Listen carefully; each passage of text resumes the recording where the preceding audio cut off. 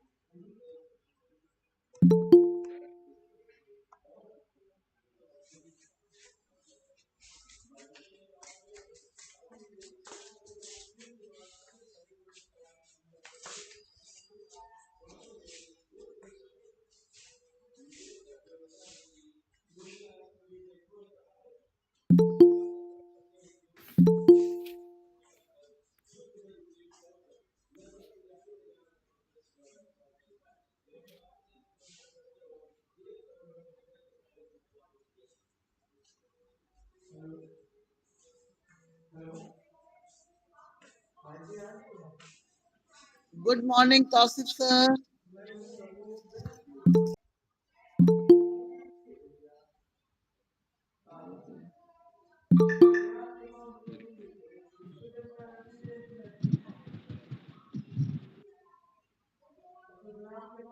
Madam से बात करूं,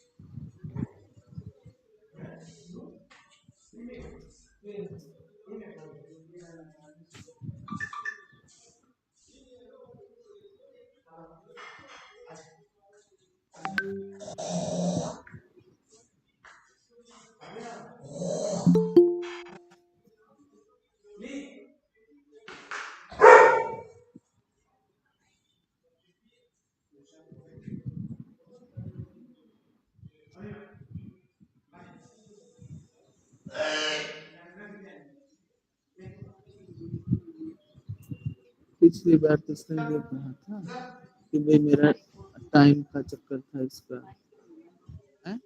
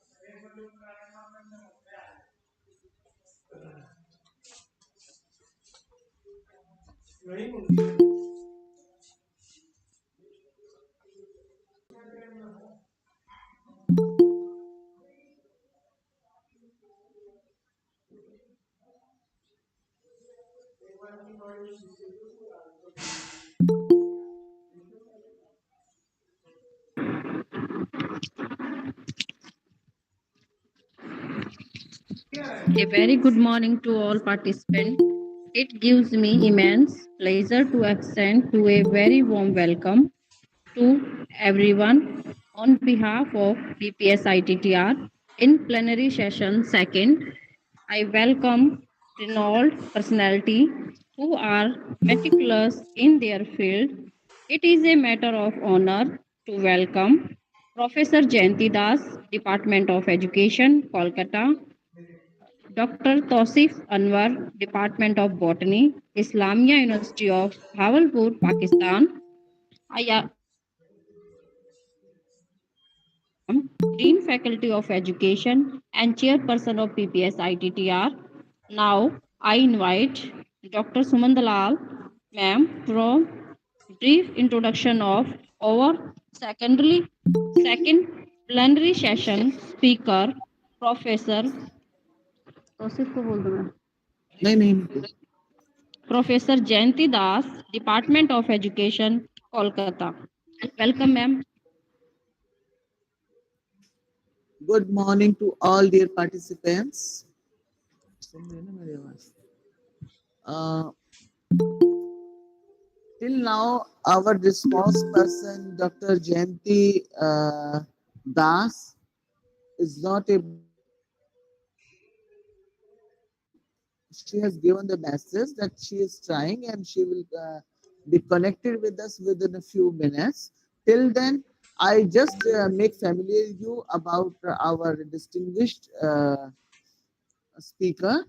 Dr. Jayanti Das is a professor in the Department of Education at Calcutta University, Calcutta. Her field of specialization is educational psychology, education of children with special needs, mental hygiene, educational management. As I told you, that professor in the Department of Education, she is the former head of Department of Education, former secretary, postgraduate faculty council of arts, commerce and law, and at present she is convener of PhD departmental research advisory committee and chairperson of undergraduate board of studies in education.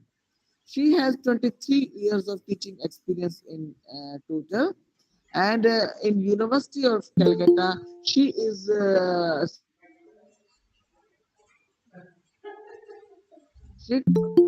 she was associated with the College for Women at Calcutta.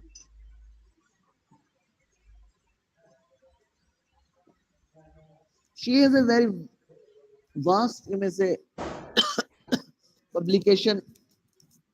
She has published in journals more than 15 papers, and she has also contributed to different books. She has published 5 books.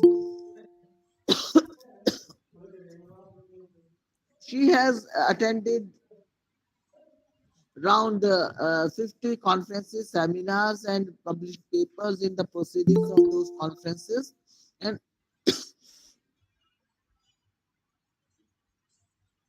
in other edited publications, she has also has, she is member of learned societies as All India Association of Education and Research and Council for Education Administration and Management.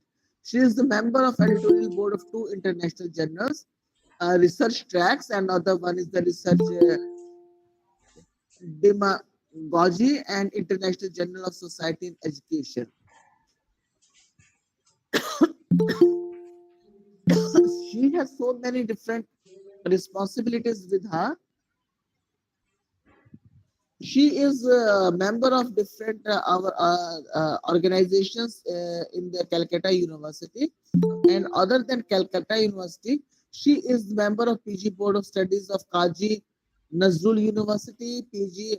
She is member of PhD Research Advisory Committee of that university. She is also member of Panchanan Burma University. She is also a member of PhD Research Committee of Gaur Banga University. She is also a member of PhD Advisory Committee of Kalyani University. She is also a member of External Board of Studies, Kalyani University. She is also a member of Board of Studies of St. Xavier College, Calcutta. She is a member of PhD Research Committee of Diamond Harbour Women College. She is member of PhD RAC of Sidho Kanho Birsha University, Purulia. She is member of PhD RAC of Ram Krishan Mission, Belur. She is member of Board of Studies, Jadavpur University. And in Calcutta University, she holds so many different positions, different posts. And she is also, as I told you, associated with the. She is also associated with Thimphu University, Sikkim University, Punjab University, Rabindra Bharati University, Burdwan University, and she is also associated with the Tripura Public Service Commission, West Bengal Service Commission, and also associated with other, you may say, constitutional bodies of. She has guided 20 MPhil students for dissertation, and 8 students are under supervision, PhD supervision, and 2 got degree, and 1 has submitted. She has got award best program officer for NSS during 2011-12, and she has been awarded by Asian Admirable Achiever. She has completed projects. Undergoing project is the UGC UP 2 program, and completed one major project under ICT project under UGC.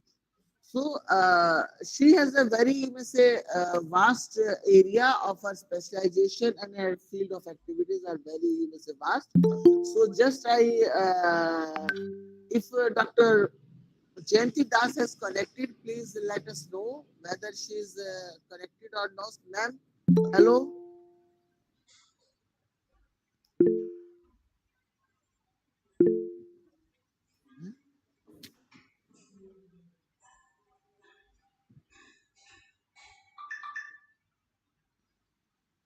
Hello, ma'am. Please connect with.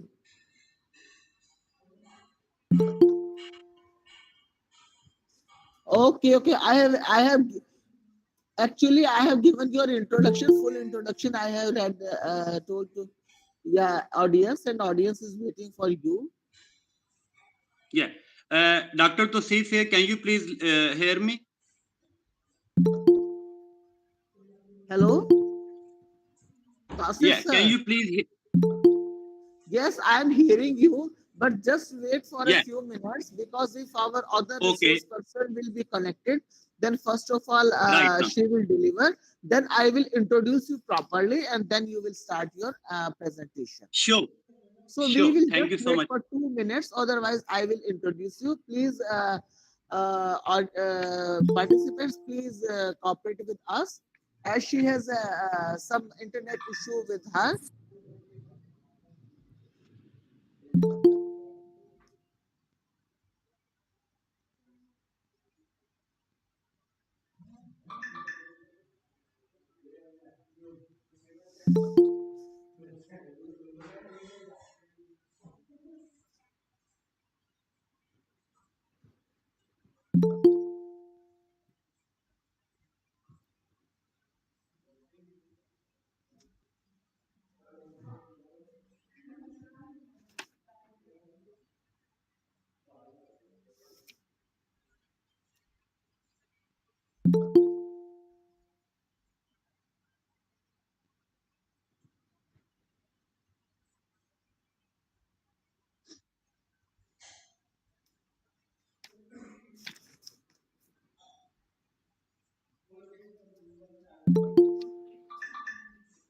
हाँ?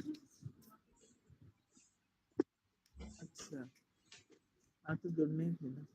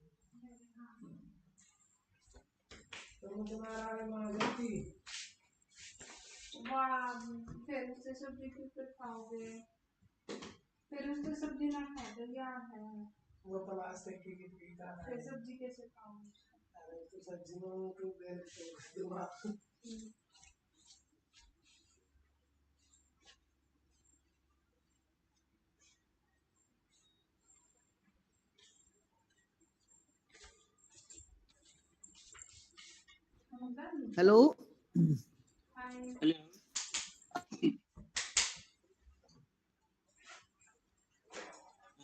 Can I start now?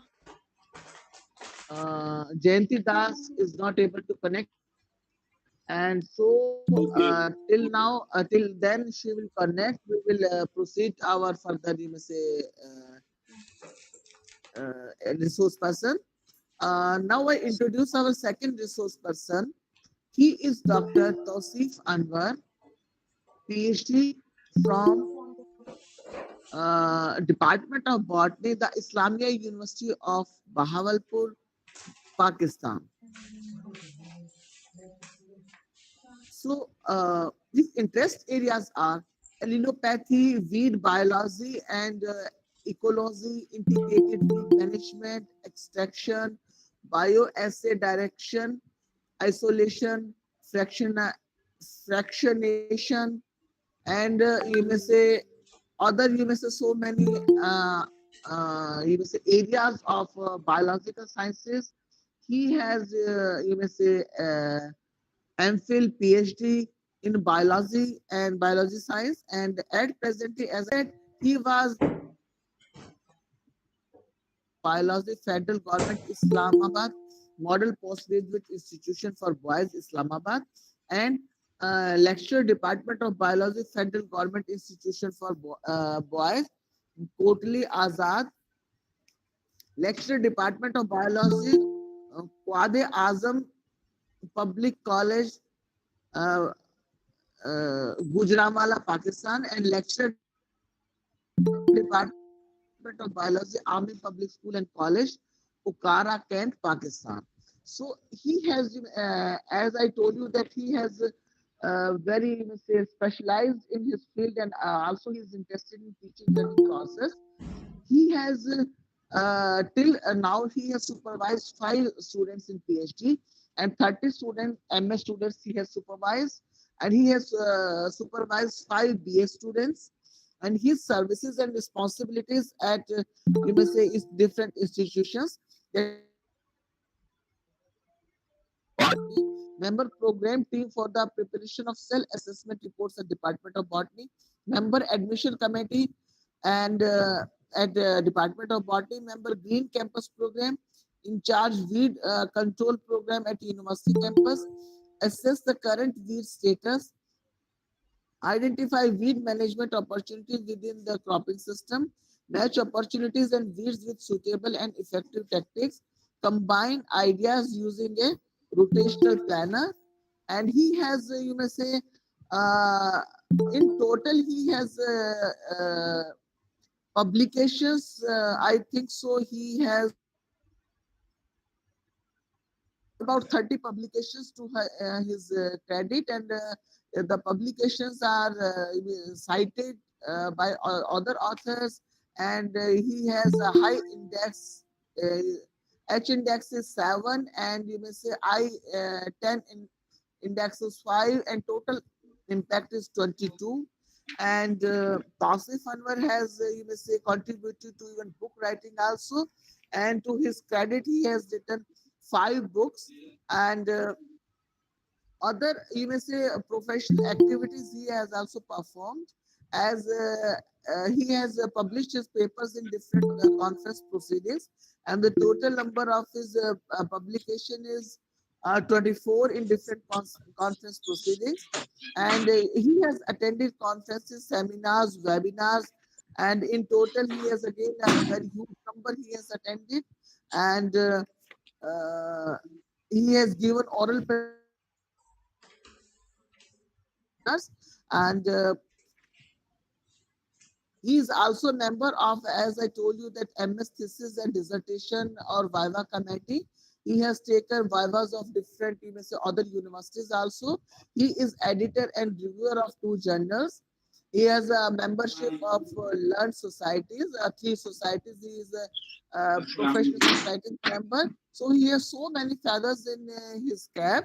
And due to shortage of time, it is not possible to enlist all his feathers, and so he has got awards. Just I mentioned his awards, that he has got International Research Support Initiative Program at Michigan State University, and USA funded by Higher Education Commission, Government of Pakistan. He is also awarded travel grant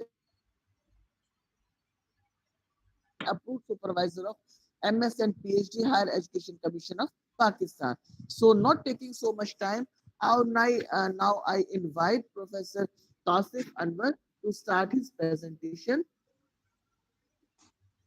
Yeah, thank you so much, Professor Dr. Suman Dilal, Dean and Chairperson, Faculty of Education, Institute of Teacher Training and Research.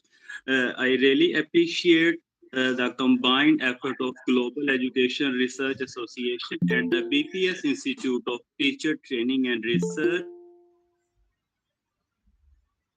such a fruitful, you can say, conference, both which is very beneficial for the education, both for the teachers and the learners.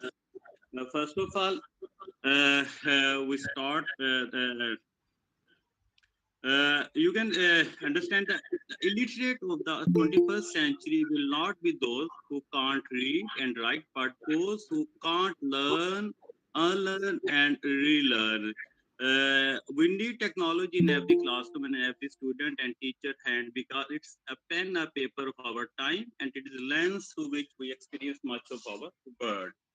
Advances in technology have had a profound effect on the way we learn and we teach. uh, Different keywords use or teaching in academic Technology means the knowledge that deals with the use of technical meanings and interrelation with life, society, environment. Subject matters including industrial arts, engineering, applied science, and pure sciences. Recent teaching technology include the use of technology tools in learning as a concept in concern an array of tools such as media, networking, hardware, as well as considering underlying theoretical perspective. This slide represents the evolution of learning, commencing from the blackboard and chalk and moving toward the innovative technology. Teaching technology include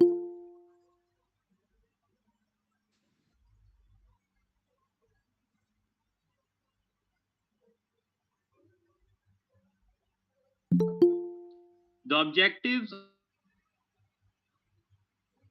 organize the contents in logical, psychological sequence to evaluate the learning performance in terms of achieving educational objectives, analyze the characteristics of learner to provide feedback among the components of modification of learner, and to determine the goals and formulate the objective in behavioral terms.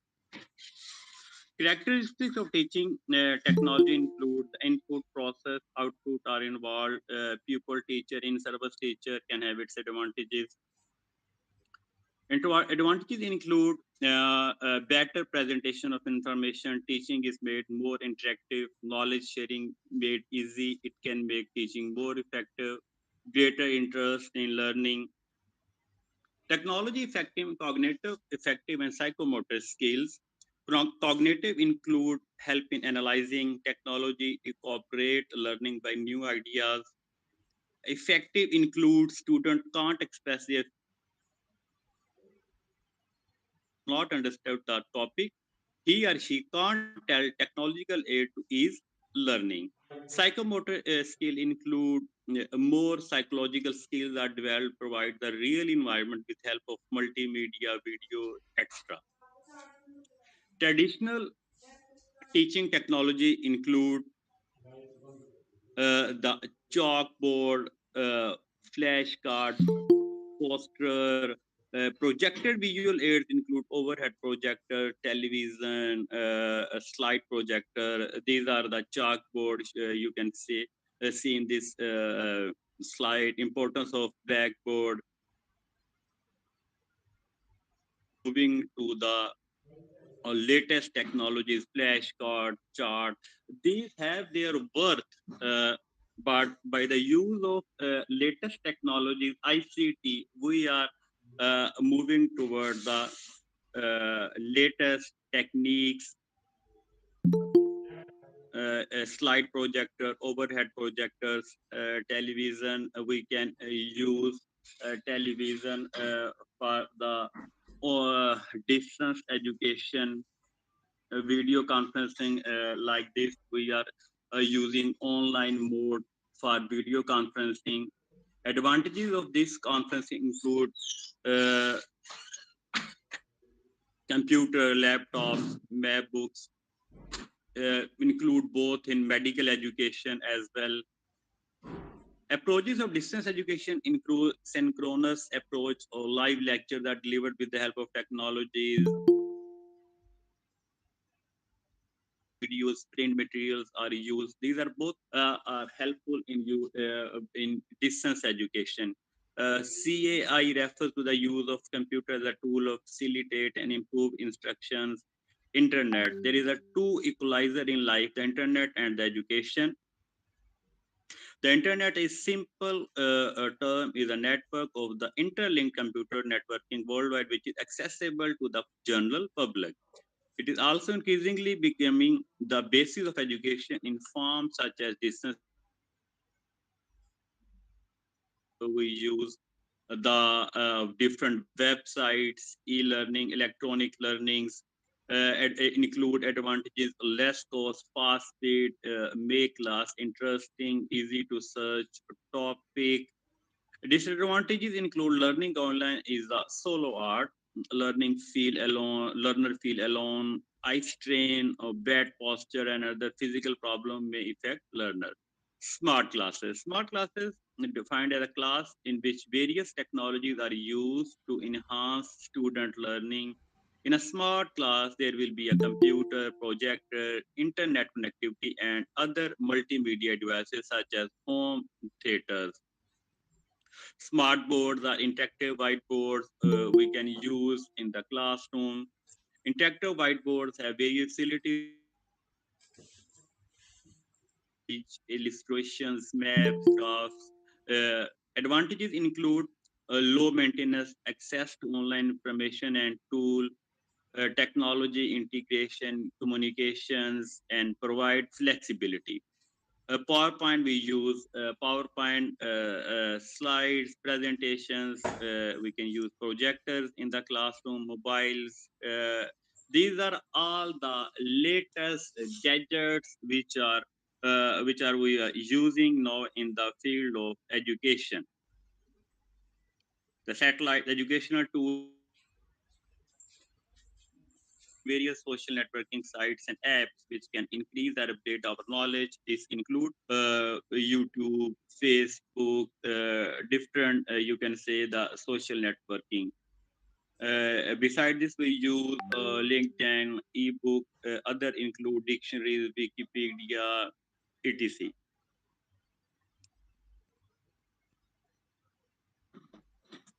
This slide shows the technology knowledge, content knowledge, pedagogical content knowledge, technological pedagogical content knowledge. Track model we can use. You can see the related research includes statement, quantitative senses of recent research on the effect of teaching and learning with technology on student outcome. The abstract include the effect of teaching and learning with technology on student cognitive, effective, and behavioral outcome of learning. Sample size, a combined sample of approximately 400, 4,400 students are involved. The mean of the student study weighted effect size averaging across all outcomes is 0.05 confidence interval. This result indicates that a teaching and learning has a small, positive, significant effect on student outcome that teaching compared to traditional instruction. The overall study weighted effect were constant across the categories of study characteristics, quantitative study indicators, technology characteristics, and instructional teaching characteristics. Teaching is an essential part of educational. A special function is impart knowledge, develop understanding, and improve communication. Technology is a major part of our lives. While the generation of our grandparents had to learn to use computer, iPad, adult students now entering schools are already familiar with these technologies, these gadgets. Today, technology will never replace great teachers, but technology in the hands of a great teacher can be transformational. This is the end of my presentation. Now the house is open for the questions. If you want, ready.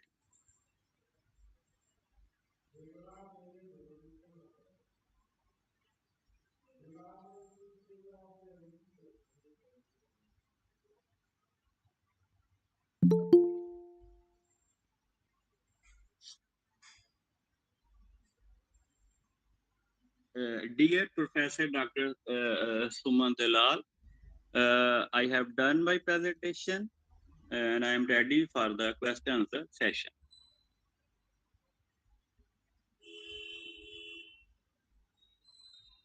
Please continue.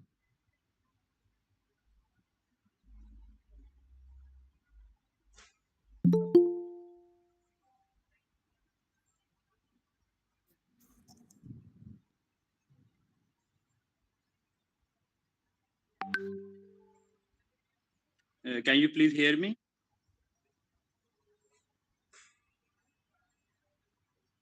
Yes, we can hear you. Dr. Suman uh, are you here? Yes, I am hearing you. Yeah. Uh, Now you can please invite the next presenter. Okay, okay, okay, okay, okay, okay. So, do anybody has any, I will say, question regarding Dr. Tausif's presentation?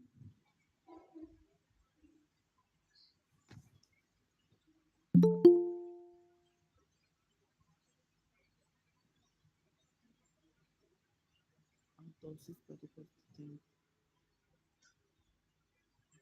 I think so. There is no question regarding your presentation. So now I invite Dr. Rajkumari to take further proceeding.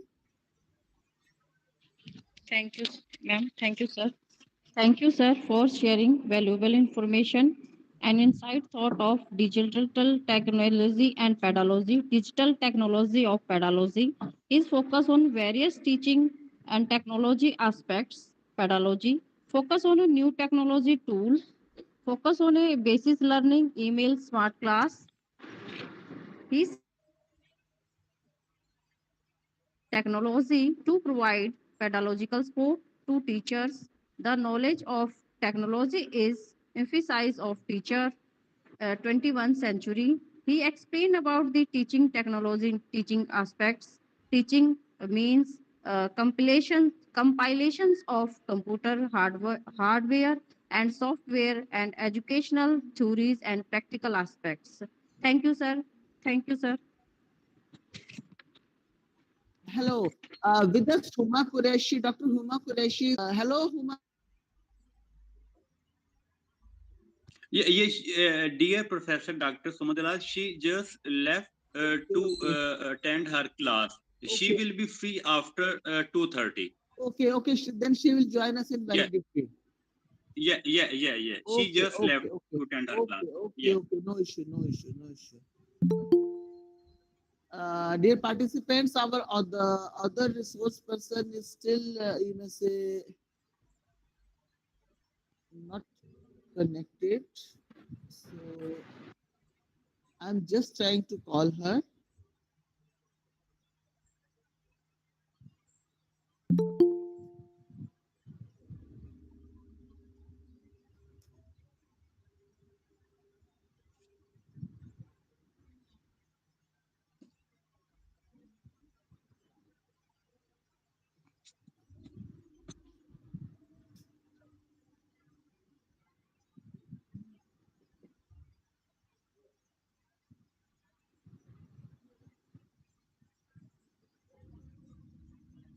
Hello, ma'am. Do you connect?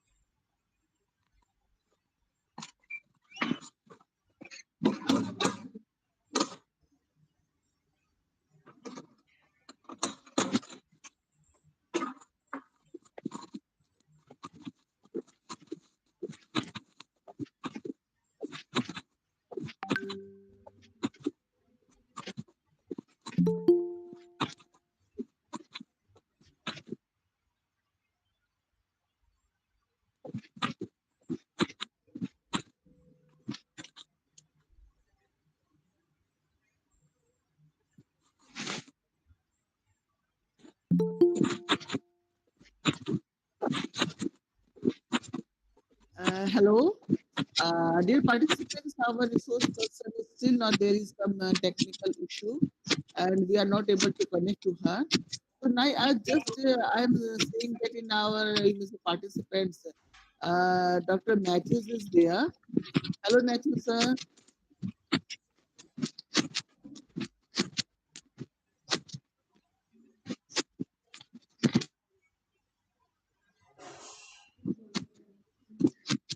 Unmute yourself, sir. Please unmute.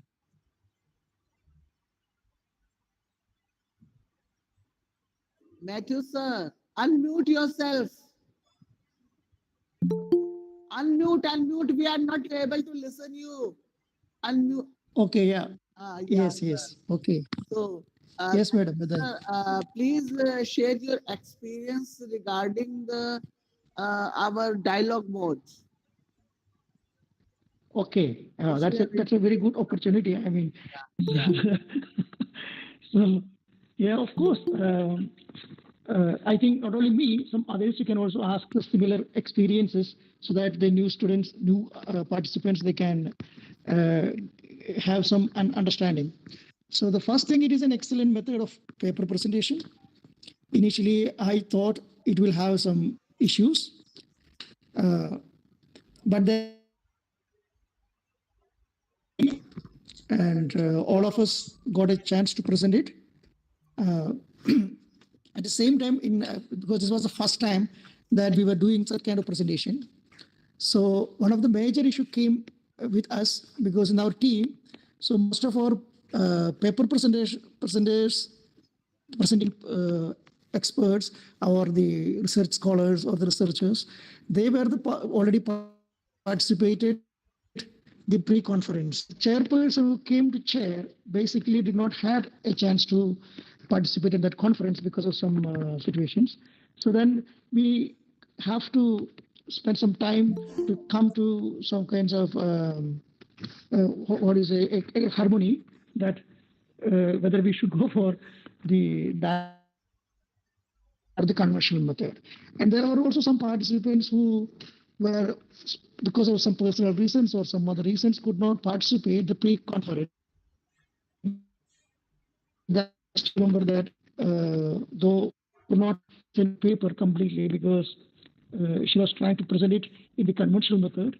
Though we have given, we asked her to n number of times that you do it this way and this way, but somehow I think it might be that as she was not so prepared in that mode, we feel bad, we feel very sorry for her that she could not do in that way. Otherwise, and one major thing which we missed in our presentation group, the end of the method, we became very good friends, and it was very socially a very good situation that people can share their numbers and telephone numbers, inviting here and there. It's all things happens. That was the end process. But what I personally felt that initially there was a stage called readiness stage. So in our group, the readiness stage did not happen basically. So when the presentation started, we remained as strangers, and in between we have to. Most of us also not knowing that there is a stage called readiness stage. So immediately we just started with our title presentation. Yeah, that was slightly, I mean, that may not be, if you directly edit a title presentation, people may not be able to focus. But if we have a proper readiness stage that everybody introduced each other and everybody is knowing each other very well, then if the title presentation comes, I think we could have done a much better. And then after title presentation and methodologies, objectives and methodologies, and we findings or the my findings stage, all the stages went very well. Because of there was no readiness stage, we did not well. So we were not having enough, we have not developed in the group enough confidence each other and all these things. The next stage, when we went to the we finding stage, it was initially it was a little bit, I personally felt difficult because some researchers, they presented their purpose in very short, thinking that there will be no enough time, but actually there were enough time. So the time slot was 2 hours, and we were approximately 30 presenters. So there was enough time. I mean, even we finished our presentations around 5 o'clock, though the time was 5:30.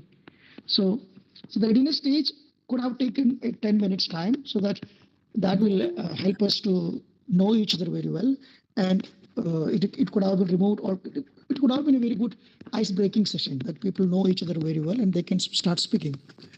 And that would have been helped also us in our we finding stage. So the we finding stage, I mean, it's my personal observation and my personal feeling. The presentation was very good. would beautifully.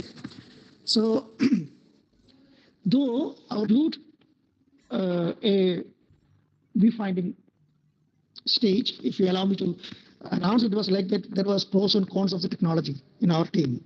Basically, we were seeing that some researchers were arguing that technology can do many things, and there were some researchers very strongly against the technology. And there are reasons. So finally, we come to a kind of finding stage says that technology is not a substitute for the human teachers or the surroundings. Nothing. Technology is provided that too if the student is in his self-learning. And this was the standpoint that we come across. We could not formulate. But there was other stages also. The next stage regarding the reflection stage. So I take this as a reflection stage now. So the group has asked me to do my reflections on this. So I take this reflection stage. And yesterday also in the evenings, I was thinking on this method of presentation. And I'm very happy that I got a chance to attend such the new method. And this can be very well of our presentation in the seminars also, provided that we have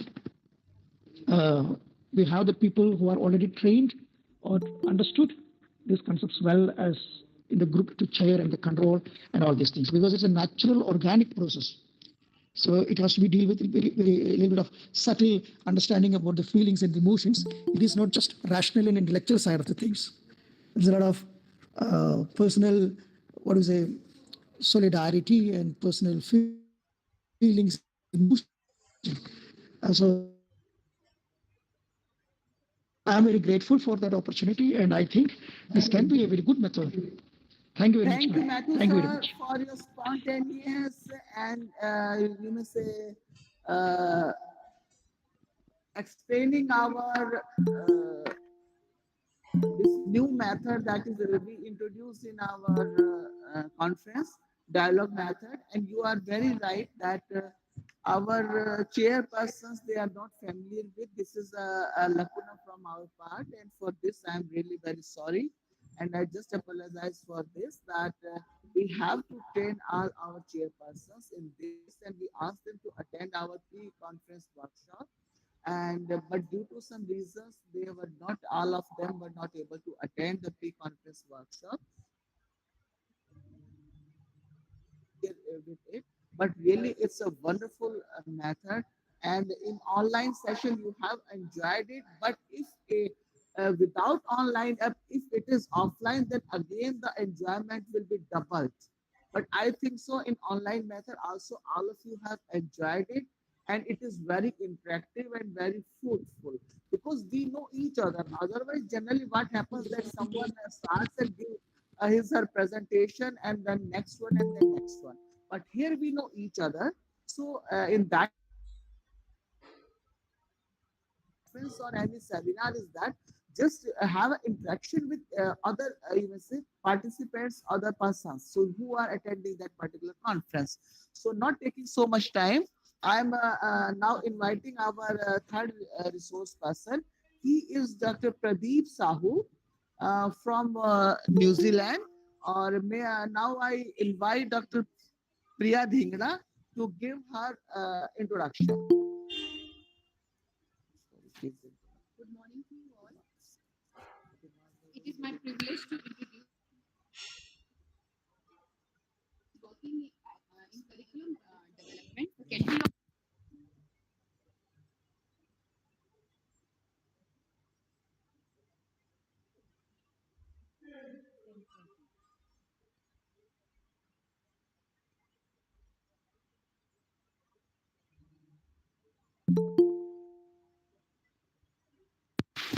His field of specialization include curriculum development, educational technology, educational psychology, research, and medical education. On education and psychology, he has written more than 26 research articles in peer-reviewed impact factor journals, including British Medical Journal, Curious Medical Education Online, with more than 1,600 citations scored. He is also the reviewer of 30 international journals on medical education.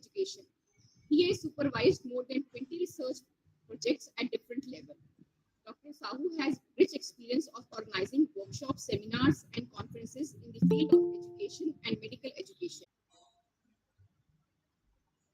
He has been invited as a resource person in several webinars, seminars, and workshops at both international and national level. So I welcome you, sir, Dr.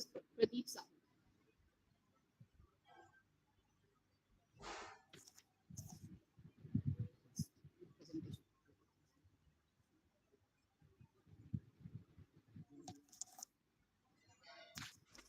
Pradeep Sahu sir, now mic is over to you. Please start your presentation.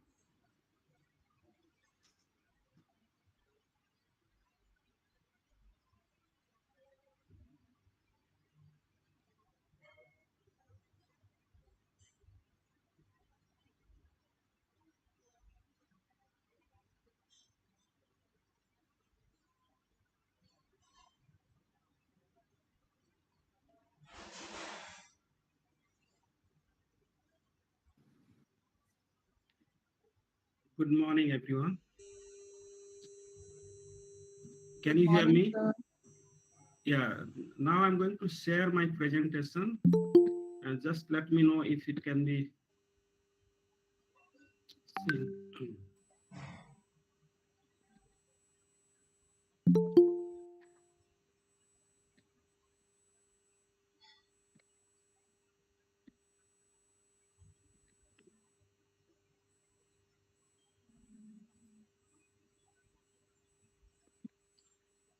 Yeah, can you see my presentation? Yes, sir. Okay, thank you very much. Good morning, Dr. Suman, uh, Dr. Priya, and all the organizing committee. I thank you very much for conducting such a nice conference. And also, I would like to thank to my previous presenter, Dr. Anwar, who presented nicely regarding the technology, use of technology. And my presentation is integrating technology in future education. So, as you know, what happened in the COVID-19 pandemic. So, what did we learn crisis? Number one, knowledge without innovation is meaningless. All of us have maybe 10-year experience, teaching experience, 20 years of teaching experience. Some of us more than 20 years of teaching experience. But what happened during the pandemic? We were asked to sit, go and sit. We were sitting like idle. We did nothing. And that period of time, I wrote an article, and that was closure of universities due to COVID-19, impact on education and mental health of students and academic staff, where I have mentioned that how due to COVID-19, the students and staff suffered, not only in the field of education, because due to students were asked not to come to the institution and teachers were asked to stay at home. So it not only impacted on education, also it did impact to the mental health of both staff and students. So one thing we learned that whatever knowledge you have, without innovation, it is really meaningless. I, I can tell my experience what happened in our university. Just before COVID-19, one big agency, Blackboard Collaborate, you know that, they approached us and suggested us to buy the Blackboard Collaborate. And we had a dealing with Blackboard Collaborate. And fortunately, our students got opportunity to connect collaborate. But what was the problem? They suddenly, when all the students and teachers transform into the online system, even the Blackboard collaborate, and also we had Zoom officially that did not function. So initially we had a lot of difficulty, and slowly we got acquainted as other institutions of different countries got acquainted. But one question is, what about the quality of education through this alternative approach to education, like online teaching? What about the quality?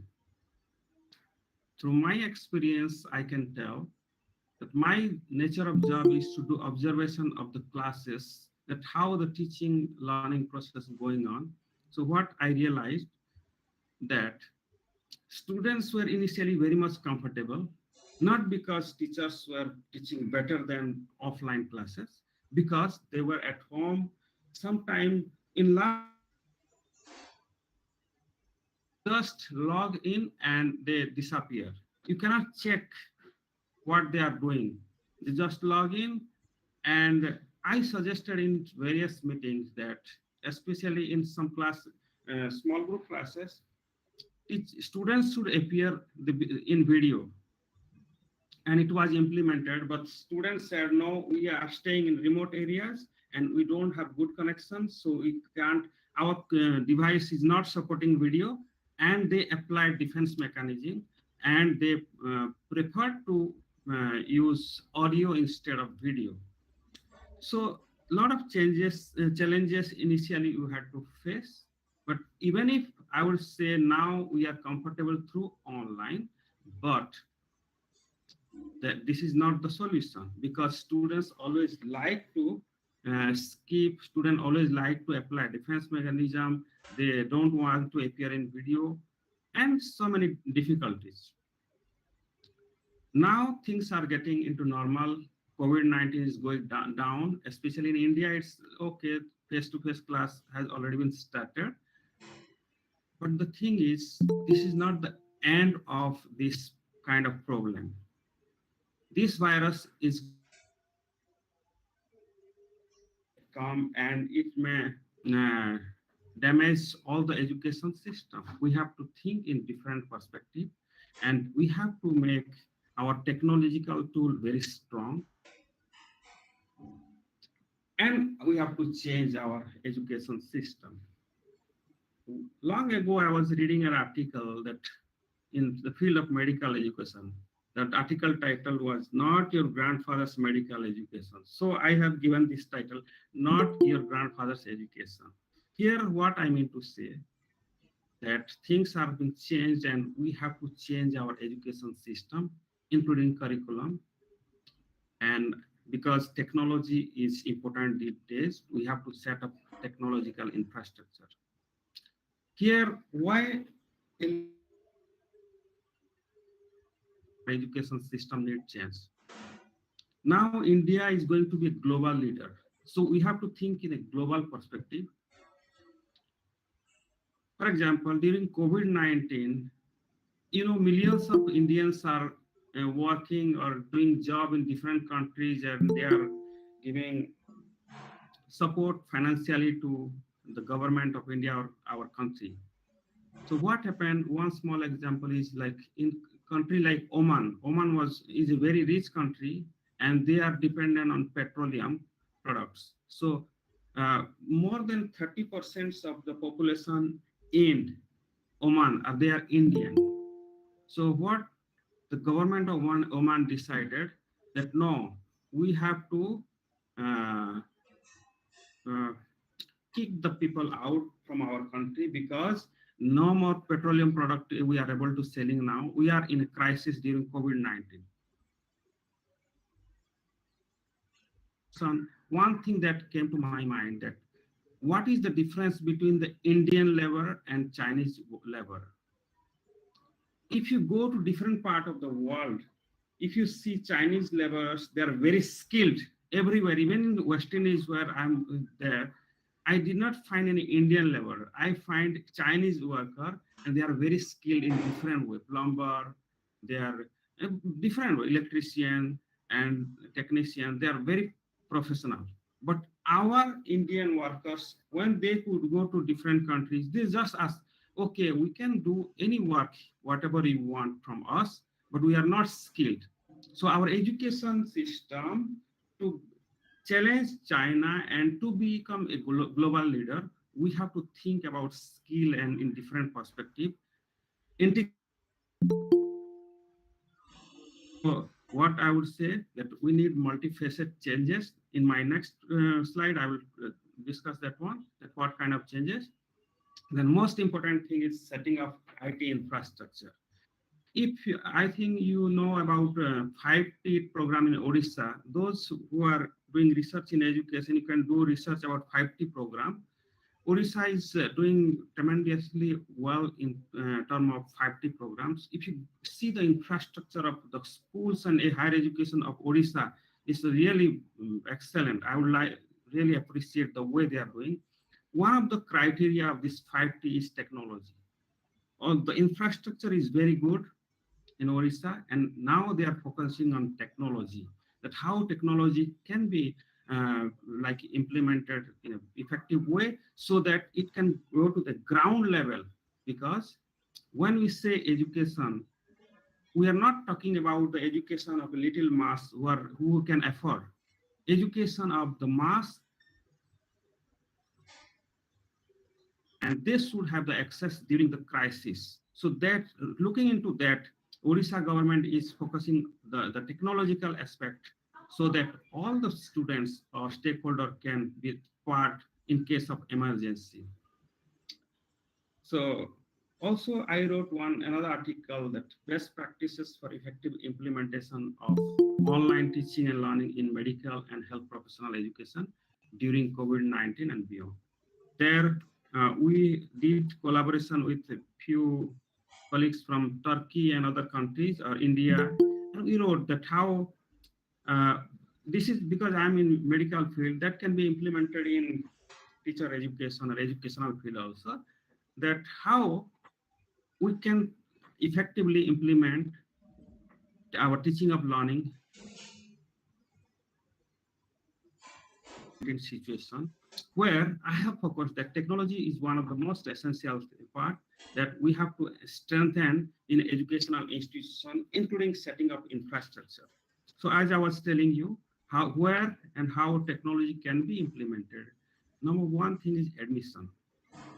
Based on my experience of our university, and also I have experience in India, also many universities now, they are focusing the admission of entire process through online or using technology.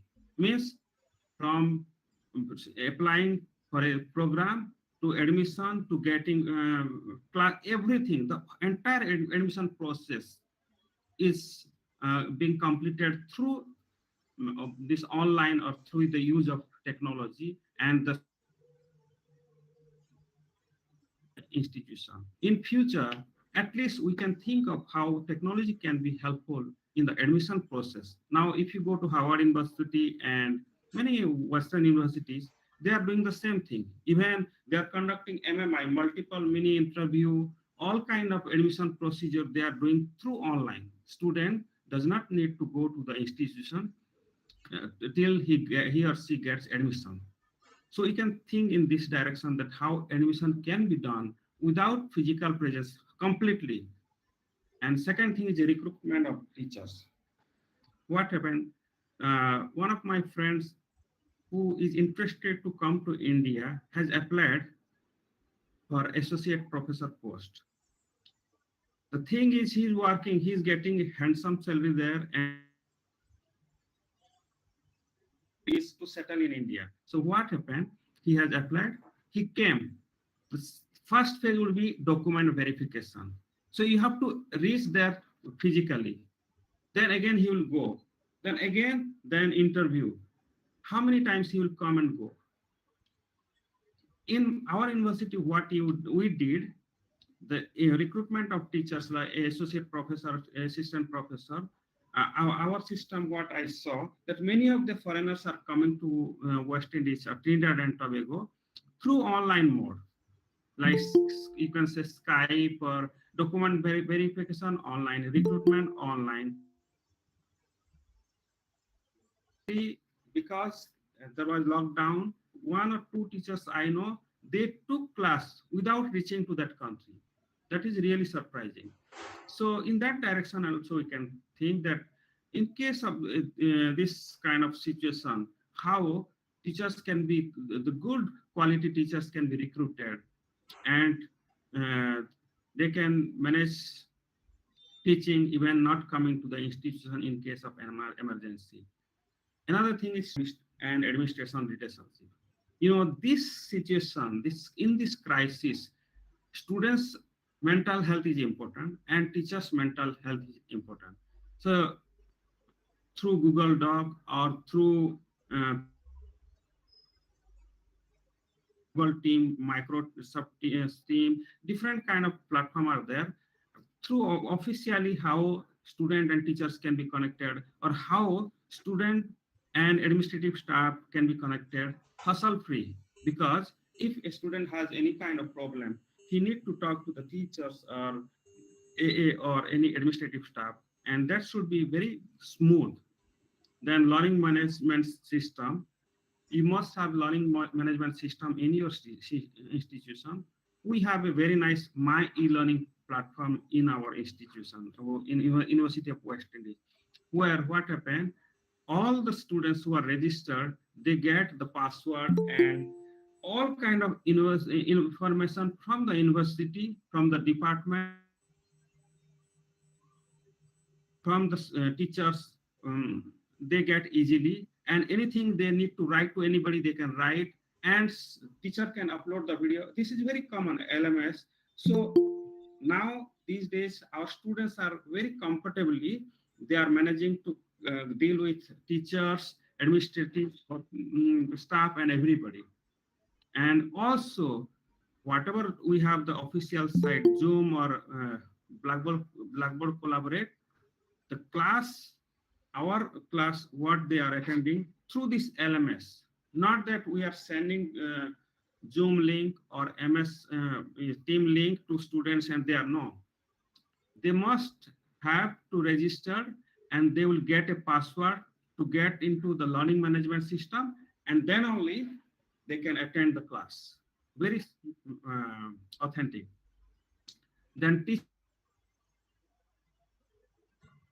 definitely, Professor Anwar was telling about smart classroom. Yes, that is very much important. The smart classroom should be well equipped, not only for synchronous. If teachers are getting facilities, they can come to that class and teach, so that all the students can easily, even from their home also they can attend. Also, their classes can be recorded, so that whenever students can get time, they can listen through asynchronous mode. And during the emergency situation, we have to think about three ways: online, blended, and face-to-face. If there is lockdown, come to the class, how better we can think of online. And personally, I would suggest what I have seen from my university. Even in normal situation, we prefer blended learning, means half face-to-face and half online, so that wherever students don't need to come, or even if they are coming to the university, they don't need to come to the class. They can attend the class from anywhere where they are. So that's why we have provision of blended learning. This can be done. Then assessment and evaluation. Initially, what happened during the pandemic, we did not have idea what to do and how to manage. Our focus was 100% synchronous, means there will be online proctoring and all the students will appear in the exam at the same time. But few of the students challenges us that we don't have online facilities and we cannot appear at the same time the way we are asking. Then we have to shift to asynchronous mode. And then also we built technology infrastructure, and we told to those students who have difficulties from their home, they can come to the university, and we provide them equipment to appear in the examination. Also, what happened initially when the first examination, when we asked them, okay, write long questions, any questions, they copied from different. So you see, once students get facility, then they will do many wrong things because they want to get more mark. So same thing happened. They copied from different sources. Immediately, we use Turnitin to check the plagiarism. Now, most of the things are in normal. We are getting into normal. Another aspect is research.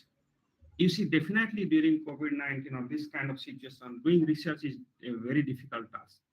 But uh, our MBBS or our PG students are doing research. Students that if you cannot reach to the field, there are two ways you can do the research. One is review article. You are allowed to do, otherwise we don't allow to the students, but one is review article. Another way is to do the online survey.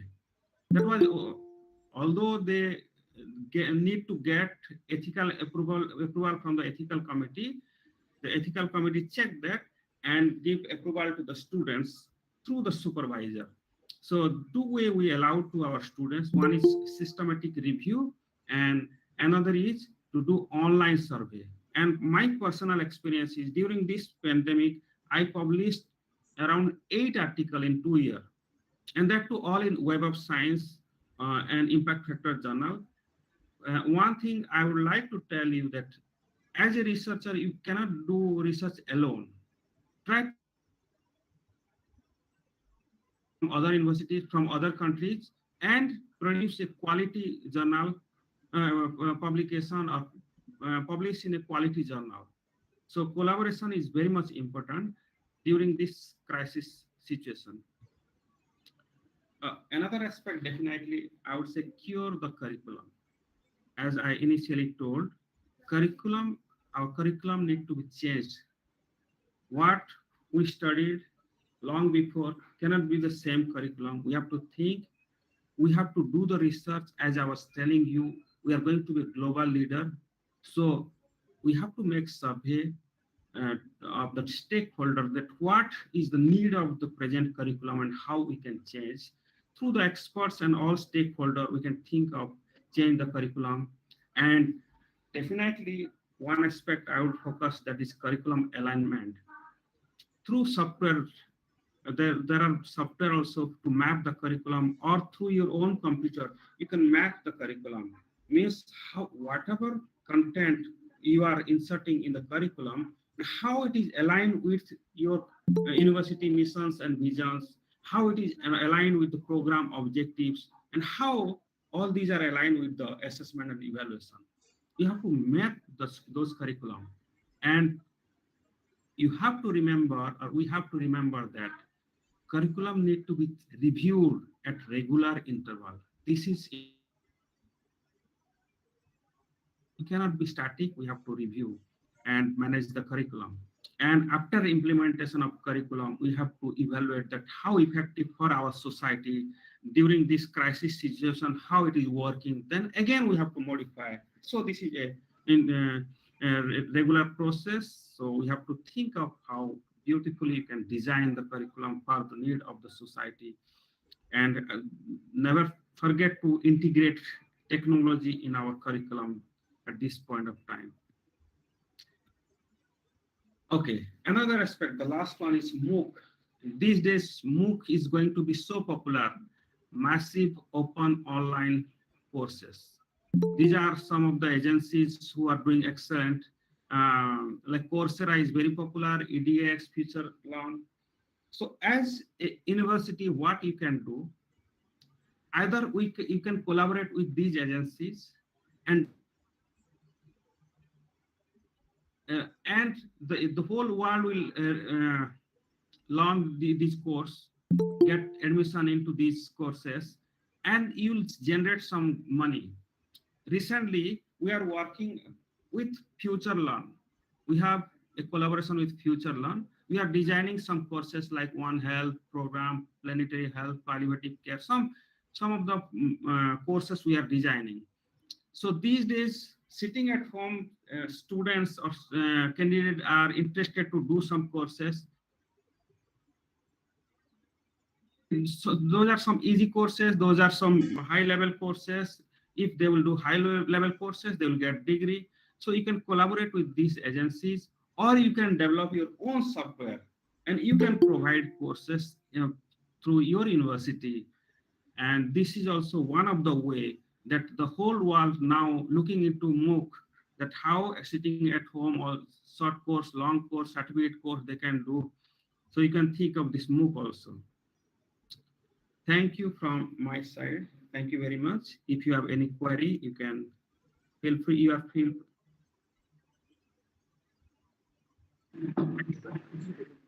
Thank you, sir. Uh, you are discussed that knowledge without innovation in meaningless COVID-19 crisis had taught us that the show rest gone. It gives us a lot of change and challenges, and now a day of students and teachers are comfort with technology. You explained that educational system needs change every time. It needs setting up IT infrastructure after COVID-19. Uh, he explained that 5T programs, teamwork, technology, transparency, information, time limit. Explain about effective method, effective method, integrated technology in teaching learning. There are some areas to integrated technology in education from addition to he also explained that MOOC online and research blended mode F2P learning.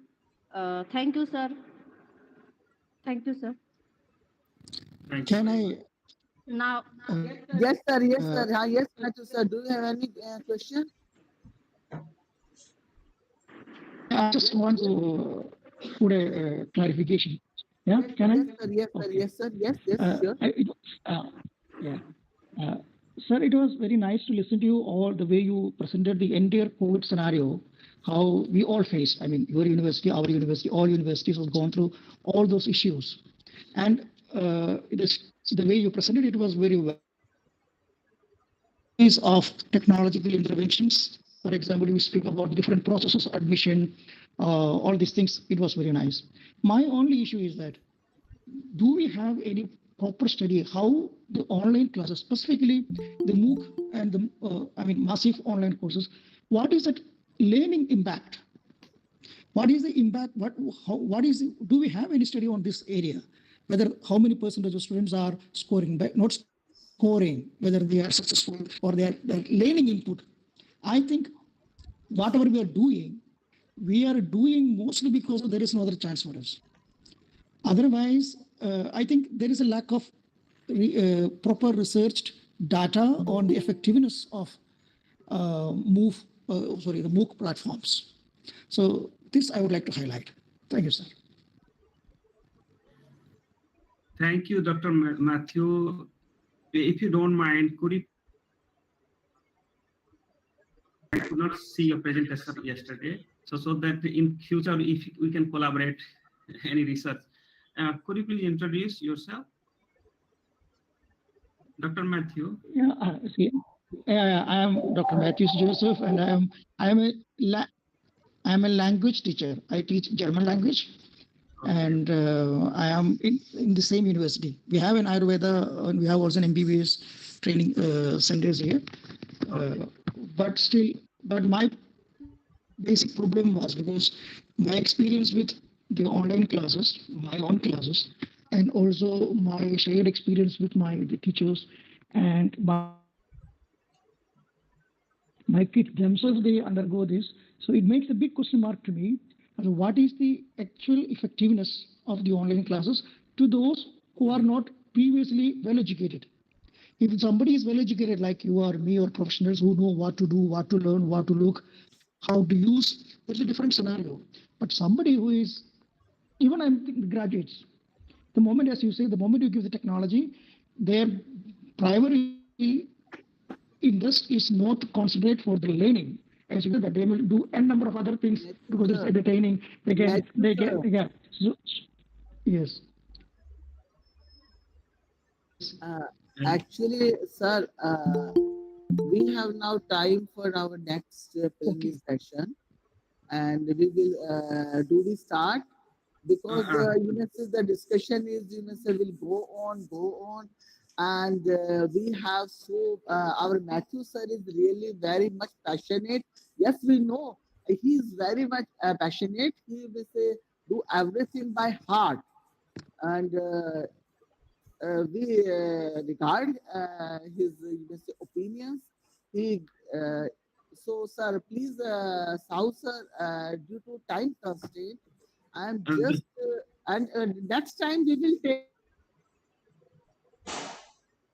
We will plan in such a way that only one day we will take one or two only resource persons, and we have a good interaction, and there will be no time boundage. So Dr. Suman, I'm not going to explain, but I want to say one sentence yes, sir. that Yes, sir. we have jumped into a deep water and we don't know swimming and we are learning how to swim. Yes, sir. One You day are we'll right. come out, Absolutely right. will Absolutely come out. right. Yeah. Yeah, yeah. Thank you very much. Thank you, Pradeep Sausa. Thank you very much.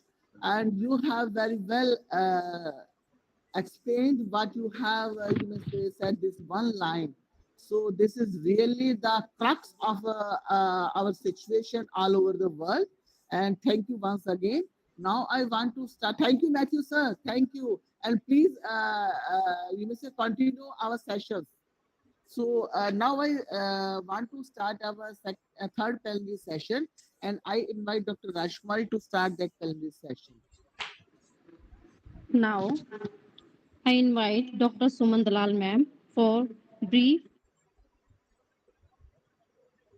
session. Speaker of Santana Mishra, National Institutions of Educational Planning and Administration, Ministry of Human Resource Development, New Delhi.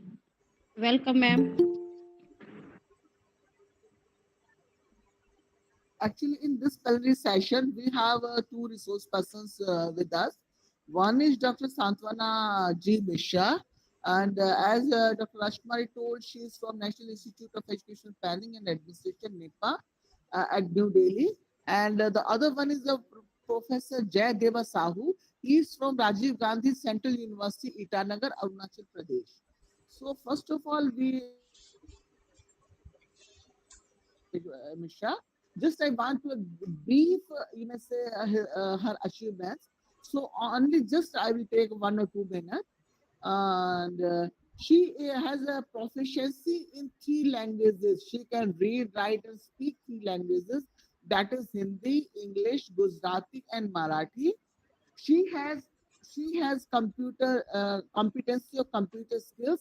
She has 3 years advanced diploma in software engineering from APTEC, certificate course in information technology from Maharashtra Board of Technical Education, qualified trainer for certificate courses in information technology from MKCL, and she has also,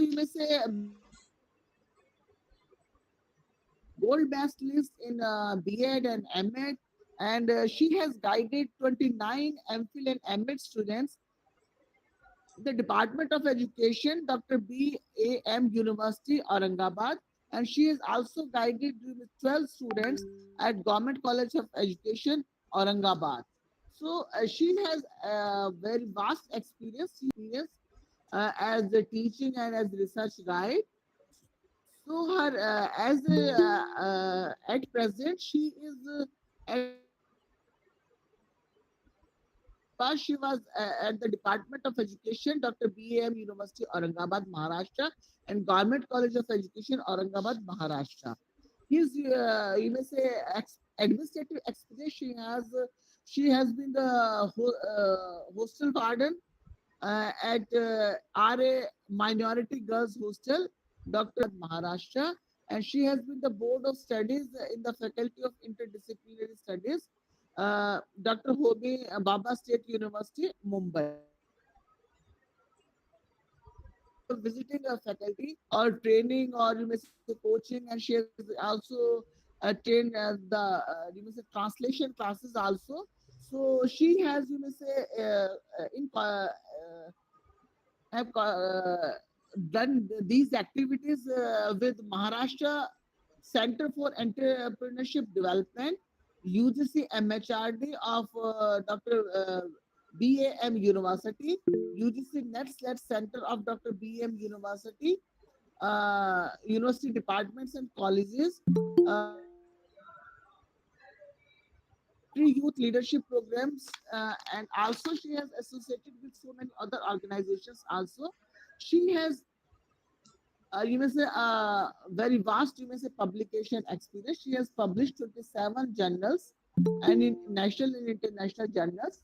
She has published 5 books. She has presented, you may say, abroad 4 papers, presented and published in conference proceedings since 23.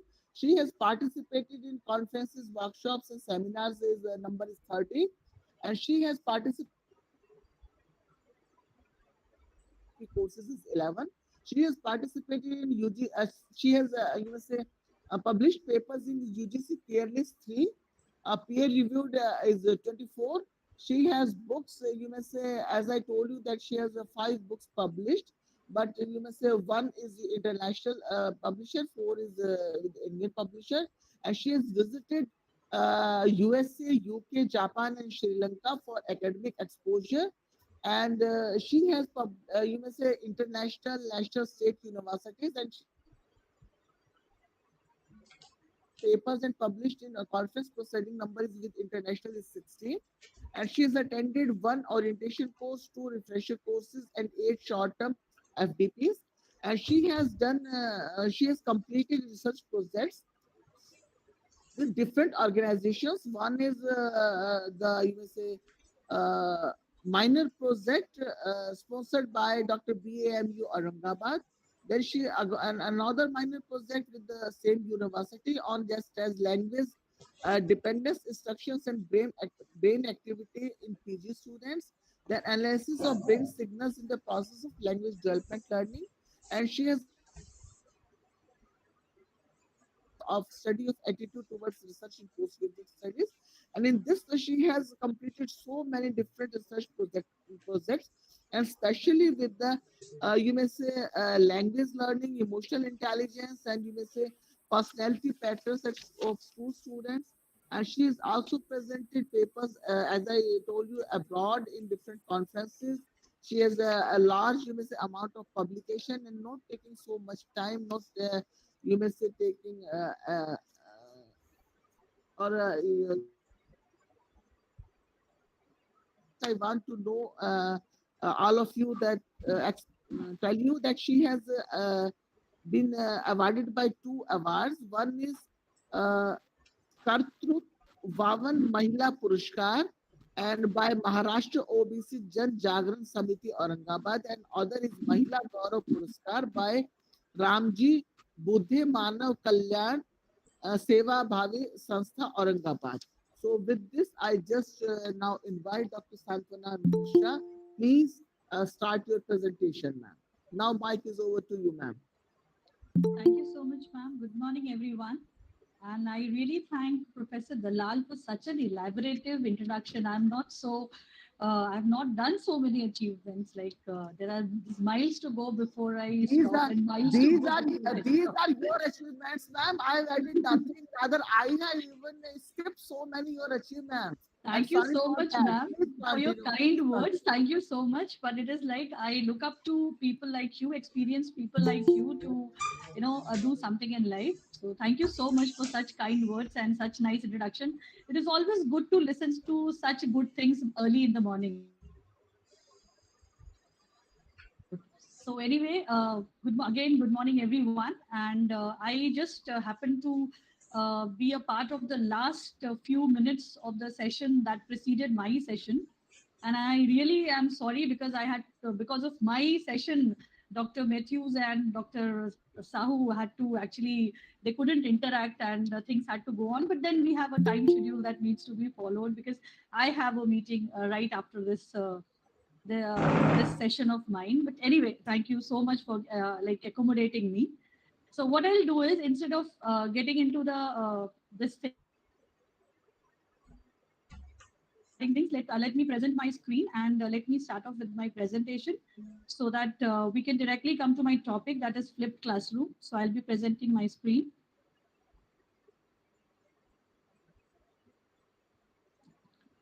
So what I'm going to talk about is flipped classroom, and I think everyone out here in this conference might have heard some or the other thing about the flipped classroom. And if you've not heard about what is flipped classroom, at least you have heard the word flipped. Now, flipping means something, interchanging something. That is what flipping. So here in this concept, flipped classroom, see, I have to make it very sure from the very beginning that flipped classroom is not a model, is not a solution. A query that came up by one of the language teachers there, that yeah, can everything be taught through online learning? No, everything cannot be taught through online learning. And during these COVID times, last 2 years, we as teachers, we have learned it the hard way, that it is very difficult when we are not in face-to-face contact with our students. Uh, any of the students, be at the school level or at the higher education level. And I think almost all of us will agree to that. And also all the aspects of our teaching learning process, like all the topics, all the different units and subunits cannot be taught through online teaching learning methodology. So we need to have a way out. And because of that, all of us are now being bombarded with a new term that is known as blended learning. We have to, mix and match the various good aspects of online teaching and offline teaching, and we have to come up with a solution. So the concept of flipped classroom actually comes out with one such solution, which when improvised by the creativity of a teacher, because a teacher knows the classroom environment best. A teacher knows the students best of him in a much better way, though no one else can devise a strategy for that individual teacher. So that is what a flipped classroom does. So in the next an hour or so, whatever is allotted to me, we are going to deliberate on this concept of flipped classroom. So let us understand the changing scenario in the education system. We have all faced this COVID pandemic, but before that also, the education system was changing. When we see into the overall system of education, we have found out that initially the education system was totally teacher centric. The curriculum, the evaluation pattern, the methodology, everything was decided by the teacher. If you talk about the ancient system, where the students used to go and reside with the teachers, and the teacher was the sole person who was responsible for all the learning that is happening in the class. The printing technology was introduced, and the books became the center of the overall education system. Nowadays also, if you see, if you tell a student to do some modification in the work that they are doing, they are, instead of following your instructions, they are more concerned with what is written in the book, or what is written in the assignments which are shared by the students of the previous batch. So they are still more giving more weightage to the written, the printed text. Okay. And nowadays, the technology is gaining more and more importance. So now the students of any age group, they are Googling things out, and they are giving more importance to what they have Googled out, the information that they get online through the technology, instead of relying on the teacher. So now the scenario is changing in a nutshell. So you can see that there is a rapid increase in internet access and advances in online technology over the last 2 decades. We can see smartphones, the access to smartphones are increasing beyond the only to the adults. Now it is going in the hands of teenagers and even to the school going children, like pre-teenagers also. And especially during these COVID times, when all the classes or the whole of the school system progressed towards the online teaching for almost more than a year. So what happens is now everyone is actually hooked to the technology. Almost all the households, if you talk about the urban population, they have a separate device, be it a laptop or a mobile phone, depending on their economic status, their income level. They have a dedicated laptop or a dedicated mobile phone I'm talking about the urban scenario. So they have it because their kids are supposed to use it for their online classes. If you talk about the rural population, there also, because of this is gaining momentum. Again, the efficiency of it, the effectiveness of it, it's debatable. And I'm not going to debate on that. What I'm trying to say is that we cannot not see this fact that there is a rapid increase in internet access and advances in online technology over the last 2 decades. So it is there, and we just cannot close our eyes and just say pretend that it is not happening. Even if the effectiveness of it or the efficiency of it is debatable, we can definitely work on it to increase its effectiveness, to enhance its efficiency. But yes, we cannot shy away from it. So that is there. We have to accept it as teachers. Okay. Also, these students are not using this technology because it is being bombarded on them. They are using it now explicitly for knowledge and understanding. They are loving it. They are having fun googling things out. They are having fun trying to understand things online. Okay, they may not be getting the right information, and that is where the role of teachers come in, that we have to provide them with the right websites, the right content, the right content, so that they can understand the things in the right way, using the right perspective. But yes, the students are now explicitly using the technology for knowledge and understanding. Urban children are using more, rural children are using less. Nonetheless, all of them are using it. We cannot shy away from this fact. So the scenario is actually changing, and we as teachers, we need to understand that now the students are actually enjoying this new age education system, where they can, instead of going to a teacher and asking questions, they can actually google the questions out and they can get the answers. If you see the online exams that we were taking in between, the students were actually googling out the questions and writing the answers. We might have checked those answer sheets where they had the whole of the answer was copied from any of one of the websites that they got hold of, and the answers were written there. Okay. Also, there are certain new age skills that need to be developed in children of all age, the students of all age, be it school children, be it the higher education students. The metacognitive skills like searching, analyzing, evaluating available information. Searching is very easy. You put a keyword in Google and you get n number of results in front of you. But then, are those results relevant? Are those results relevant to what I'm searching for? Are those results uh, do they suffice the question that I'm asking? Are they relevant? These skills need to be developed in the students so that they just don't drown down in the wide sea of information that is available to them in front of them, because of the various websites that are cropping up every day. Like new websites are coming up every day with lot of information. New blogs are being written. New school of thoughts are being developed using websites. So we need to make students aware. We need to develop students in certain metacognitive skills so that they are able to analyze and evaluate the information that they have searched, and then they can make relevant connections so that they can come to the right information, they can come to the right conclusions that we want them to. Because ultimately our goal as teachers is that the students should learn and develop themselves. Now they're learning now because of these situations, because of the technology that is enhancing, the technology which is easily available. We cannot shy away from it. We cannot ban our students from using any of the technological skills. We cannot do that. We have to now use those technology in our classes, and we have to develop these skills in our students so that they can analyze and evaluate, make the relevant connections, and come to the concrete conclusions which are important to them, and they can understand the concepts that we are trying to make them learn in a better way. Also, if you see, the learners today are no longer interested in or even capable of learning in an environment that do not reflect their real world experiences. We are now seeing our students of all age groups, be it school students, be it the university students, the college students. They are now coming back to their home,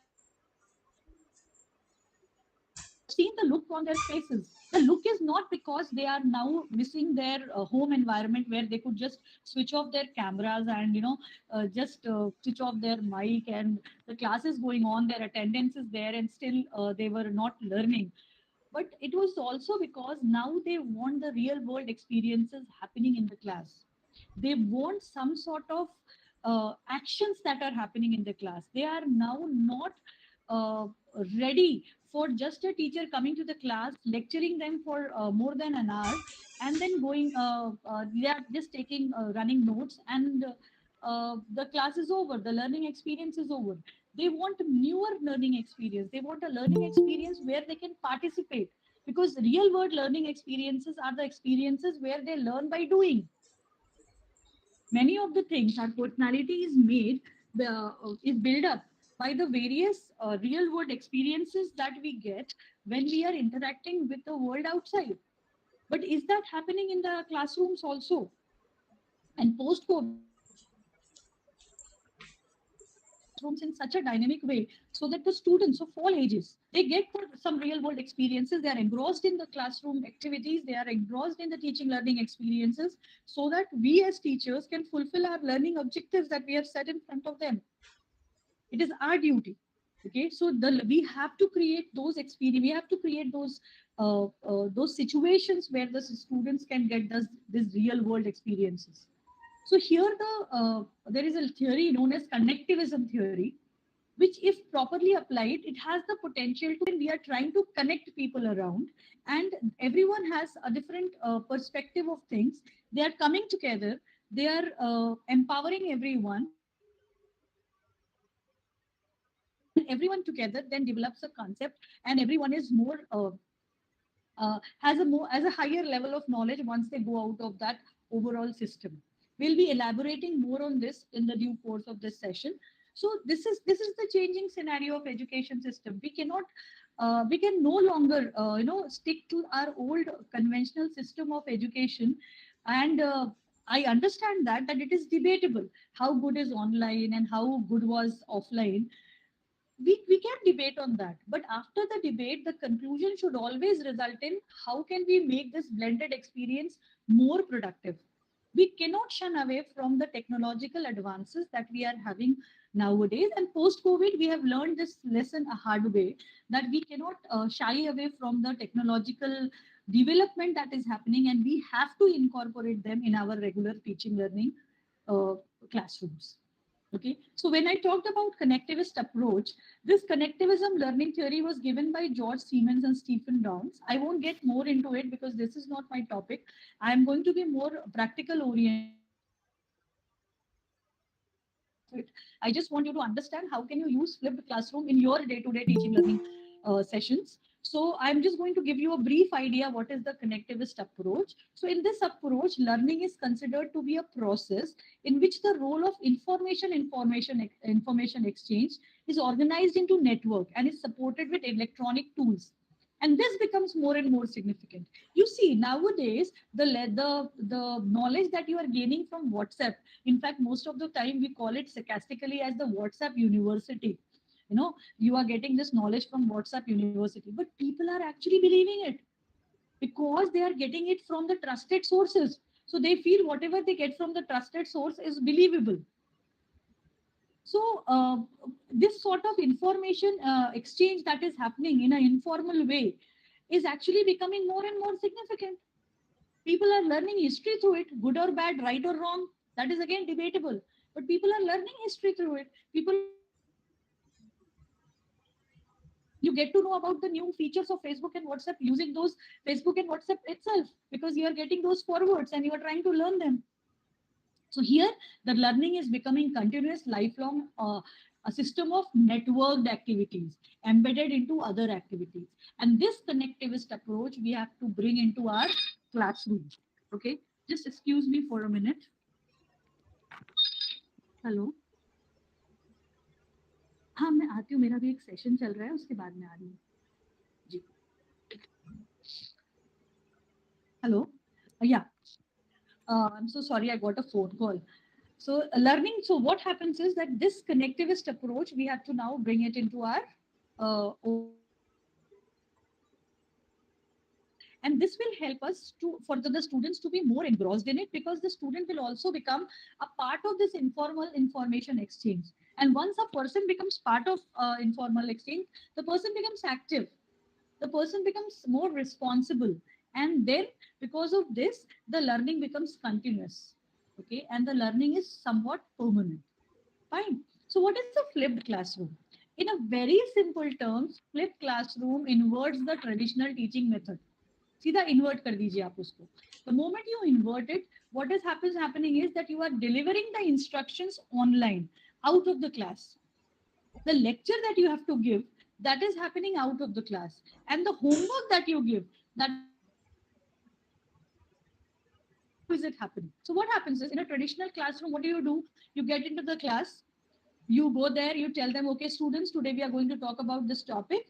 And as you know, we just introduce that topic, try to just connect that topic to their previous knowledge, and then we give them all sorts of information on that topic, we conclude that topic, and then we give them some homework or assignment to be done at home. It may be in the form of extra reading, it may be in the form of them writing something on that topic, it may be in the form of solving some question or some conceptual exercises that we give them on that topic. Okay, that is the homework. So this is a traditional classroom that we are all used to. We have always been doing this. We for any level whatsoever. It may be a school level, it may be a college level, it may be a university level. But this is the way we have followed. We get into the class, we try to introduce that day's topic. We try to connect it with their previous knowledge. We give them all sorts of information that we have in our hand using a PowerPoint presentation or just by lecturing them. By using a blackboard, we give them all the information. When students go on taking notes, and then we give them some task to be done at home and submitted later to the teacher. That may be in the form of extra readings, that may be in the form of some critical analysis that they wanted them to do, maybe in the form of some numerical exercises, some conceptual exercises, so on and so forth. Okay, now here what is happening? Now the role has changed into what is happening. The teacher is now being the guide on the side. The students have already listened to the lecture of the teacher that the teacher has shared before the class, one day before, 1 week before, 1 month before, depending on what are you going to teach, that the teacher has to plan. I told you this is not a fixed solution that I'm giving you. It is a concept which needs to be developed by the creativity of the teacher, by the depending on what the teacher has to teach. Okay, so what here in the flipped classroom, what happens, you have to watch the lecture that the teacher has shared before, and then once the students have watched the lectures, the teacher has ensured that all the students have watched the lectures. You might also include some pop-up questions in between the lectures, the way you have in many of the online courses that you have seen today. Yeah, I think the resource person just before me had explained you a lot of online platforms that were available for the students. So you can share your lectures using any of those online platforms. And whatever activity that you have planned for that specific lecture, you can do that activity in the class. Now here what is happening, now the students has the prerequisite knowledge of that particular topic, and the student is ready to do that activity in the class, the critical analysis, the numericals, the conceptual work. And here you can just act as a guide, because now the student is working on the practical aspect of the concept that you have taught. You might have a question in mind, can we flip everything? No, we cannot flip everything. Not all the contents can be used taught using the flipped classroom. So here the teacher has to be the best judge. How can we actually, what are the contents that can be actually transformed into this flipped classroom model, and how are we going to do it? So the flipped classroom technically inverts the traditional classroom, where we are doing the homework in the class and the classroom at home. Okay, let us understand more on it. So in a flipped classroom model, the student watch the lectures at home, and the teacher has to plan the lecture. So here I'm talking to you since last 10-15 minutes. I am speaking to you on my own pace. I may be fast for someone, slow for someone, and at an okay speed for some people, because everyone has their own pace of learning. Everyone wants the person who is talking to them to talk in a different way, using different pauses, the speed at which you are talking. So communicating, when you're communicating with your students, you just cannot change your speed for different level of learners that are there in your class. But once you record your lecture and then you share it with them, the students can learn at their own pace. They can rewind it and listen to it for the different aspects of the lecture that they have missed. Also, the span of concentration comes into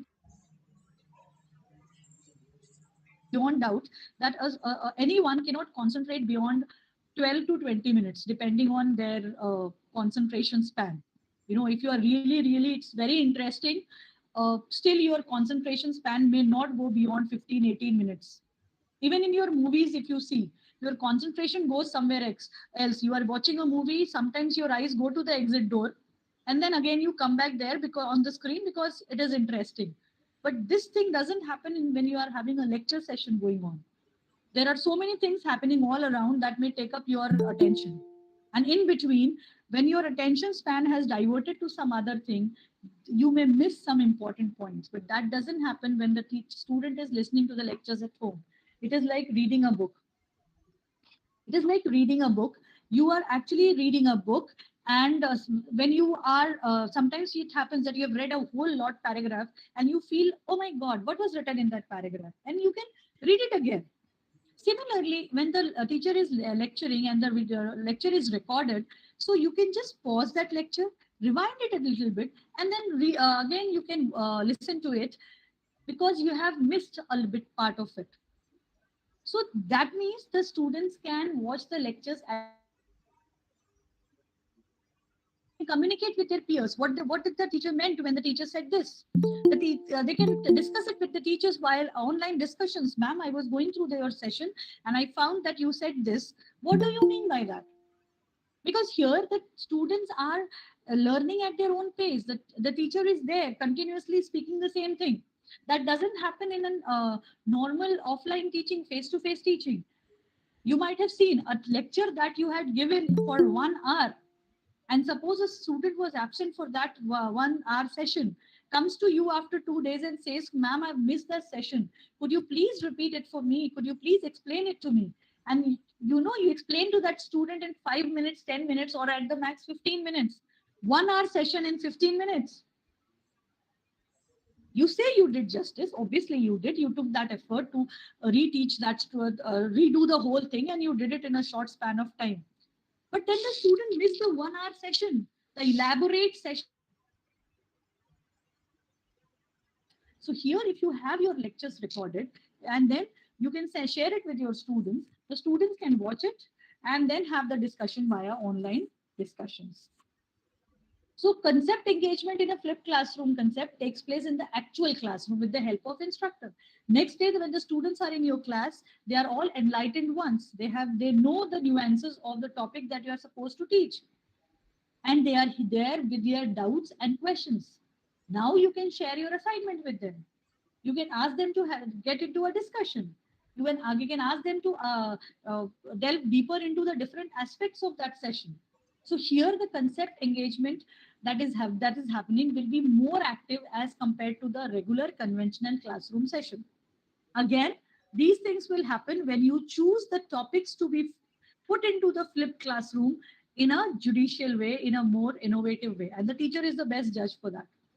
So active learning are the two key components of the flipped classroom model. You have to be well aware of the educational technology tools.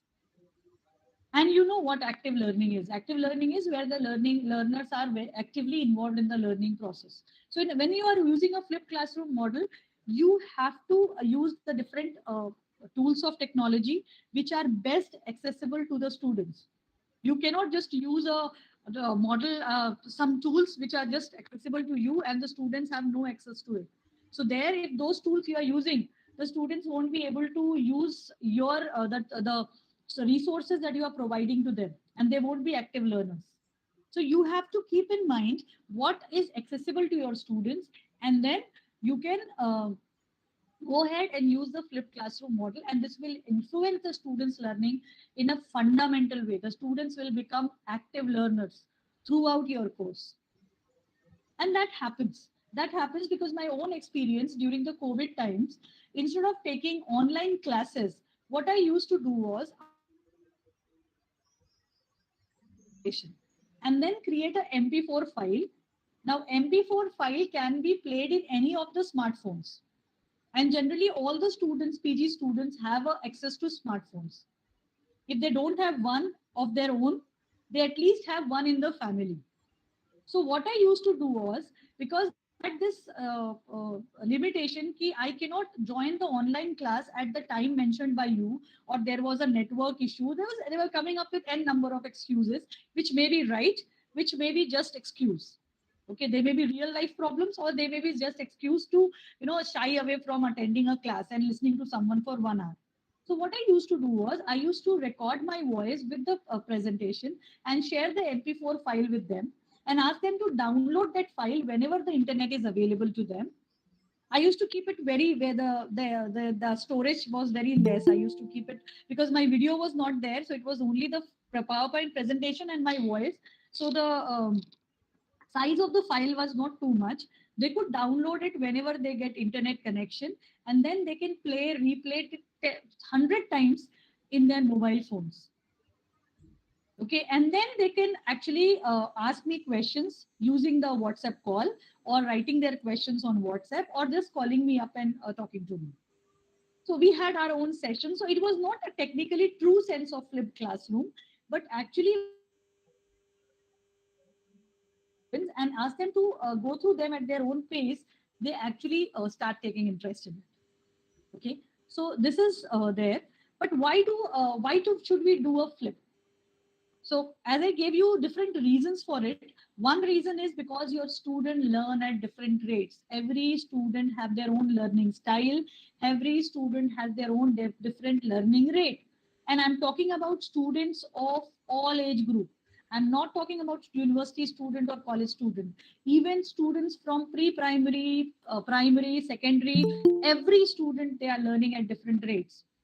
Similarly, the students' motivational level and interest level are also are continuously changing at different points of time. So that is why you need a flip.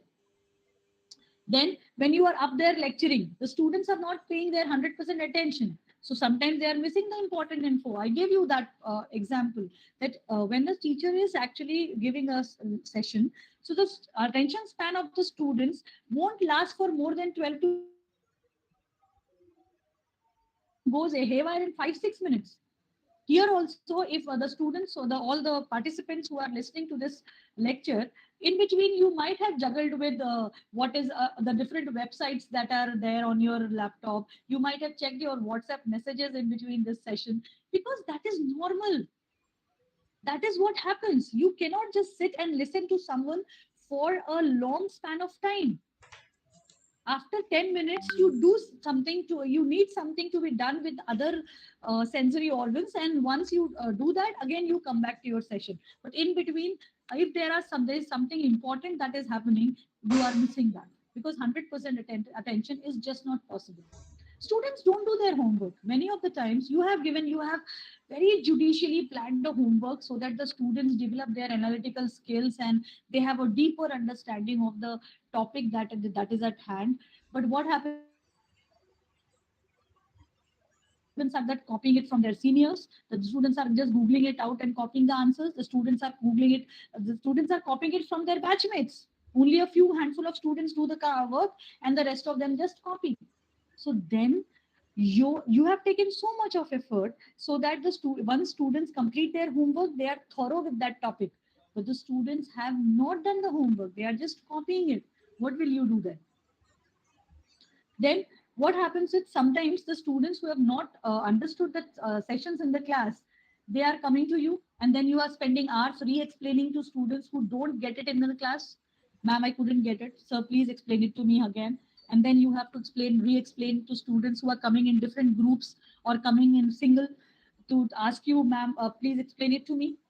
But here, if you have you have your presentation in front of you, they can go through it n number of times to explain, understand the things that they have missed out. Okay. Now the question is, many of you, this thing has come in your mind. I love lecturing. That is why I have become a lecturer, ma'am. I really love talking. And if I'm not a lecturer, who am I? Why should I go for flipped classroom? I love, face-to-face audience. The students sitting in front of me, I'm telling them and they are getting empowered with the knowledge that I'm sharing with them. But if I'm flipping it out, I'm just talking to a camera and recording my lecture and then sharing it with my students. What will I do in the class? What am I going to do? So you are the facilitator. You are a guide on their side. You are the ultimate tutor, the ultimate mentor. Because that is what the new age education system wants you to be. They don't want you to hold the hand of your students and take them through the sea of knowledge. They want that you should facilitate the student so that the student can themselves sea of knowledge. You need to be just their guide, their tutor, their mentor. You just don't need to stand and lecture them up with all that, bombard them with all the. Ma'am, please conclude. Am I running short of time? Yes, ma'am. Okay, fine. I'll just go very fast. Okay, so you have to be the ultimate mentor. So what do I facilitate? You can, instead of lecturing, you can run activities and problems. You have to design themselves. You have to change your face-to-face time into student-focused time. You don't have to be teacher-focused time that I'm going to speak. Students need to be in activities. Yes. I'll just finish it in 5 minutes. Okay. So, and then the activities that you have planned in the class, the homework that you had planned, if you do it in the class with your students, you are promoting higher order thinking, that is critical thinking. Whereas listening to your lecture was actually putting the students into lower level thinking, and then you just don't know whether they'll get into that higher order thinking or not by doing the homework that you had given. It takes work. You cannot just do it in one day. It is not a fix. It is not a method that you can just encourage a learning environment. You have to work on it. You have to do it, because the basic principle of classroom is that what is now traditionally done and was to be traditionally done at home is to be done in the classroom, and it is not that simple. Telling you that you can do it, but it is not that simple. You have to you have to think over it and use both summative and formative assessment methods. You have to incorporate certain pop-up questions in your video lectures which you are sharing with the student, and it is not a magic bullet. You have to think over it. You have to do it. Okay, if you talk about the Bloom's taxonomy, generally what you used to do is understanding and remembering was done before in the class, and the rest of the things we were giving as homework. Here we are just doing it in a different way. What we are doing is remembering and understanding things they are doing at home, and the rest of the thing what we are doing in the class. So evaluating, creating, analyzing, applying what we are trying to do, we are trying to do it with the students in the class.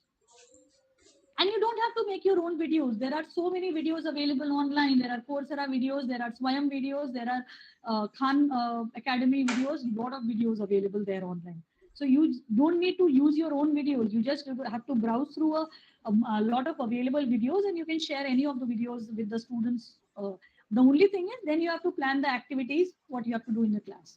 So it takes time to plan on what parts of your content or classroom you want to flip. Not everything can be done in my session. You have to find help. You cannot do it all alone. So you have to make a collaborative efforts with with the teachers all around, so that you can start flipping your classroom. And you have to find out what is the best way to access your students. What are the technological tools that are available with your students? And you have to find a way to engage students in the videos. You cannot just expect them that you have shared a video and they'll listen to it. You should follow it by some sort of discussion questions, some pop-up questions in between, some quiz questions just after the lecture is over, so that you know that your students have gone through the video in the best possible way and they have understood, and or else the objectives have been met what you had decided when you posted the video with your or shared the video with your students. The problems with flipped classroom and from the teacher's perspective is we just don't know what to do with the extra time that we have when we are not lecturing in the class, planning the activities. So how we teach, it changes considerably. Many of us are not comfortable in front of the camera, and for that I said you can use the videos available there online. Also, when someone says, do what you want to do with your time in the classroom, but we really don't know what to do in the classroom. Okay, so that happens. But flipping actually is important because it speaks the language of today's students. It helps make the students busy. It helps the struggling students. It helps students of all abilities to excel. It allows students to pause and rewind their learning. It increases student teacher interaction, which is the need of the hour. It allows students to know their students better, and it educates not only students but parents. Many of the times the parents come and say what was taught in the class, especially for the school teachers. So you can have that thing there. One very important thing, the last thing that I need to tell you is why you should not change. Because you think it is the cutting edge. You suddenly find, oh my God, flipping is like the in thing. So I should do it. No, that is not the reason. If you really want to improvise your teaching learning experience, please go for it. But not because it is the cutting edge or because it is easy. Flipping classroom is not easy. Mind it. Because everyone is doing it. Like everyone is doing it, let me also do it. No, then you should not do it. You should do it when only you decide it that you have to do it. It is an answer to your to improvise your teaching learning environment, and because it exempts from being good teachers. Please don't do it because of that. Always remember, you can be a good teacher and never use technology. And technology won't turn a bad teacher into a good one. Please, if you're using a PPT with your teaching, will become a good teacher. That is not the thing. However, a good teacher who uses technology well can make great things happen. So I'll end my session on this. Thank you so much for being a patient listener. And if you have any questions, we can take up now.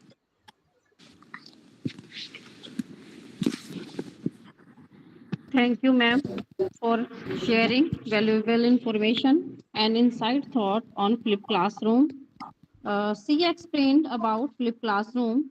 She explained about changing of the education system. There is a rapid increase the interest, access, and advance in online technology or list to are now explain using the technology for knowledge and understanding the capacity. They are enjoy the now scenario. Now, new technology is important for developing metacognitive skill among students. Today, learner are no learner interested to learn in a environment that do not reflect their real world experience. Thank you, ma'am. Thank you so much, ma'am. Now, I invite Dr. Thank Sumant you. Thank Lal, you so much. ma'am, from brief introduction of our third plenary session. Next speaker, Dr. Jaydev Sahu, Rajiv Gandhi Central University, Itanagar, Arunachal Pradesh. Welcome, ma'am.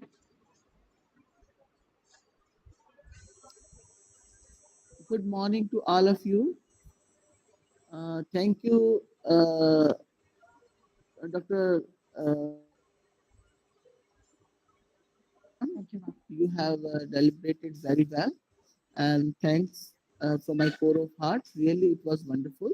Now, I want to introduce our next expert, and he is Professor Jaydeva Sahu from Rajiv Gandhi Central University, Itanagar.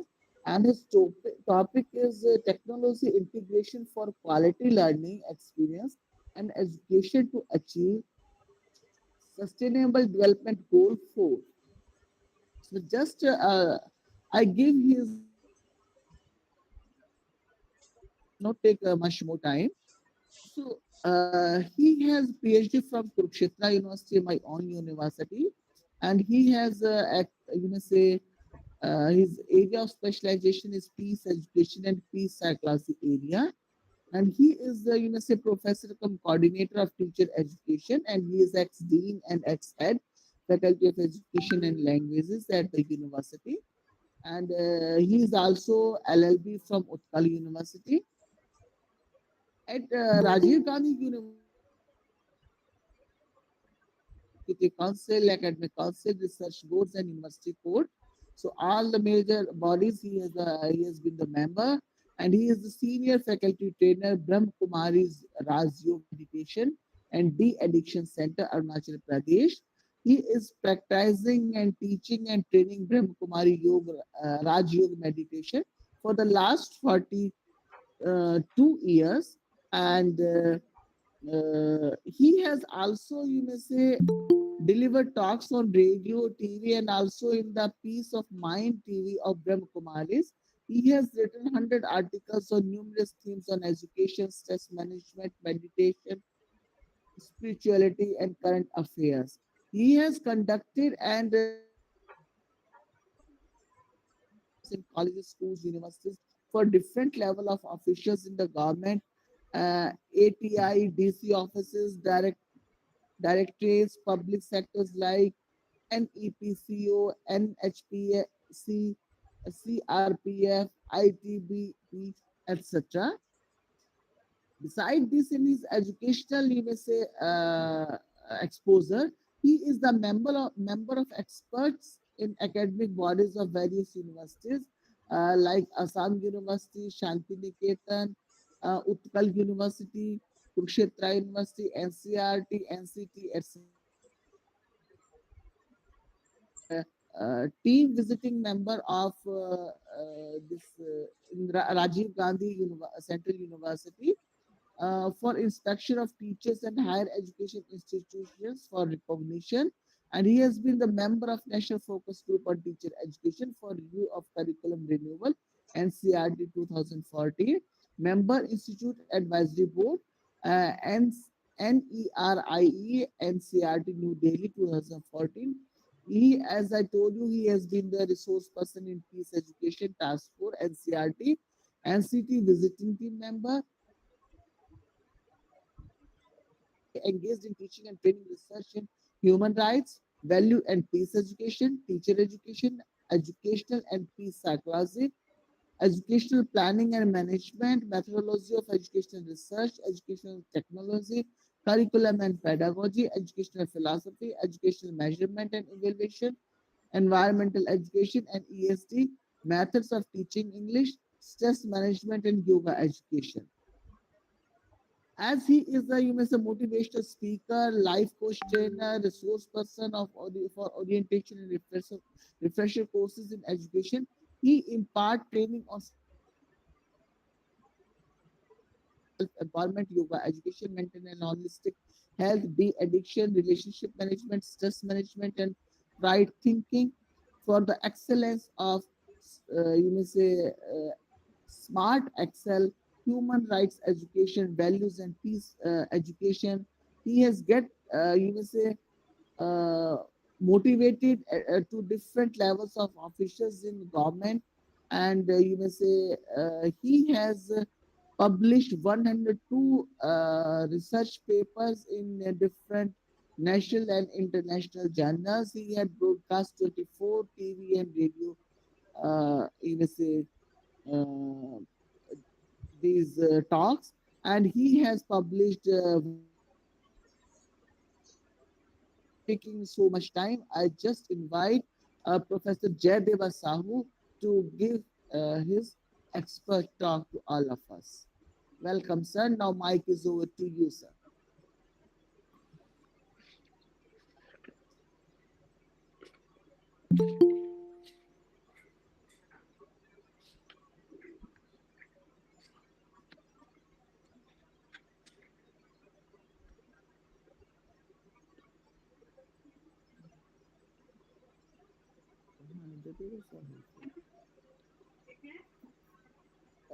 Jayadeva. Yes, yes, Sir. Okay, madam. Okay, welcome, sir. Welcome, sir. Welcome. okay, madam. Uh, I want to share.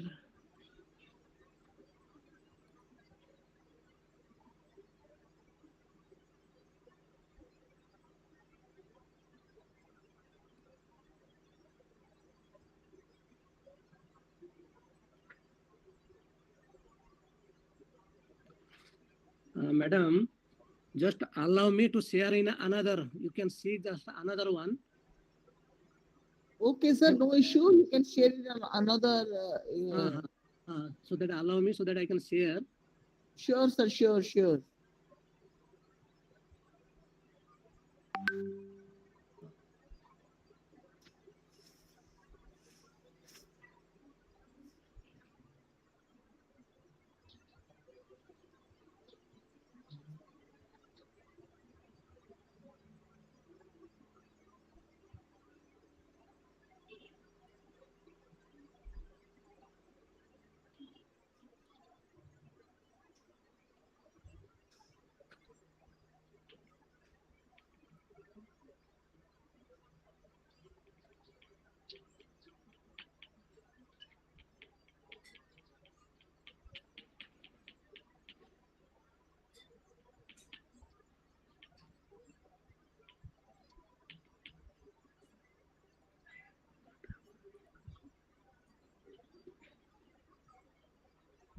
I think, is it visible now? Yes, sir, it is visible. Okay, okay.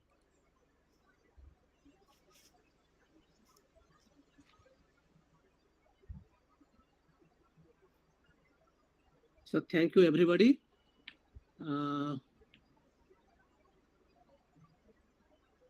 Most respected Vice Chancellor of this university, that is BPS University, BPS Mahila Mahavidyalaya, Bhagat Pol Singh Mahila Mahavidyalaya, Honorable Vice Chancellor, Professor Sudesha Chikara, and all others, particularly Suman Dalal ma'am, and particularly my teacher. I am very much happy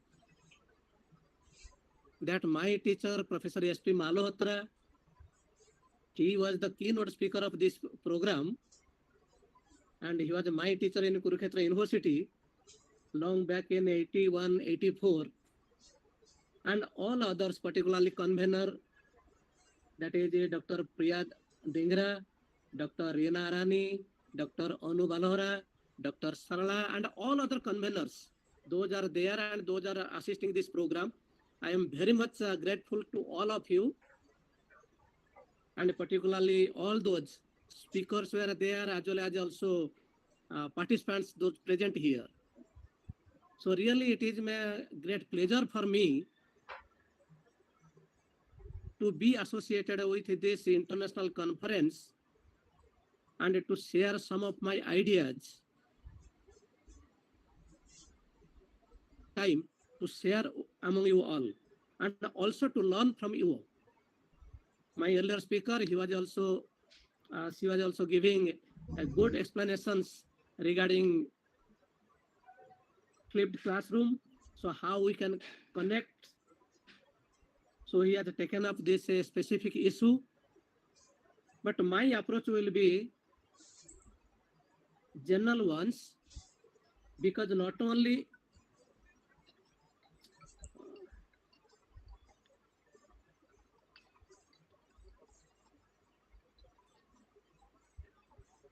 hello, am I audible now? Hello? You are audible, sir. Audible. Okay. Because there are some phone call, I thought that missed. So my topic is how to integrate, that is technology integration for quality learning experience. Because we need the quality education, and all of you know also that sustainable development goals 2030, that also explains that same thing, that we need quality education to achieve all sort of goals, all other 17 goals of a sustainable developments. Because we are not only to develop, but we have to develop with a sustainability.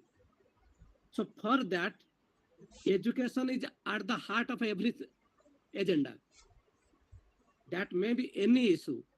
That may be human rights, that may be women empowerment, that may be youth development, that may be refugee empowerment, whatever the things issues, or maybe climate change, any issue that matter.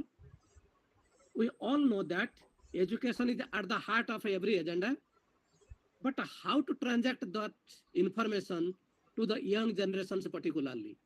And all of you know, I think, because now we are in the third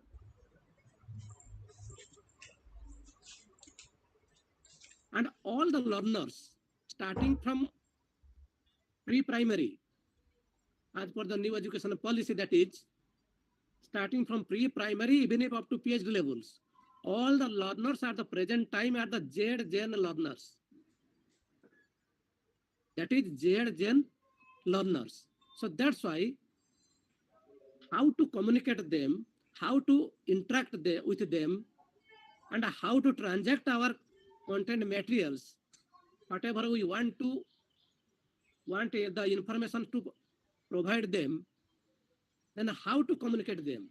So that's why my focus is on this is technology integration for quality learning experience and education to achieve sustainable development goal 4, because I have given this specifically because the sustainable development goal is basically for education, and we have to focus education. Once the heart is okay, then all other things will be okay. That's why objective of my this presentation is to find out, examine the present condition of education and basically of teacher education, to establish the epistemological and ontological crisis in it, and also to identify and integrate technology for quality learning experience and education to achieve these sustainable development goals. Why? Again, also to suggest for a culture of peace and a sustainable future. Why sustainable development goal 30 is there? Because we need sustainable future, not only development, but also sustainable development. So that's why my objective is then what is the lacuna in our present education system and how we can achieve that goals by integrating technology, because this third decade learners are all the learners are the Z Gen learners. We particularly those are above 50 and 60. We are the X generation learners, and those are in between after between 30 and maybe 40. That is they are known as Y generation learners. But those are in between one, that means a young age to maybe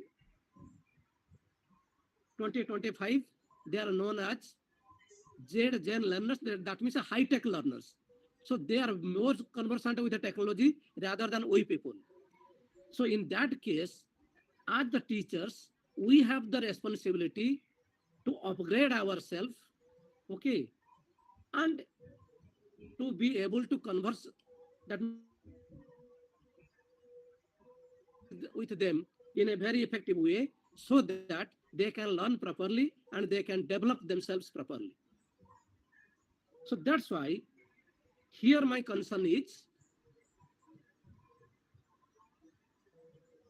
why we need so, because we all of you know vidya dadati vinayam vinayata yat patratam patravata dhanam papnoti dhanaha dharmaha tato sukham.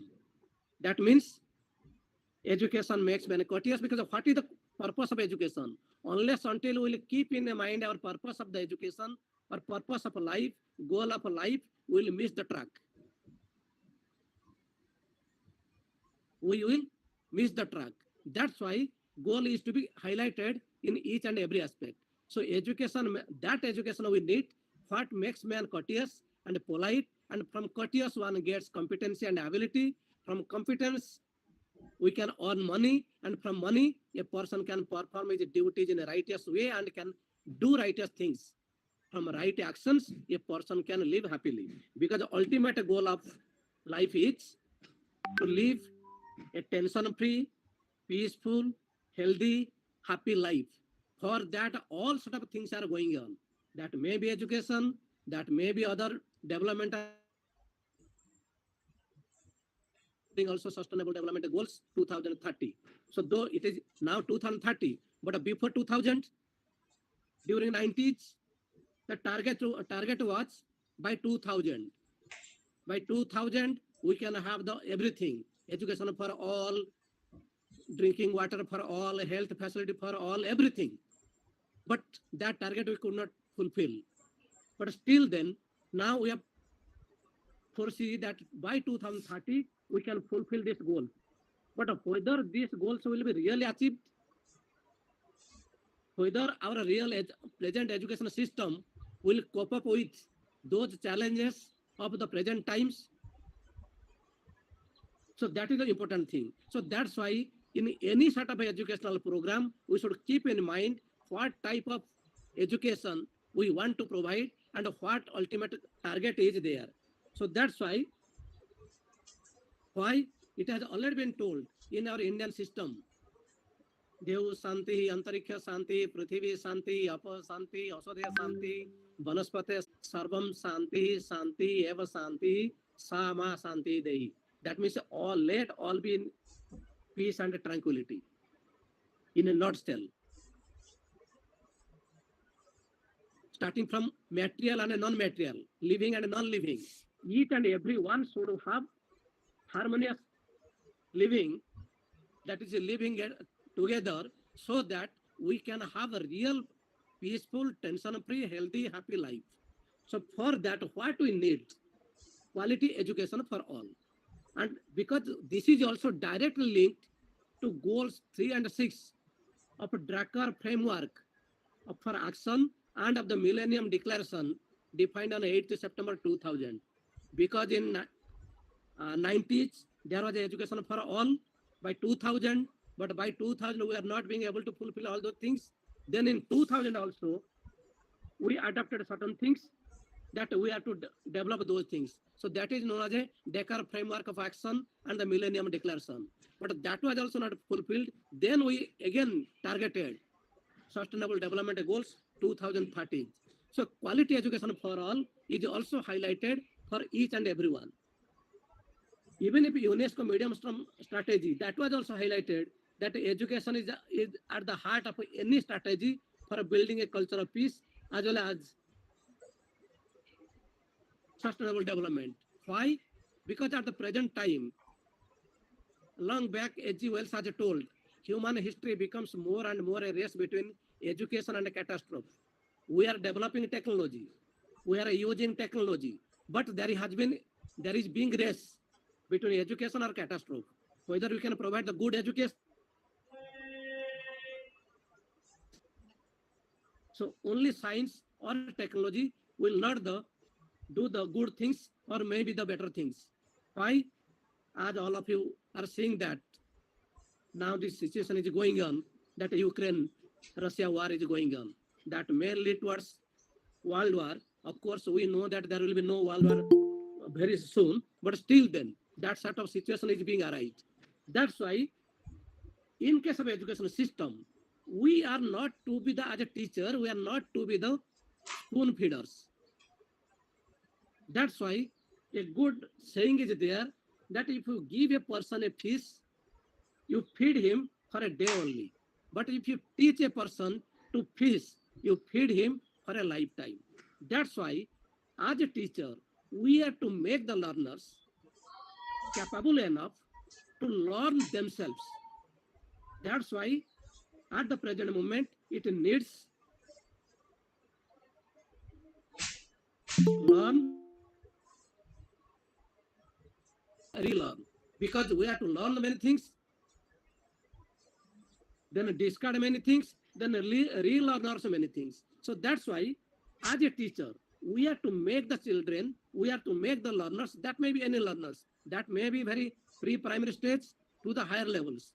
We are to be the facilitator to make them learn by themselves, to reconstruct their ideas, reconstruct their knowledge on themselves.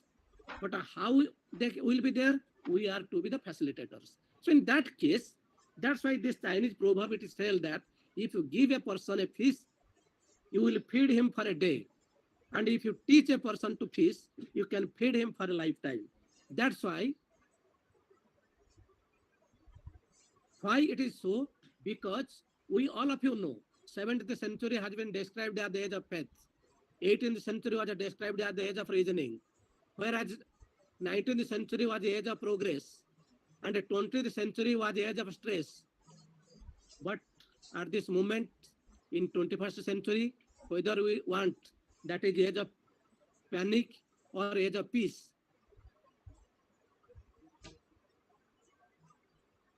depends upon us. So that's why the challenge is there. That challenge has been lasting peace is a prerequisite for the existing of all human rights and duties and sustainable development. It was told by long back by the then Director General of UNESCO, Frederick Mayer. Why? The war against nature by corporate power is dragging the world to ecological holocaust, annihilation's waste. The caption of a framed cartoon, the world is neither flat nor round, it is crooked, actually reflect the present world scenario. So in that condition, we have to provide the education. But there has been some sort of ontological and epistemological crisis in our education itself, as well as also teacher education. Why? Because the gross materialism, the resultant of miseducation, I am highlighting here, quote, the gross materialism, the resultant of miseducation, has led to our present predicament of crass pleasure-prone debasement, and that science diverged from spirituality has resulted in this regretful situation in which efficiency is valued higher than personality.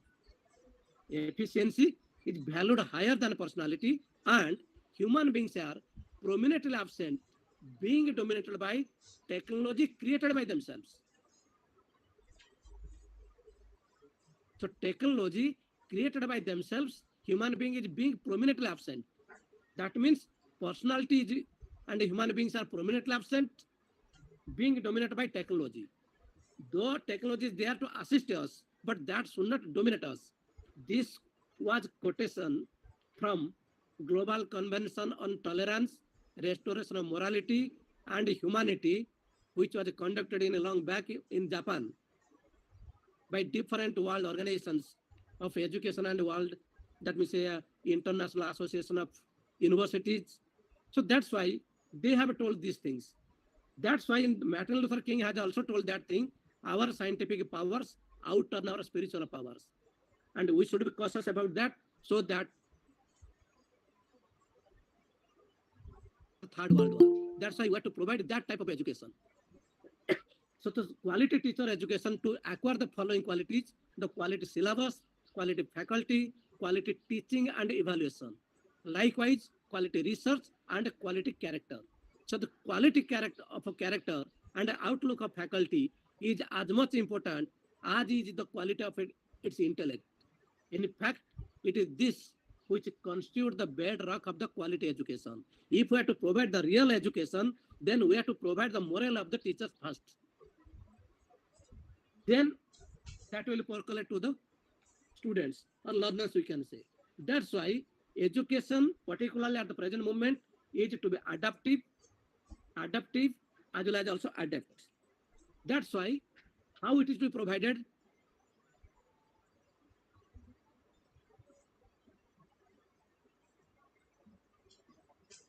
Economists identify three factors. One is increase the technological uptake of the workforce by incorporating technology skills in the curriculum or the technology literacy approach in two ways. In curriculum, we can integrate, provide separately also literacy of technology. Likewise, increase the ability of the workforce to use knowledge to add value to economic output. It is not that we have to engage the students only the content materials, but what content we have to provide and what will be our products. And all of you know that all the that we say industrial establishments, because we have the unemployment problem. People are there to be employed, and also there are vacancies in the corporate sectors, in different establishments, but there is a gap between requirement and workforce, because our workforce, our productions, our products are not suitable to their demands. So that's why we have to provide that sort of education so that it will fit to the employability. So that's why even if economists say that increase the ability of the workforce, that means our educational products to economic outputs by applying it to solve complex real world problems or the knowledge deepening approach. Then third one is increase the ability of the workforce to innovate and produce new knowledge, and of citizens to benefit from this new knowledge or the knowledge creation approach. So that's why these things. Why? Because the 21st century skills are most important for success in life.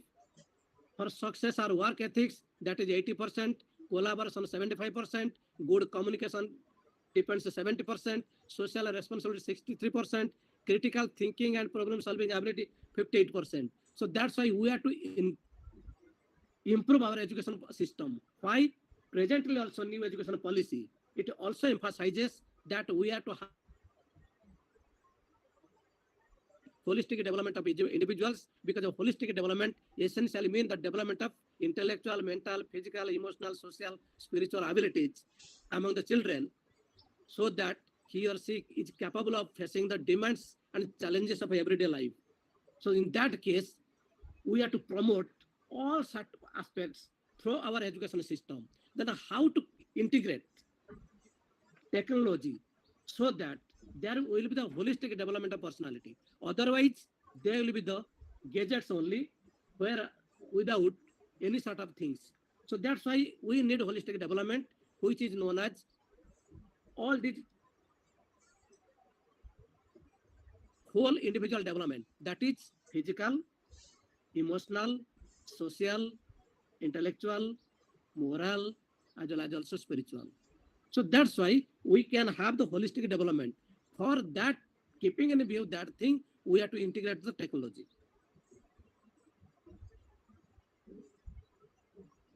So that's why that is 6 MAPIS. That means every person should be, our products should be morally upright, socially responsible, aesthetically aware, physically robust, emotionally adept, as well as also intellectual nimble. So in that case, how we, because these are the body, mind, and spirit, we can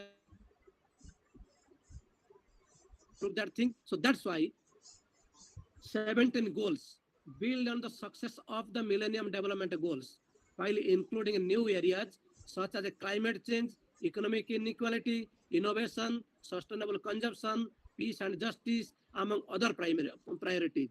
So the goals are interconnected. Often the key to success on one will involve tackling issues more commonly associated with another. So that's why education is at the heart of everything. So that's why quality education, that means sustainable development goal 4, it emphasizes that education should ensure inclusive and equitable quality education and promote lifelong learning opportunities for all. Lifelong learning opportunities for all. It is not that only classroom teaching. Teachers will use integration of the that means technology, and that's all. It is not only that. We are to make them in such a way so that that education, that learning interest will continue, will sustain throughout life, so that our quality education should have, it should ensure inclusive and equitable quality education and promote. That's why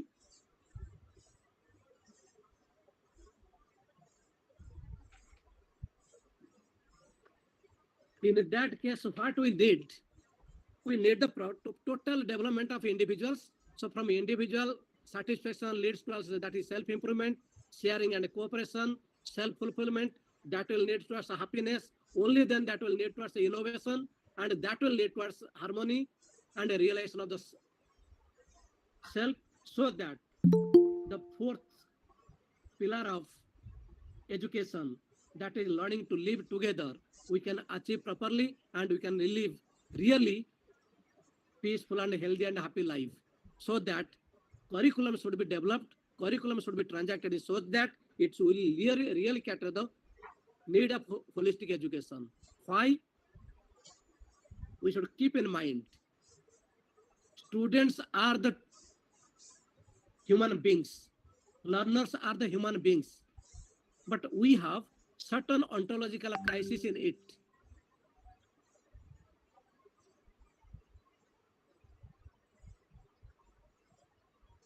What metaphors of the mind? Mind as a computer or mind as a brain? So if mind is, Sir, please conclude. conclude. So early, Acha. 5 minutes, sir. 5 minutes. Okay. So mind as a computer, knowledge is a matter of storage and retrieval, rather than knowledge is also function of distributed connections and network of activations. So that's why what we need, technology has become an increasingly important aspect, and we have to integrate it. Why? Cost, access, and time often form considerable barriers to classroom implementation. But another obstacle is lack of knowledge regarding how technology can best be used to benefit students across diverse subject matters. So technology has become an increasingly important part of students' lives beyond school, not only inside the classroom and even within the classroom. It can also help increase their understanding of complex concepts or encourage collaboration among peers. Because of these benefits, that teachers implement some form of technology in their classroom. And presently, this COVID situation that forced each and every teacher to implement or integrate technology in their learning situations or teaching learning situations. Why? Learner engagement is a must, and learner engagement strategies for corporate learners, because now the learners are not only minimum learners or general learners. So how we can make them? So 7 sure-fire learner engagement strategy are to be involved, are in there. Number one, set clear learning goals. What is the learning goals? Why they are learning? That set the clear learning goals. Then make learning convenient. Then third step, get creative with course content. Fourth, reward learners for engagement. Those learners that may be online, that may be offline, that may be in the classroom or that may be outside the classroom, they should be rewarded. Learners should be rewarded for proper engagements.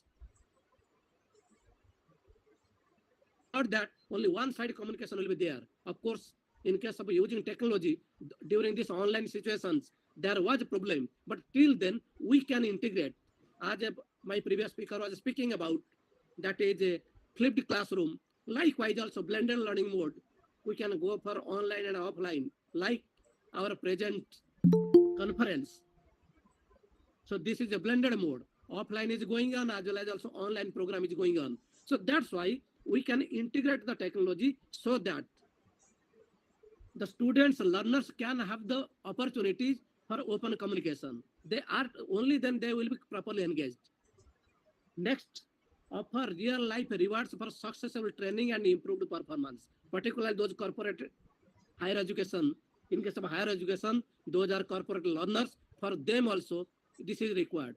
Use on-the-job training and relatable simulations. Only then proper engagement will be there. So that proper engagement, how it will be there? We can integrate the technology. But here I want to emphasize as well as also to suggest some of the models which have been developed in other areas and that we can adopt as teachers in India also. That is a technology pedagogical content knowledge framework, that is known as TPAC. So technology has become an increasingly important part of students' life, that is there. So that's why, what is a TPAC? That is a technological pedagogical content knowledge. Knowledge. It has 3 dimensions. That is technological, pedagogical knowledge we should have. But the major 3 dimensions are there. We should have the technological knowledge, we should have the content knowledge, we should have the pedagogical knowledge. Because as a teacher, earlier we are having the content knowledge as well as the pedagogical knowledge, that's there. But at present, it needs technological knowledge. How we can integrate the technology in our content as well as the pedagogical aspect. For that, Mishra and others, they had developed in America this model that in 2006, they have developed this model, that technological pedagogical content model or TPAC. So they told that this content knowledge, pedagogical knowledge in connection with technological knowledge, we can integrate technology so that we can transact our content knowledge in a very smooth way. And particularly, it is not only the transaction, but it will the receiving, learning by the students. So that's why, if we see in this picture, that a technological content knowledge, because the content knowledge and the technological knowledge is integrated. Okay, so the technological knowledge and pedagogical knowledge are combined that form the pedagogical content knowledge. Pedagogical content knowledge. So the pedagogical knowledge and the technological knowledge that is combined, that is forming the technological pedagogical knowledge. Okay. So content knowledge as well as technological knowledge. That means what type of content requires what type of technology. What type of pedagogy requires what type of technology. That we should be clear enough. That's why proper awareness, proper training, proper workshops are required. Only then we can have that really technological, pedagogical content knowledge. All the teachers, particularly, should have that capability, that is technological, pedagogical content knowledge, so that they can properly design their learning experiences to have the better learning experiences on the part of the students. So that's why, so this technological, pedagogical knowledge, content knowledge will lead towards is combined enough to produce that TPAC. So that is not a TPAC, that means technological, pedagogical, and content knowledge. So this model emphasizes that every teacher, as we all of you know that initially there is a teacher should be based on the content knowledge should be there and pedagogical knowledge should be there, but now we have to integrate both. Why it is so? Because the concept from the content being taught can be represented using technology. So pedagogical techniques can communicate content in different ways using different technology. Likewise, different content concepts require different skills, levels from students also. And edutech, or you can say that educational technology can help address some of these requirements.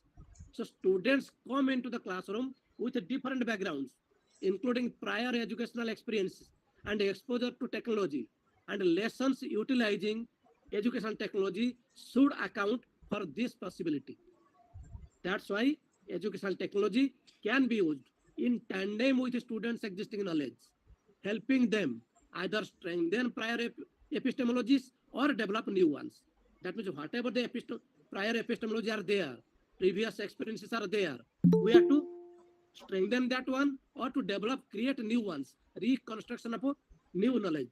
So that's why here this pedagogical knowledge and content knowledge requires 21st century technologies, not technology of 20th century. That is obsolete now. So we need 21st century technology, not only 21st century technology at the present moment, because each and every year technology is changing. And now we are in third decade of this third millennium. So in that case, we need what type of 21st century technologies are there and how we can integrate those things. So that's why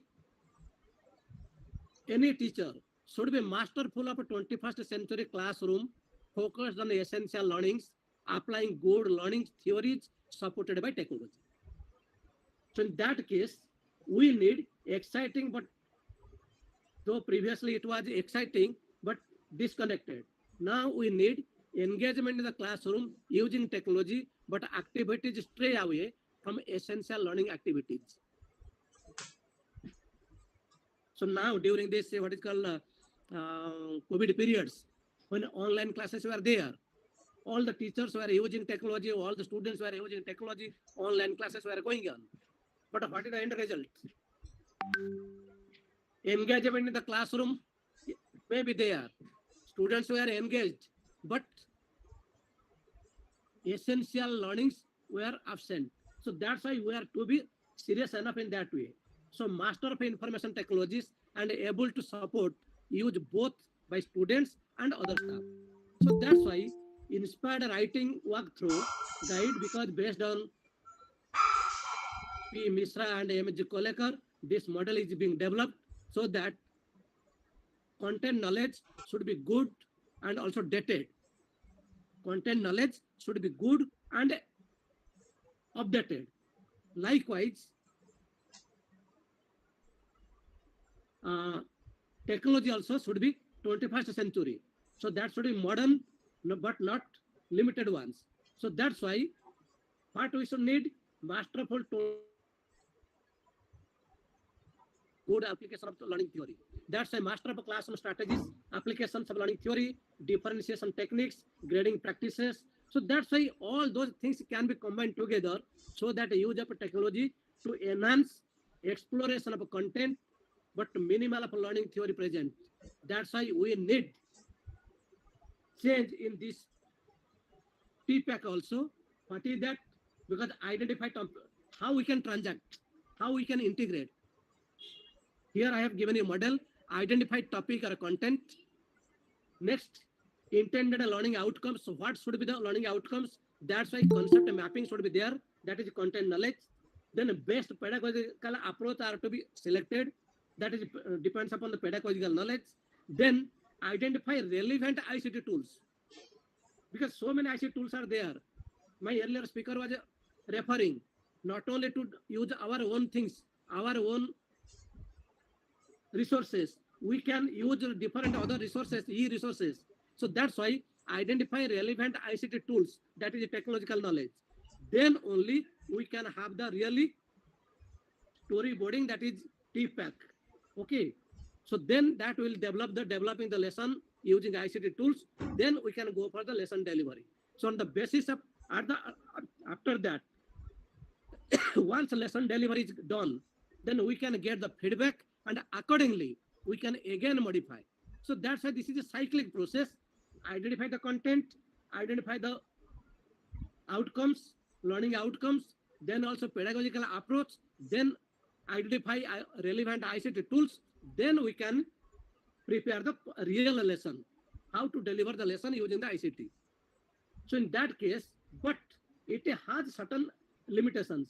So, and that's why, because the learning method, that may be online learning or offline learning, but learning method is dependent upon the mental model.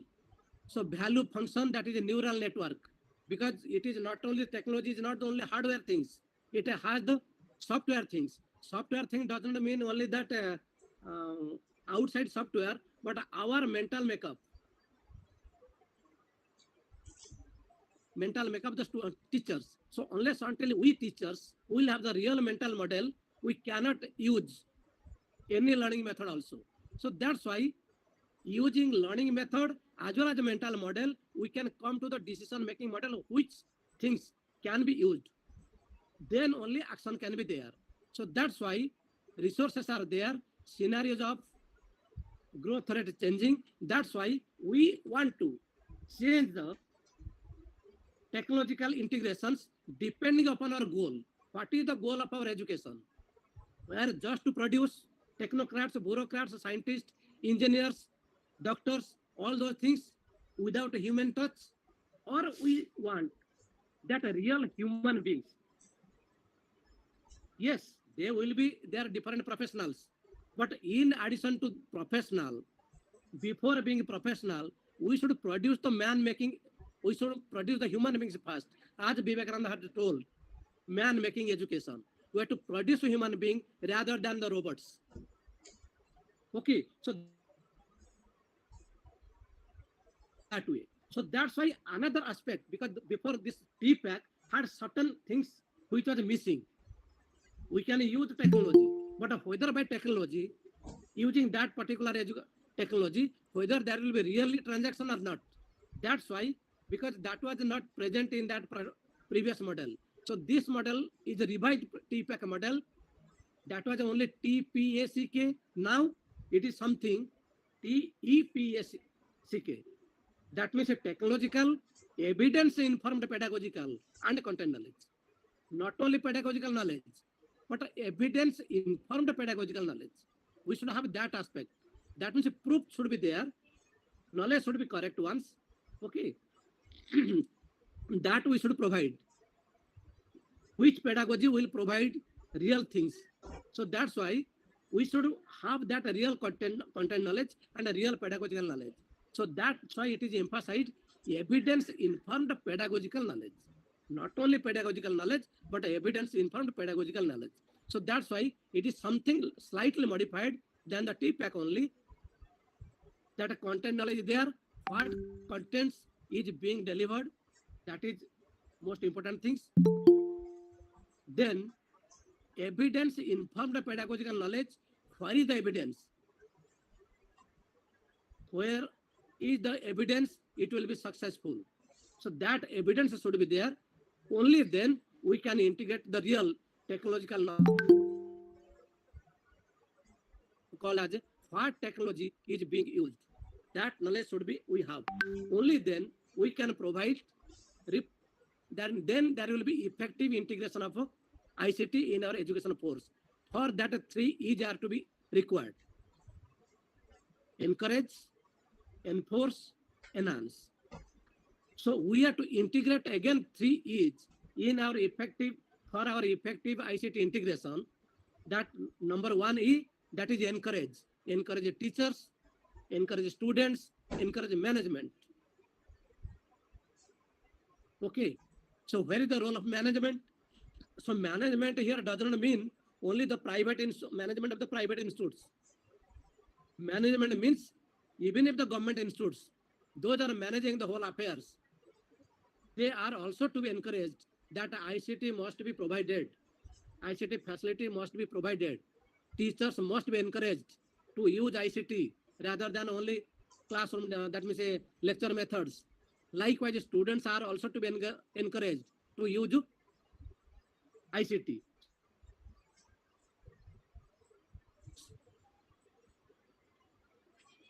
With encourage, we can enforce. That means strict discipline is to be enforced also. Yes, all the teachers are to produce or are to use some technology in their inside classroom and also outside classroom. So they are to use certain technologies. For that, students are also to be involved in that case, and management is also involved. Managements are to provide those facilities. Suppose in our universities or colleges or schools, if the smart classroom is not there, if those facilities are not there, then how the teachers can transact? So that's why it depends upon the management. That may be government authority, that may be private management. So each and every one should be forced from the government side also, from the education process side also, so that all the management will be forced so to use some sort of technology. Like only then we can enhance. Of course, this during this COVID period, all were forced. Okay. But Excuse me, sir. yes, I'm just concluding. Yes, I'm just concluding. Please, we are running shortage of time. Yes, we are just concluding. I'm just concluding. So that's why only then there can be effective ICT integration. That may be in both way. As my previous speaker was speaking about what is called this flipped classroom systems or blended mode systems. We can use both the things. So that depends upon the content, that depends upon the situations, that depends upon the teachers and also students. So that's why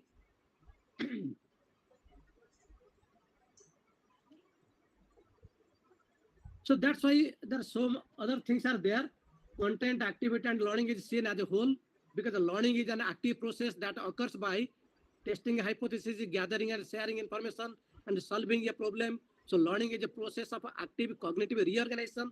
So that's why we are to engage students in such a way by integrating the technology, so that students will be learners, will be engaged, so that learning will be a active cognitive reorganization. Learning experience will be an active process of active cognitive reorganization. Only then learning is a process of acculturation. So we have to provide that type of learning experiences, so that, as I have told you earlier, Dev Santi, Aparikha Apa Santi, Antarikha Santi, that means all should be Santi, Santi, Santi. Should be there by learning. So that learning should be a process of acculturation. Only then we can produce the good human beings with a technologically sound and morally upright. So that's why the role of instructor is should be problem solving. Okay. It helps students develop thinking and reasoning skills like problem solving, metacognition, critical thinking. So teacher or instructor is viewed as a guide, manager, coach, or tutor, not the teacher only, not the lecturer only, okay, instructor only. So that's why challenge learning by asking questions such as why, what do you mean, how do you know that that is true. Avoid gathering the answer or opinion also. Giving, avoid giving. So that's why that constructivism is to be integrated with education technology. Technology as a tool for the learner, it is an integral part of the cognitive activity because technology is a mind tool, not the physical tool. That's why only then we can have the good things because mind as a rhizome, knowledge cannot be organized as a global system. The mind is dynamic and constantly changing. That's also happens to the learners. So how to engage, how to involve, how to produce new knowledge, that depends upon the teachers. Thinking takes place through connections and interactions. So that's why teachers, while using, it is not that only that, yes, by this what is called this PowerPoint presentation or maybe any smart classroom presentations, whatever it may be. So only by using technology it is not there, but proper interaction should be there. Because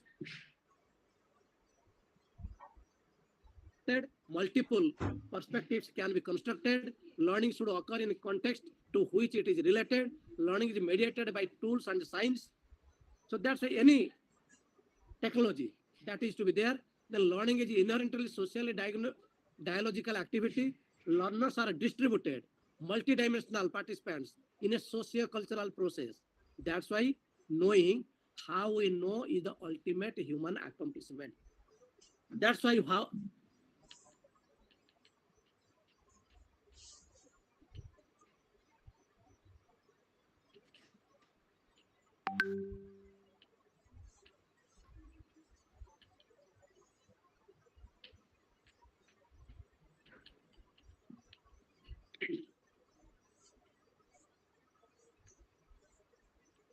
I'm just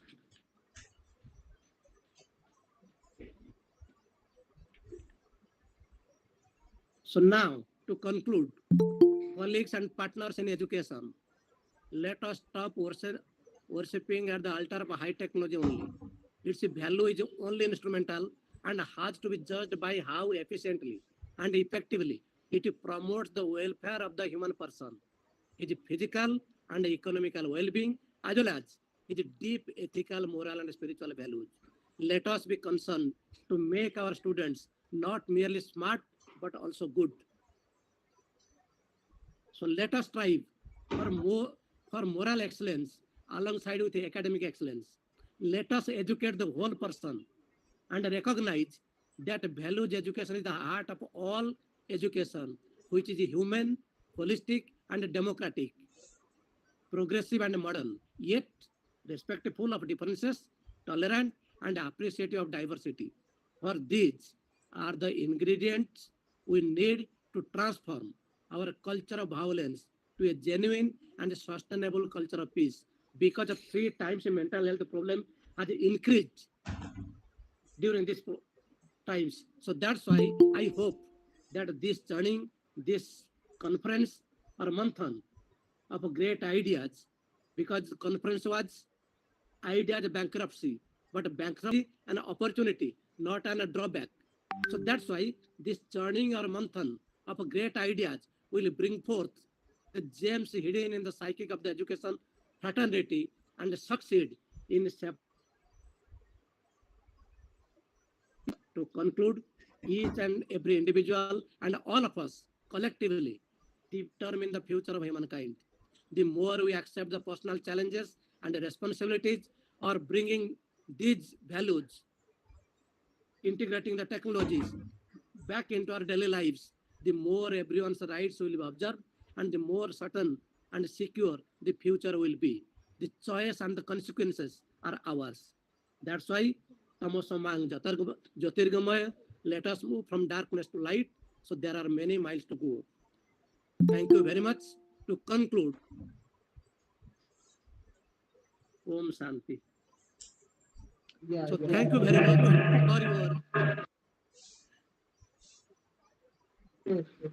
Thank you, sir, for sharing valuable thought on technology integrated for equality learning experience and education. You explained present condition of teacher education. You told that technology for equality. He told you told that equality education for all, equality education for culture, human history become more and more a race between education. You told that the challenges of the 20th century. You explained that equality teacher education adapting and adaptation. You focus on three factors of technology. First technology approach, second then depending approach, and third in creation approach. You also explain holistic development. Thank you so much, sir. Thank you, so thank you, thank you all of you. Saul sir. Thanks a lot, and sorry Thank you for very much. reminding time. Actually, we are running shortage of time, and we have just back-to-back different sessions. So once again, thank you. And now, Wonderful lecture. time to start our technical session. So we are back-to-back. Was so grateful. So just move to your respective uh, stations and paper presentation, and stations are ready, and you may say your mentors and your chairpersons are ready and they are waiting for you. Just move to your concerned stations. Thank you, Jadeva sir. Thank you. Thank you. Thank you very much, madam. Thank you, all of you, those who are present. Next time we will give you at least 1 hour complete. Okay, Or okay. maybe more than 1 hour. Okay, Will be thank so you, sir. nice of Thank you. Ma'am, this is Dr. Santwana. I've rejoined the session if anyone has any question, because I could see some questions there in the comment Yes, section. So if, yes, Dr. Matthew has one question with you, ma'am. Matthew, yeah. sir, still you are with us, or you move to your Yeah. respective station? Yes, Matthew sir is No, with it's us. fine, madam. See, no, yeah, Okay. but I mean, you can answer it. I mean, there's a time crunch. Now people will be going Okay, for some fine, other fine, sir. programs too. Fine. Yeah. Okay. Okay. Yeah. Thank Okay. you. Thank you, sir. Thank you. Thank you, everyone. Thank you, ma'am. Thank you, everyone. Thank you, Santana ma'am. Thank you, Jadeva Thank you. Sahu, sir. So Thank you. if anyone has And question, then they can ask me later on also, no problem. Okay. Yeah. Thank you Okay. very Thank much. you, everyone. thank you, sir. Thank you, ma'am. चलो मेरे group कहाँ यहाँ दे दोगे मतलब इस पे link कौन सा दिया हुआ है? ये दिया हुआ है या मतलब मनोज का लिंक है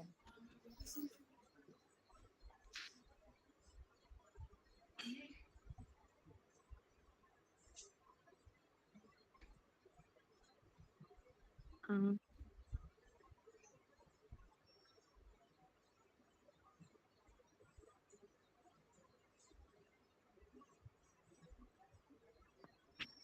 uh,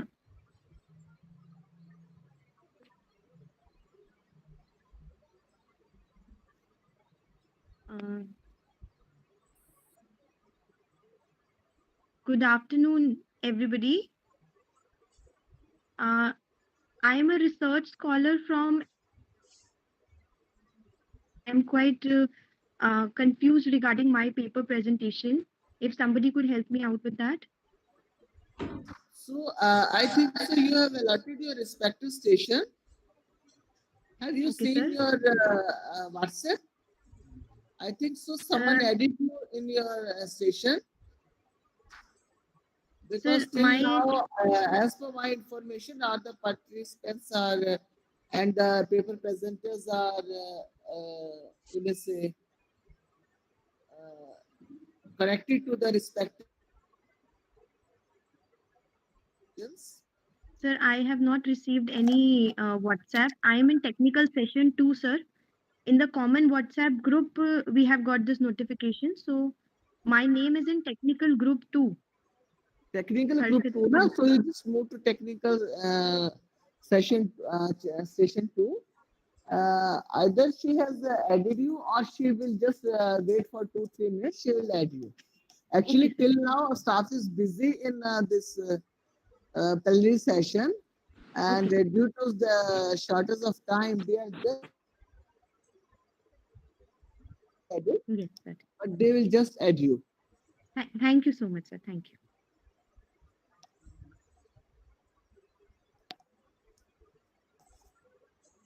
Unmute, ma'am. Unmute. Yeah.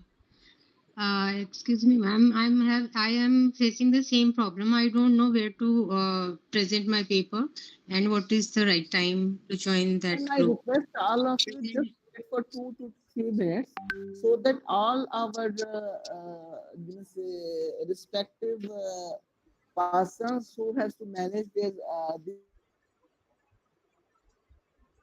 you in the respective stations, and they will invite you, from their WhatsApp group. So please wait for 2 minutes. Okay, ma'am. Thank you very much. But I am available here okay, in this. ma'am. If after I'm two in or this three group minutes, only. if there will be any problem, then I'm here for all of you. Okay, ma'am. Thank you so much.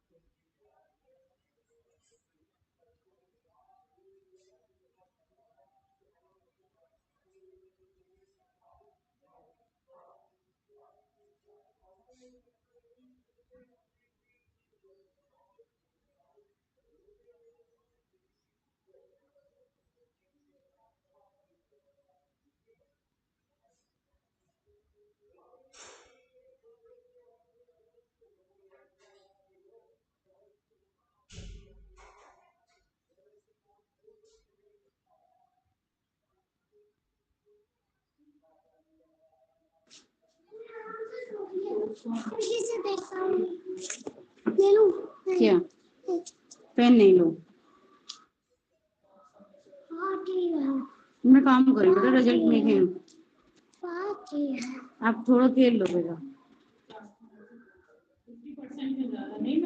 50%।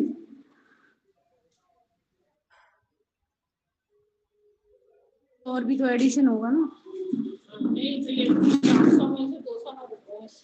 अच्छा, average में ज्यादा ठीक है ना। On an average होना चाहिए।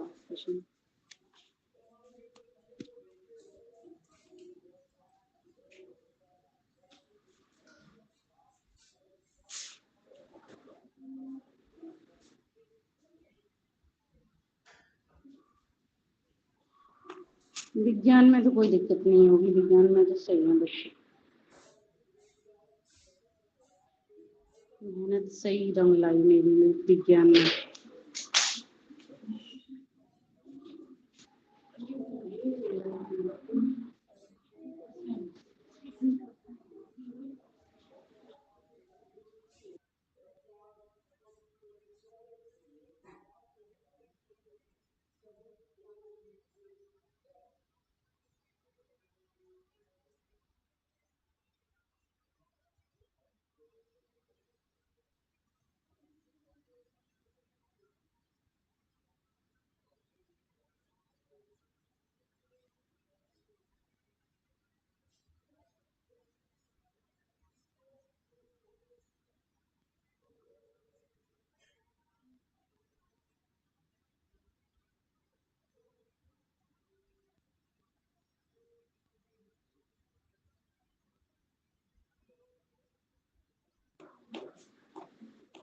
बनाए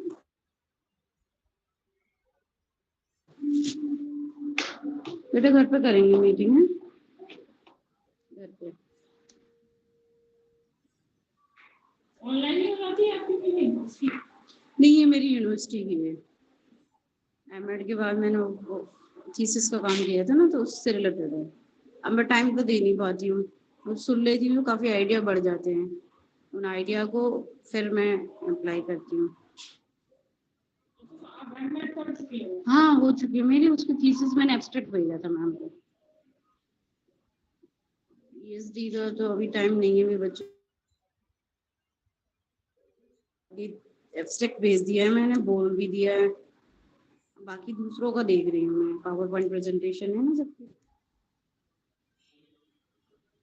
मुझे अपनी मैम सर वगैरह का प्रेजेंटेशन अच्छा लगता है, उनके आइडिया भी अच्छे लगते हैं, तो इंफॉर्मेशन मिलती है।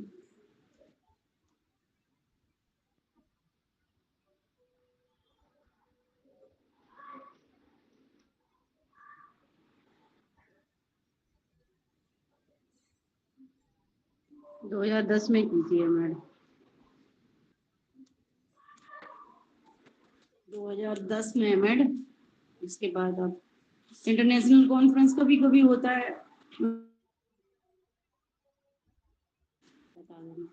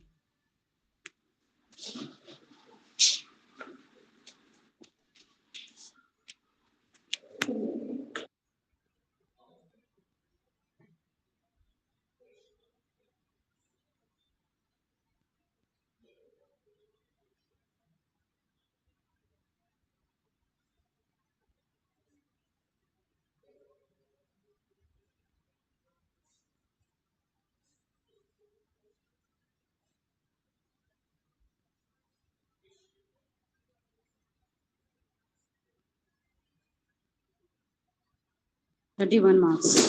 ओए, चोट लग जाएगी बेटा, इधर आओ, इधर आओ, यशनी आ जाओ, चलो।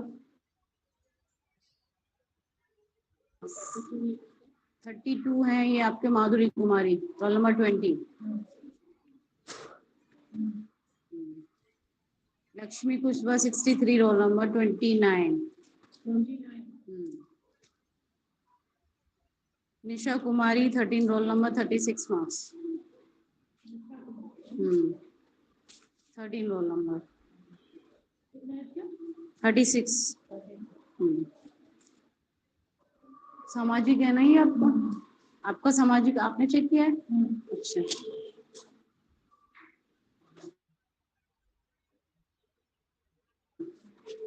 Nineteen marks. साधना 19 मार्क्स। भावना 18 marks.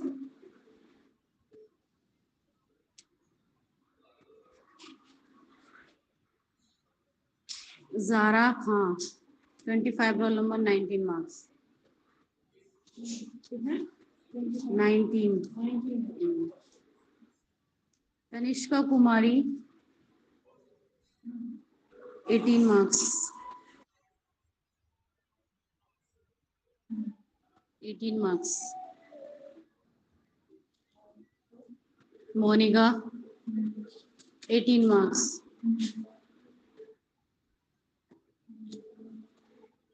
Radhika Kumari 35, roll number 22 marks. 28 Alfisha 28. 28 roll number Alfisha 29 marks. Dolly first 18 roll number 33 marks. Shalu Sharma 52 roll number. Sharma 52.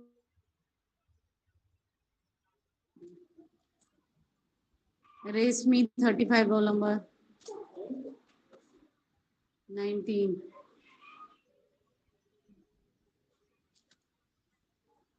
Sania 41 roll number 19 marks. Preeti roll number 7. Preeti roll number 7 24 marks.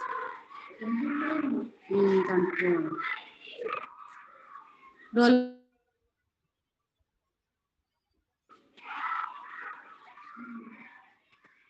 24 48 Saroj Kumari 14 roll number 35 marks. Srilu 16 roll number 21.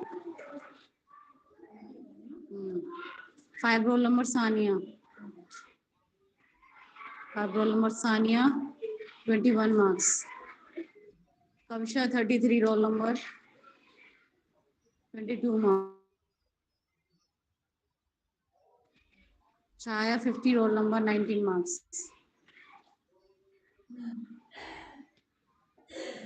19 marks. Nazira 6 roll number 19 marks.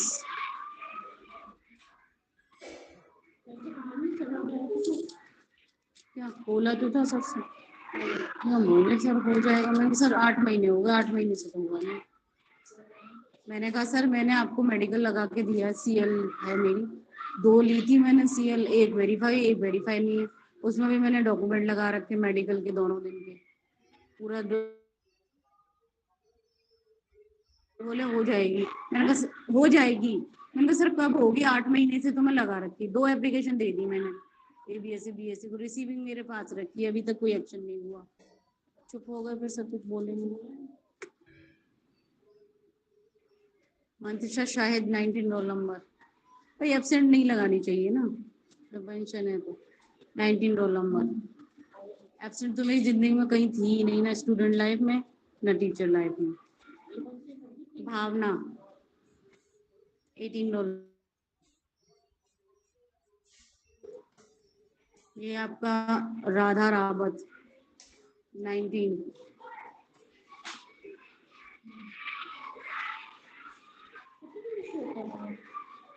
Last moment है ना इसलिए।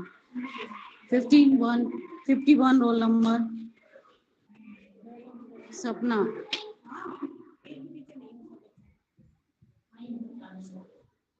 19. Alicia, 12, roll number, 19 marks.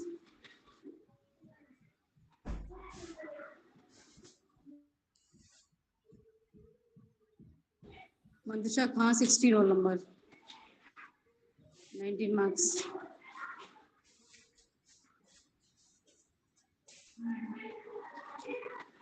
Tabassum Umar Raza Khan, 22 marks. Sophia, 36, roll number, 21 marks. Radhika Kumari, 34, roll number, 21 marks.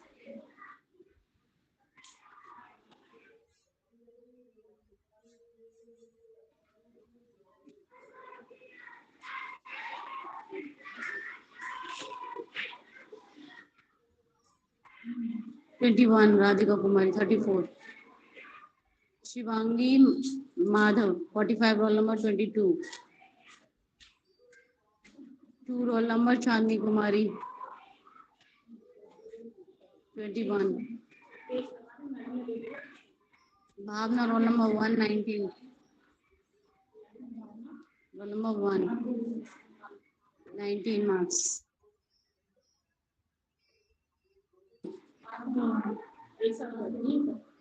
21. Rinki, 61. हो तो गया हाँ इसका 21 है महक 27 roll number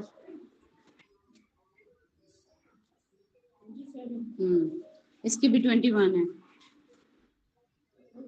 ये आप ही ने चेक करिए ना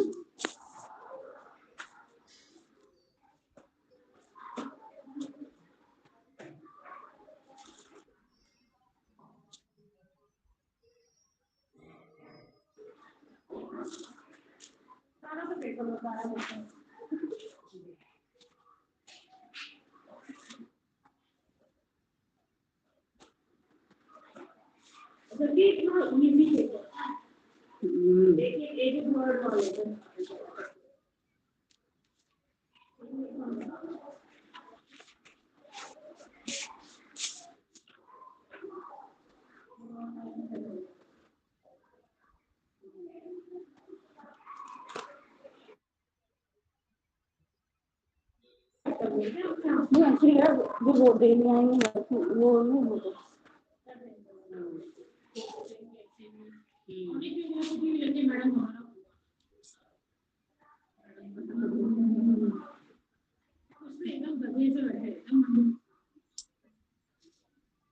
ये देखो मेरा बेटा तो उधर ही भाग रहा है पता नहीं कहाँ इधर आ जा बेटा यहाँ से बैठ के देखो रमनदीप इधर आओ यशवी देखो जगी तो नहीं बेटा उस क्लासमेट देख के आओ इसे छोड़ दो जो चेक है उसे एंट्री कर देते हैं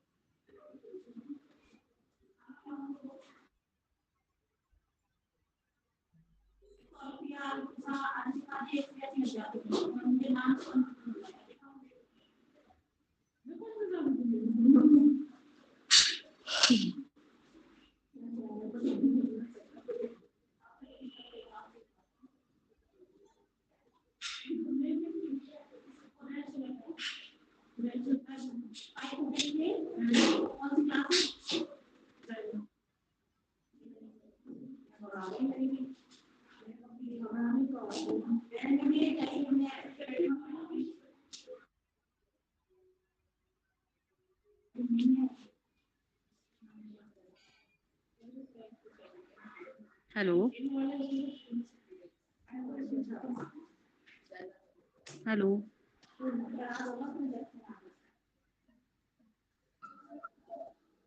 Hello. Hello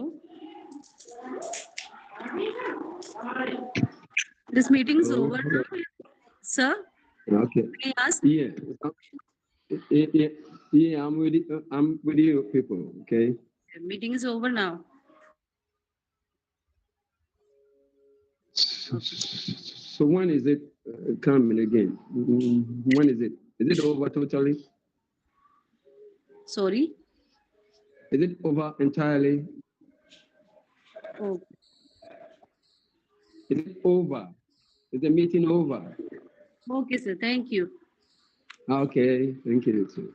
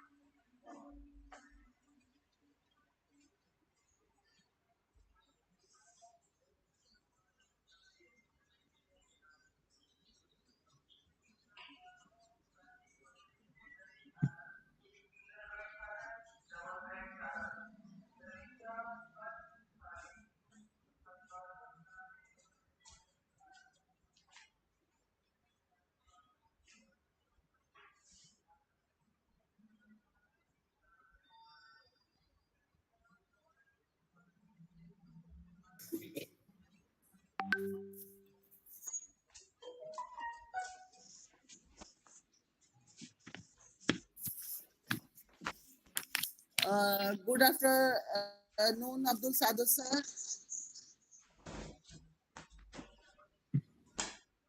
Good afternoon, please.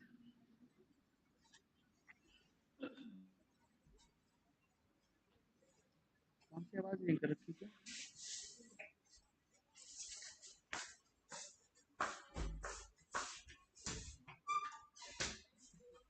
Good afternoon to all of you. Good afternoon. Yes, good afternoon, sir. Good afternoon.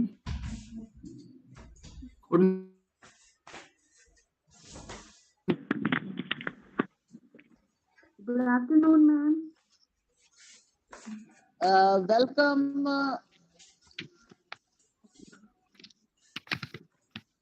Welcome, Mohammad Israr sir. Dr. Mohammad Israr, Vice Chancellor. Sir, welcome in our valedictory session. Professor Abdul Sabur sir, welcome in our valedictory session. And Dr. Huma Qureshi, welcome in this valedictory session. Our chief guest, our keynote speaker, and our distinguished speaker, three of them have been here with us. Just waiting for 1 minute so that some other participants may be connected. Ready all our different formalities. So, Good morning, ma'am.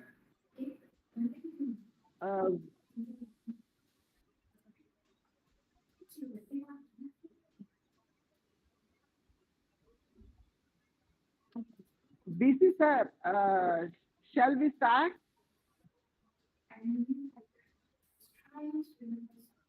Professor Mohammad Israr sir, shall we start? Okay, madam. Okay. Okay. A very good afternoon to you all. And now, I, Dr. Suman, Assistant Professor, BPSITTR, welcome you all in the valedictory session of the International Conference on Idea, Bankruptcy of Educationists and Thinkers, organized by Bhagat Phul Singh Institute of Teacher Training and Research, Bhagat Phul Singh Mahila Vishwavidhalaya, Kanpur Kala, Sonipat, in collaboration with Global Educational Research Association, GERA. To begin with the program, I would like to invite Ms. Ashu, B.Ed student, to recite Saraswati Vandana.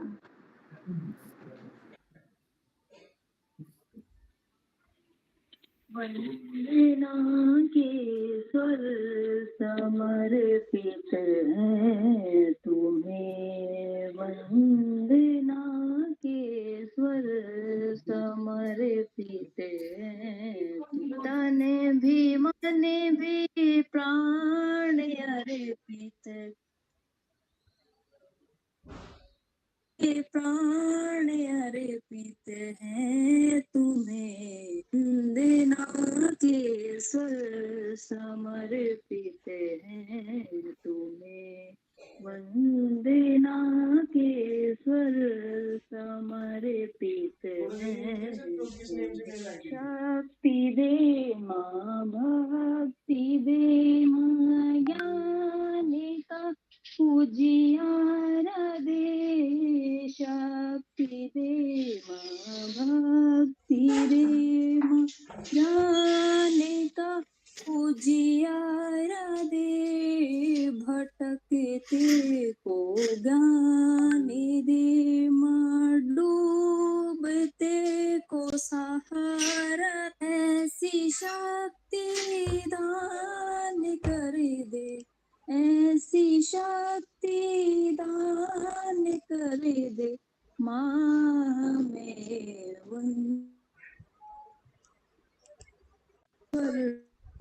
समर्पित है। साधना ही लक्ष्य हो कल्याणकारी, ज्ञान हो साधना ही लक्ष्य हो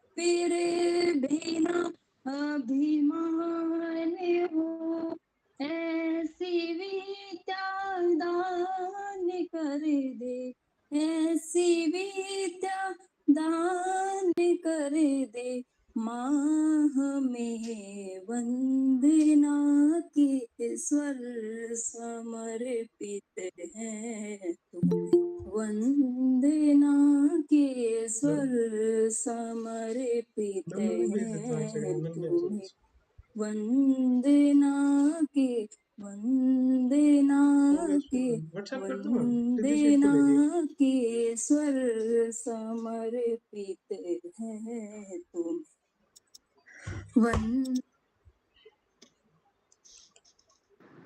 Thank you, Ashu. Now, University Kulgit will be played by Mr. Jagdish.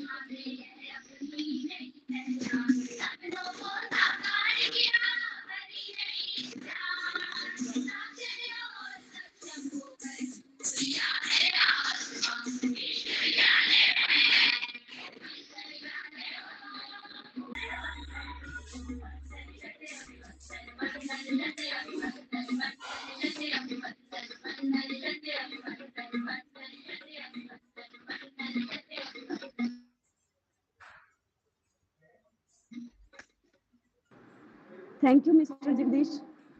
Now, I invite Miss Vishu, B.Ed third semester student, to recite the Dhey Mantra. Thank you very much, ma'am. तत्कर्मयन् बन्धाय सा विद्या सा विमुक्तये आयासाय परं कर्म विद्यान्यासिल्पने पुण्यम। अर्थात कर्म वही है जो बंधन में ना बांधे, विद्या वही है जो मुक्त करे, अन्य सभी कर्म निरर्थक क्रिया व अन्य सभी अध्ययन मात्र कारीगरी है। धन्यवाद। Thank you, Vishu. Now, I feel privileged to invite Dr. Priya Dhingra, Assistant Professor, BPS ITTR, and convener of the International Conference for the welcome speech.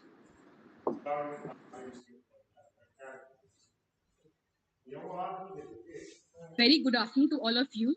I, Dr. Priya Dhingra, Assistant Professor, BPS Institute of Teachers Training and Research, and convener of this online two-day international conference on the theme Idea Bankruptcy of Educationists and Thinkers, thank Dr. Suman Danal, Dean Faculty of Education and Chairperson ITTR, who has given me this opportunity to deliver the welcome speech on this day. I extend a hearty welcome to our Honorable Vice Chancellor, Professor Sudesh. Ma'am, your support and guidance was always there during this conference. Welcome to the worthy Registrar, Dr. Neelam Malik ji. I extend a warm welcome to our chief guest of the valedictory section of this online 2 days international workshop organized by BPS Institute of Teachers Training and Research in collaboration with Global Educationist Research Association GERA. Dr. Muhammad Israr, Vice Chancellor, Mewar International University, Muscat, Naswafa State, Federal Republic of from his busy schedule. It gives me immense pleasure to welcome our keynote speaker of this valedictory session in this international conference, Professor Abdul Sabur, Dean Faculty of Social Sciences, Mir Meher Ali Shah, Arid Agriculture University, Rawalpindi, Punjab, Pakistan. Welcome, sir. I feel delighted to welcome Professor S.P. Malhotra, President GERA, on this day. My hearty welcome to Dean Faculty of Education and Chairperson BPS Institute of Teachers Training and Research and coordinator of this international conference, Dr. Suman Dalalji. Last but not the least, I welcome all the deans and heads of various departments, delegates, resource persons, presenters, and participants in this valedictory session. Welcome to all the teaching, non-teaching members and students of BPS Institute of Teachers Training and Research. In the end, I extend a hearty welcome to one and all. Mic is over to Dr. Suman. Thank you, Dr. Priyanand, for welcome speech. I feel delighted to invite Dr. Anu Balhara, Assistant Professor, BPS ITTR, and co-convener of the International Conference for giving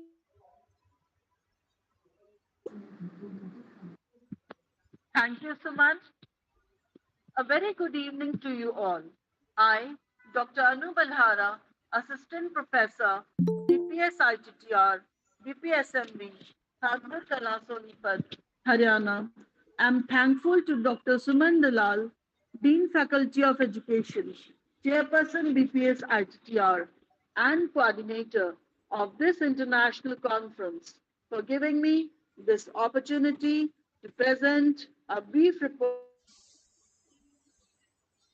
before the International Conference on Idea Bankruptcy of Educationists and Thinkers on the 28th and 29th March 2022, a pre-international conference workshop was organized by BPS ITTR on the 26th of March 2022 to explain the paper presenters how to present papers through dialogue mode. A pre-international conference workshop was organized by BPS ITTR, BPSMV, Kanpur Kala, Sonipat, Haryana, in collaboration with the Global Educational Research Association, GERA, on the 26th of March 2022, on the topic Dialogue Method of Paper Presentation, prior to the online two-day international conference on the theme Idea Bankruptcy of Educationists and BPS ITTR, BPSMV, Kanpur Kala, Sonipat, Haryana, India, in collaboration with Global Educational Research Association, GERA, from the 28th March 2022 to the 29th of March 2022. Dr. Mrs. S. Parsi, Vice President GERA, was the resource person of the pre-international conference workshop held on the 26th of March 2022. She spoke on what is the dialogue method. All the participants had a live interaction. Dr. S. Parsi told the formula of the dialogue method of paper presentation, that is 6 into 2 into 3 into 3 into 6. 6 stands for 6 process rules. 2 stands for 2 general tools. 3 stands for 3 aspects. 3 stands for 3 phases of time. 6 stands for 6 cycles of paper presentation. The 6 process rules consisted of the following. First rule, sit in a circle or the speak in a language in which you are comfortable or the mother tongue. Third rule, agenda of the day, that is your paper. Fourth rule, who will be the chairman? Fifth rule, time is very important, flexi timing. Sixth rule, dynamic conclusions. two general tools which you can use anywhere, anytime, with any type of audience. First, instant questioning, and second, triple C, compare, contrast, and create. Three aspects: WWH, what, why, and how. Three phases of time: past, present, and future.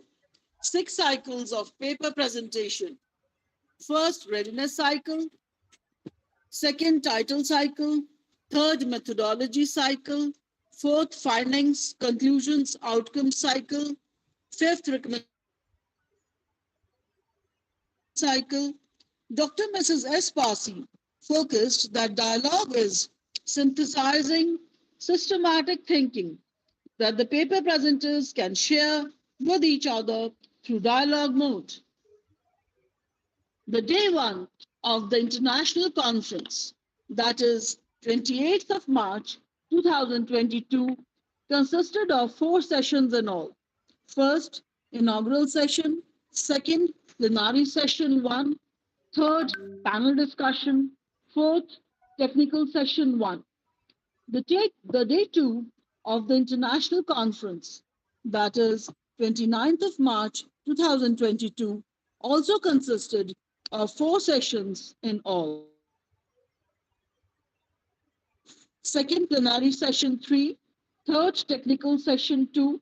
Fourth, valedictory session. A total of 840 participants got themselves registered for the international conference. To begin with the inaugural session, the blessings of Goddess Saraswati were taken by the Saraswati Vandana, followed by the University Kulgeet and the recitation of the Dhey Mantra.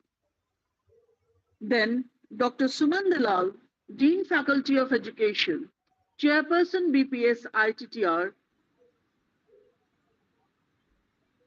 National Conference, delivered the welcome address, gave the introduction of Bhagat Phool Singh Mahila Vishwavidyalaya, Kanpur Kala, Sonipat, Haryana, India, and also about the Global Educational Research Association, GERA.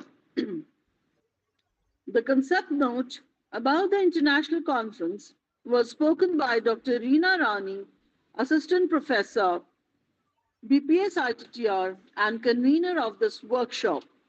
Dr. Sarla Rani, Assistant Professor, BPSITTR, and co-convener of this conference, gave the introduction of a distinguished speaker, Dr. Richard, Research Fellow, IACIU, OOCHSD, UNESCO.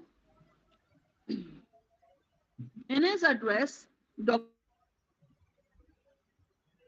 different roles of teachers in the society. According to him, teachers should have deep knowledge of their subject, and for this, they should be given training from time to time. Dr. Anu Bilhara, Assistant Professor, BPSITTR, and co-convener of the International Conference, gave the introduction of the guest of honor, Dr. Mahmooda Begum, Associate Professor, Department of Education, Uttara University, Dhaka, Bangladesh. In her address, Dr. Mahmooda Begum discussed the of any nation. She also explained the ways of vector engagement in the teaching learning process. Dr. Priya Dhingra, Assistant Professor, BPSITTR, and convener of the International Conference, gave the introduction of a keynote speaker of the International Conference, Professor S.P. Malhotra, President GERA. In his address, Professor S.P. Malhotra discussed the nexus between industry and academia. He discussed the reasons for the slow progress of education as compared to the trade industry. There could be a reason that education is for the society and business is run for profit motive. He also discussed about the various ways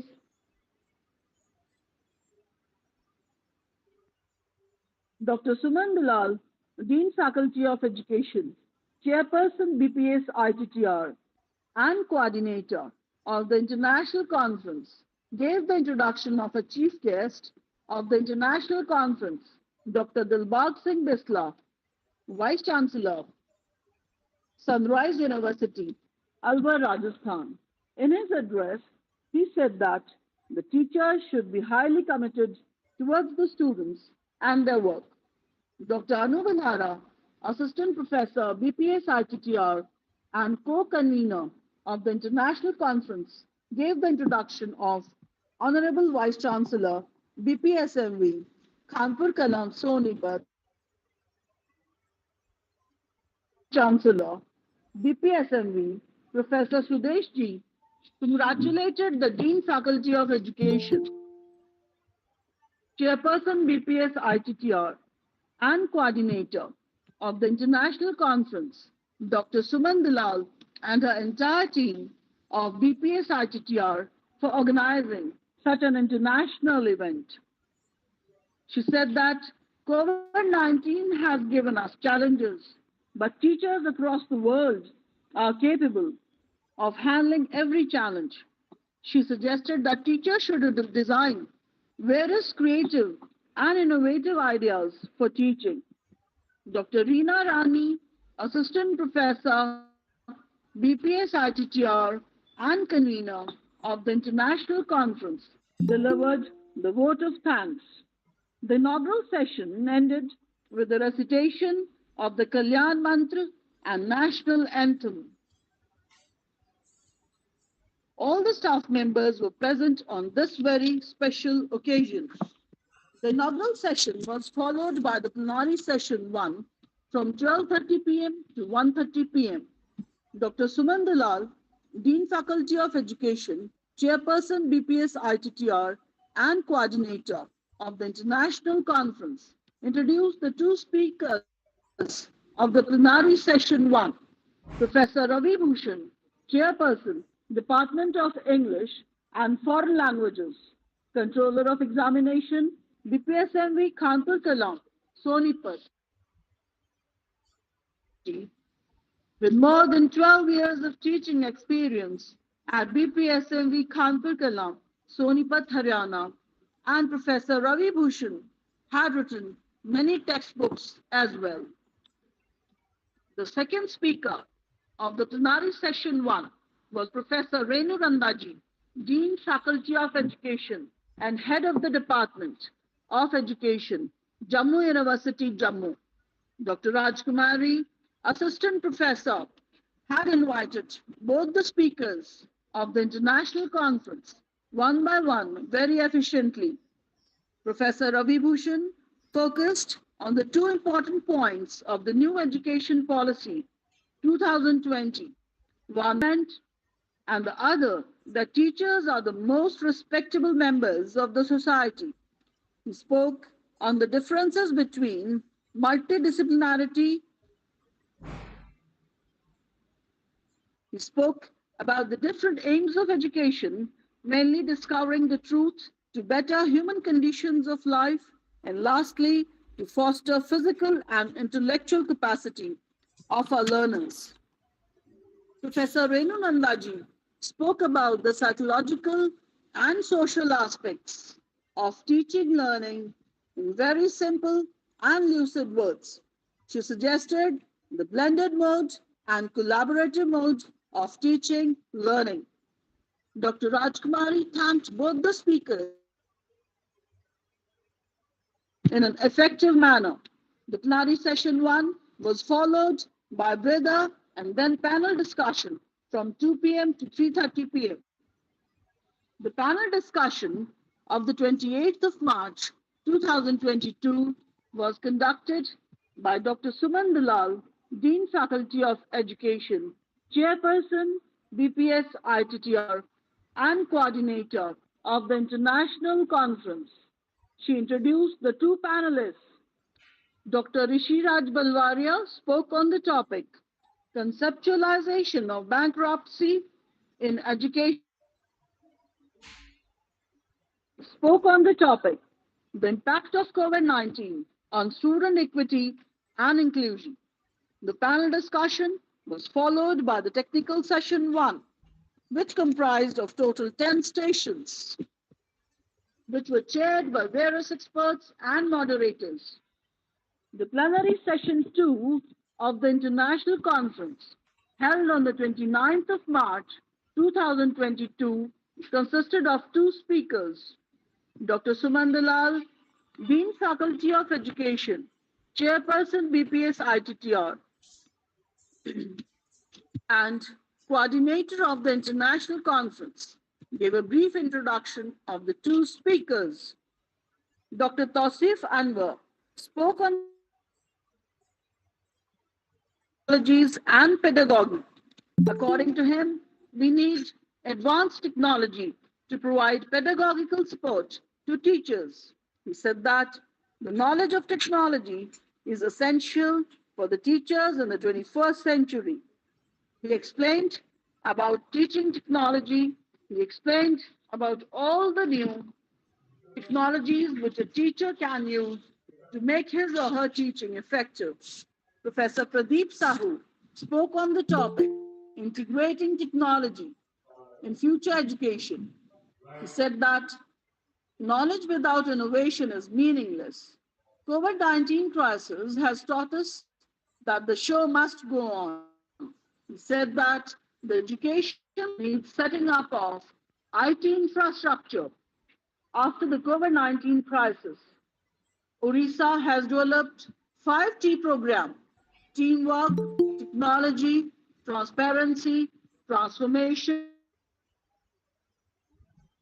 He also explained about the effective methods to integrate technology in teaching, learning.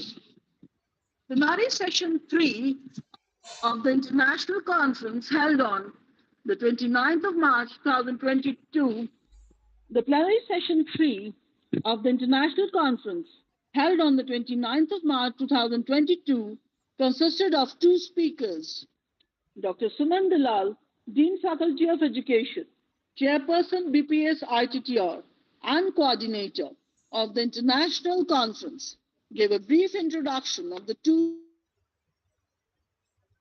Santwana Mishra spoke on the topic, Flipped Classroom, a new approach towards teaching and learning, whereas Professor Jayadeva Sahu threw light on the topic, Technology Integration for Quality Learning Experience and Education to achieve Sustainable Development Goal 4.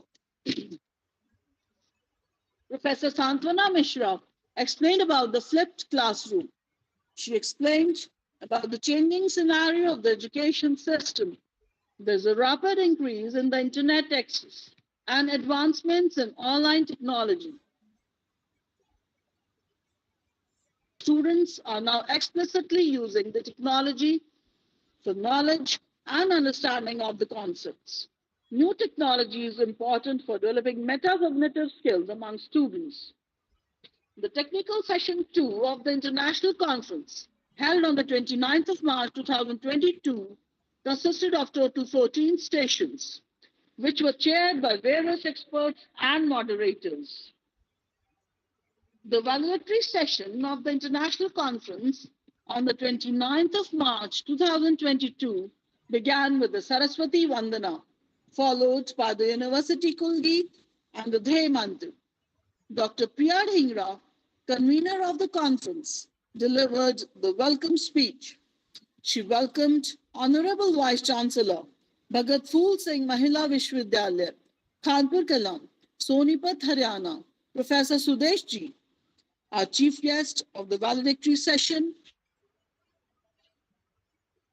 Chancellor Mewar International University, Nasaka, Nasarawa State, Federal Republic of Nigeria. She extended a hearty welcome to a keynote speaker of the valedictory session, Professor Abdul Sabur, Dean Faculty of Social Sciences, Pir Meher Ali Shah.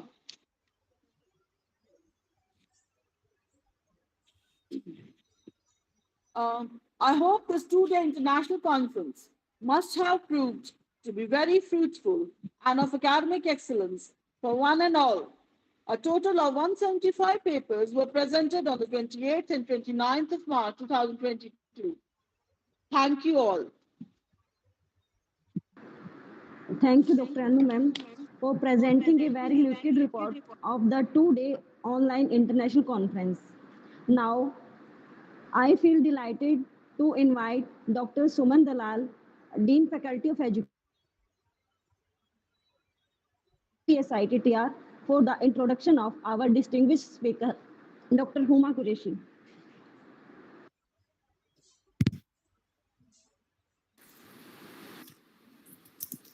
Good afternoon to each and everyone, and especially Professor Muhammad Israr, our chief guest, Dr.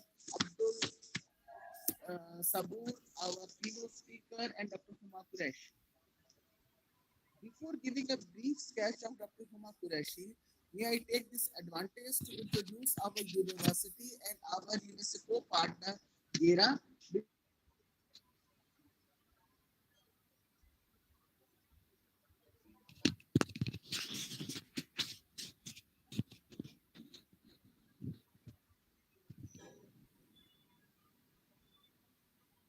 This is today a university. It is the dream which comes established a Gurukul for girls at Khanpur Kala in 1936 with just 3 girls. After the demise of Bhagat Phool Singh Ji, his daughter Subhashini not only took control of the Gurukul but worked vigorously in expanding it in terms of its various constituent institutions like BPS Memorial Girls College 1967, BPS College of Education in 1968, MSM Ayurvedic College in 1973, BPS Mahila Polytechnic in 1984, PIG Bhenswal Kala 1999, and PSD Girls Law College in 2003. Later on, the state government of Haryana upgraded the erstwhile Gurukul to the status of a university exclusively for women in August 2006. State University of North India. Since then, BPSMV has undergone a complete transformation. The Gurukul started with just 3 girls, has turned into a modern university with approximately 8,000 students on its road, studying in various academic and job-oriented programs offered by university. More than 20 teaching departments have been started here now, and 3 constituent institutions it has, 2 regional centers, 1 south campus, and the districts Sonipat and Panipat, all girls colleges are also affiliated to this university, and it has so many different centers and so many different other its counterparts, and all the facilities are given, and the girls of this university has shown its you may say commendable you may say effect in participation in kabaddi, wrestling, in boxing, and archery, etc. So in these fields, the girls are doing very well. Even the recent year, the girls have got second position in All India Inter-University Circle Kabaddi. So this university is started with a vision that Bhagat Phool Singh Mahila Vishwavidyalaya's vision is to make a profound difference in the lives of women by empowering them to attain their full potential through pursuit of knowledge, acquisition of skills, development of character, and self-esteem. Now, I'm just sharing a brief sketch of our co-partner, that is GERA Global Educational Teachers Association. So, Research Association. This association is a society having its own constitution, and it has been founded on 12th November 2010, the day when the members elected Professor B.K. Pasi as the president of the society. This society has its own objectives. Just to name a few objectives, that to develop and promote educational research, to provide an international forum for discussion of problems related to education research, to conduct workshops, seminars, conferences, to disseminate findings of research, to publish journals, monographs, and other types of literature in education research, to cooperate with organizations engaged in education research, to carry out all such attainment of the above objectives. And this organization yearly organizes its yearly international conference in which they say conduct its say executive bodies meeting, and uh, other say international national conferences are organized with other different educational organizations regularly throughout the year. So now I'm just giving a brief, as I gave brief of BPS and DERA Association. So now I'm giving a brief sketch of Dr. Huma Qureshi's achievements. That Dr. Huma Qureshi is assistant professor University, Pakistan. He has, you may say, from the basic field of biological sciences, and prior to this, he was associated with University of Queensland, Australia. She has got the International Research Supporting Initiative Program funded by Higher Education Commission, Government of Pakistan, and she has all his education, other education, she is from Pakistan, and she has her academic experience that she, before joining to Peer Meher Ali Shah Arif Agriculture University,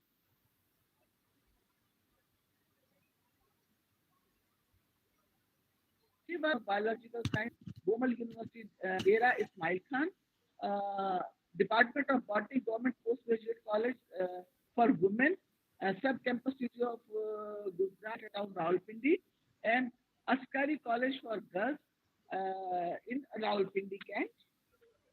She has attended around 15 conferences on various themes, and she has attended different international conferences, seminars, webinars. Again, number is very high.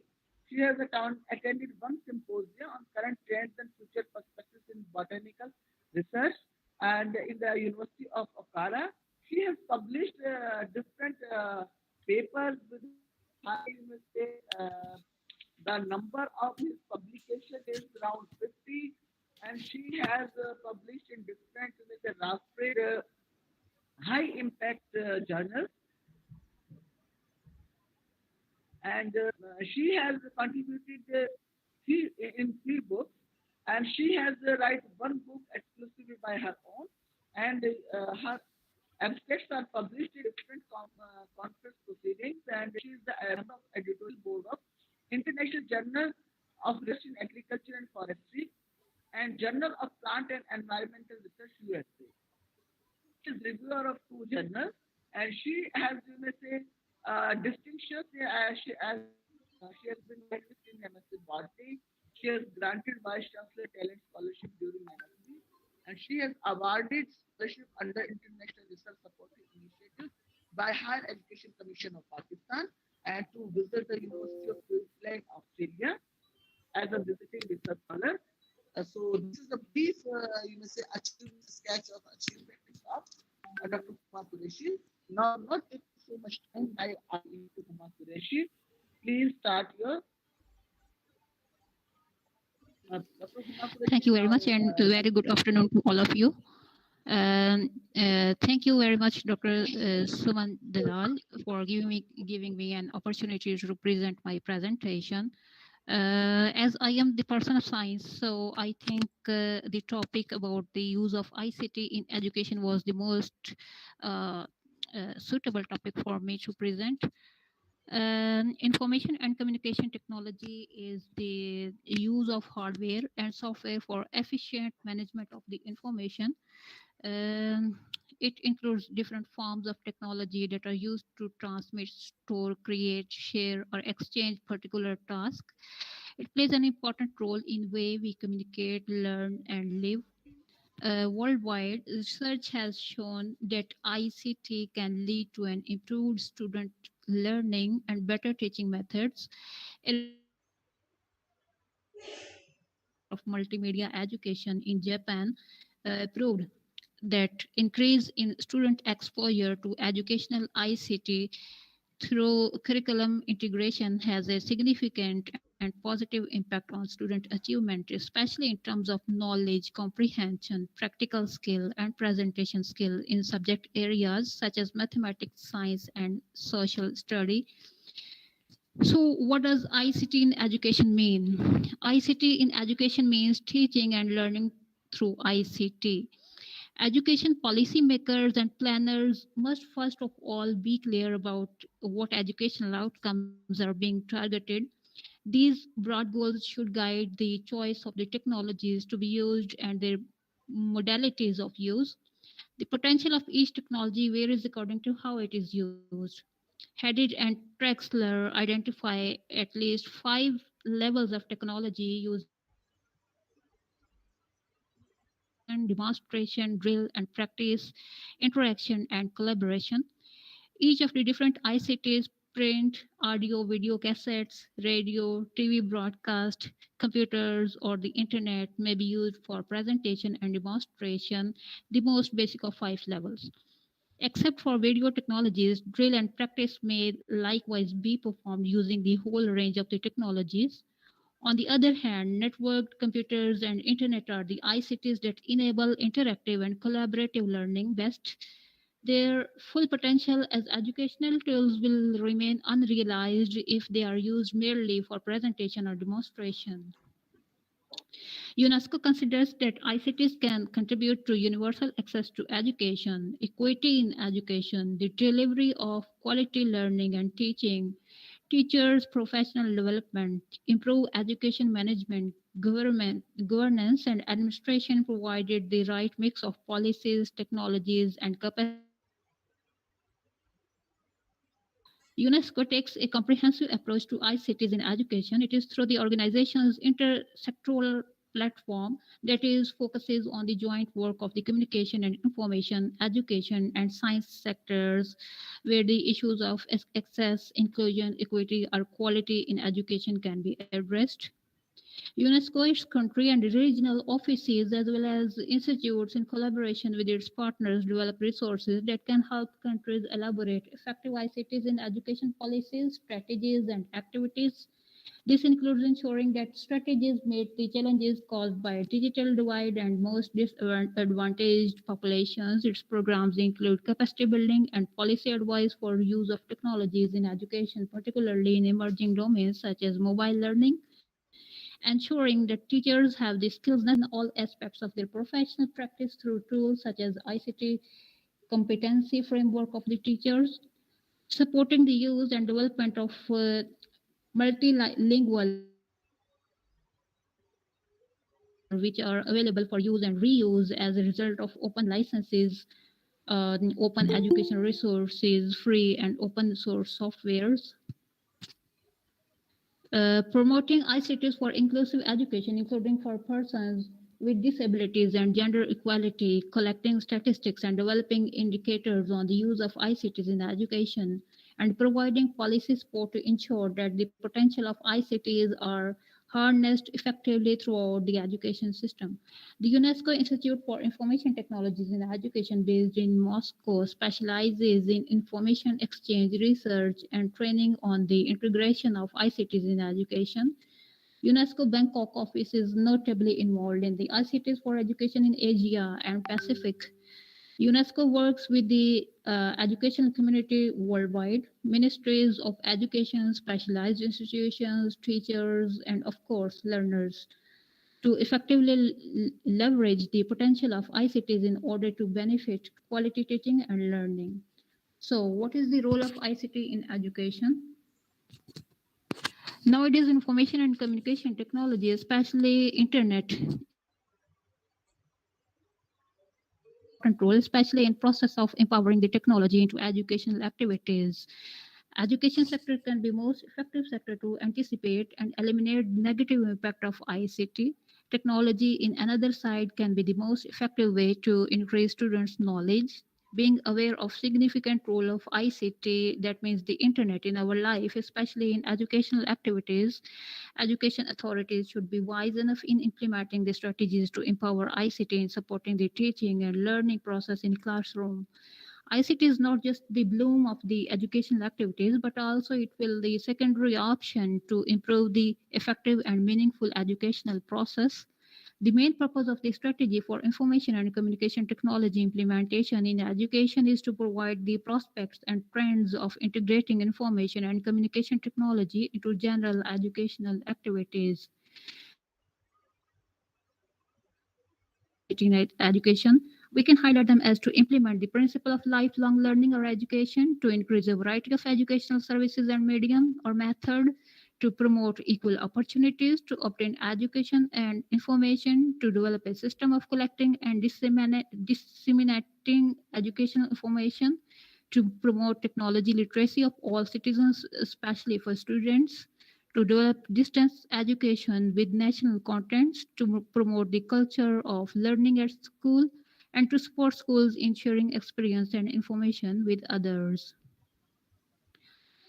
There are some inclusive considerations about the use of ICT in education. The number one is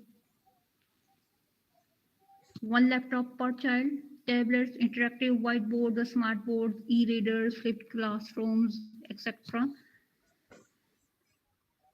Digital divide language groups, students with different styles of learning, or the inclusiveness considerations. Digital divide refers to disparities of digital media and internet access, both within and across countries, as well as the gap between people with and without the digital literacy and skills to utilize media and internet. The digital divide both creates and reinforces socioeconomic inequalities of world's poorest people. Policies need to be internationally bridge this divide to bring media, internet, and digital literacy to all students, not just those who are easiest to reach. Monetary language group means students whose mother tongue is different from the official language of instruction are less likely to have computers and internet connections at home than students from the majority.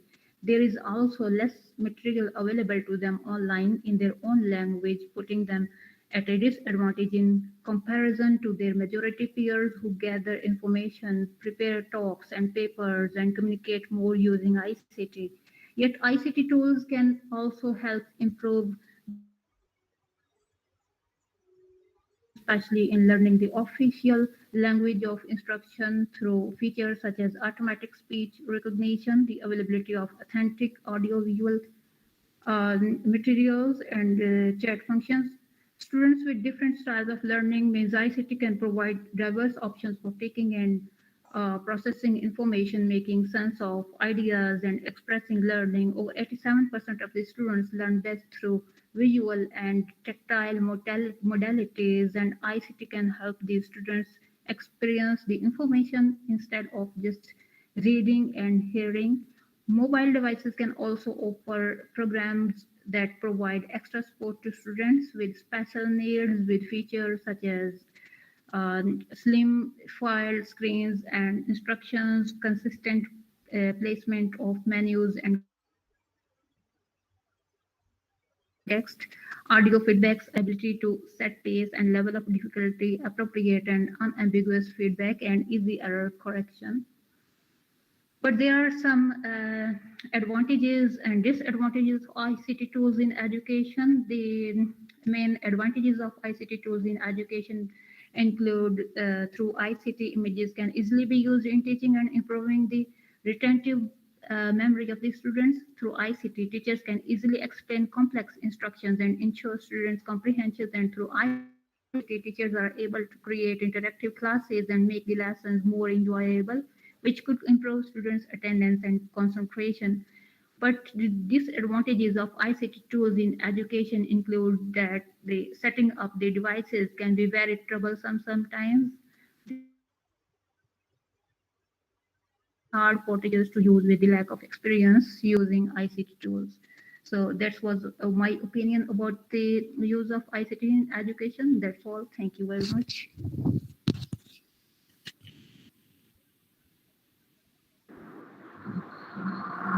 Thank you, ma'am. Now, I feel privileged to invite Dr. Priya Dingda, Assistant Professor, BPSITTR, for the introduction of our keynote speaker. Thank you, Dr. Suman. It is an immense pleasure for me, Dr. Priya Dhingra, Assistant Professor, BPS Institute of Teachers Training and Research, to introduce our keynote speaker of this valedictory session in two-day international conference, Educationists and Thinkers. Professor Abdul Saboor is the Best University Teacher Award in 2015. He has more than 30 years of teaching, research, academic, administration, policy advocacy, advisory services, project finance, and strategic management.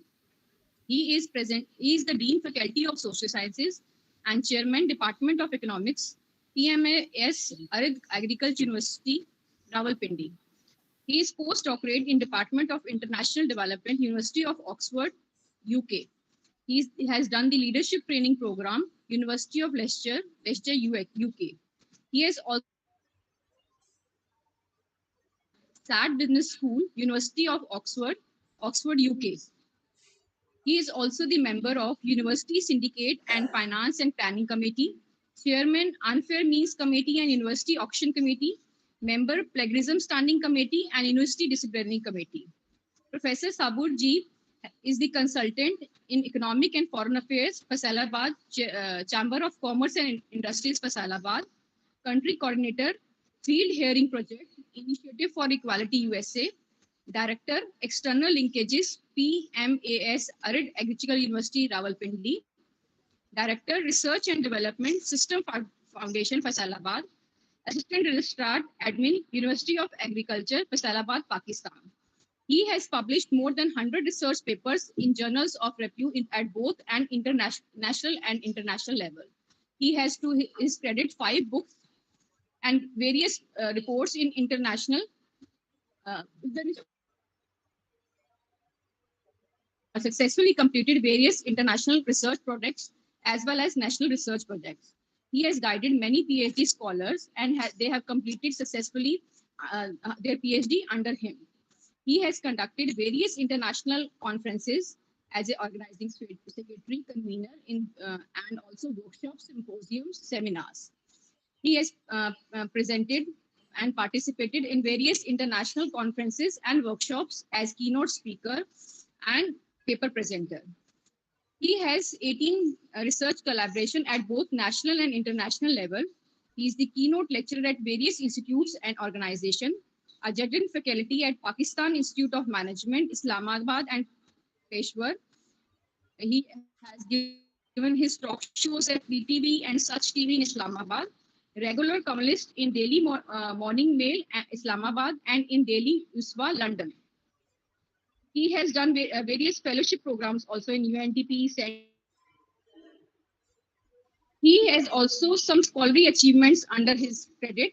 He has established Faculty of Social Sciences, initiated BS and PhD economics program in the faculty, deliberated and designed a new course on moral foundation of education for 11th undergraduate programs.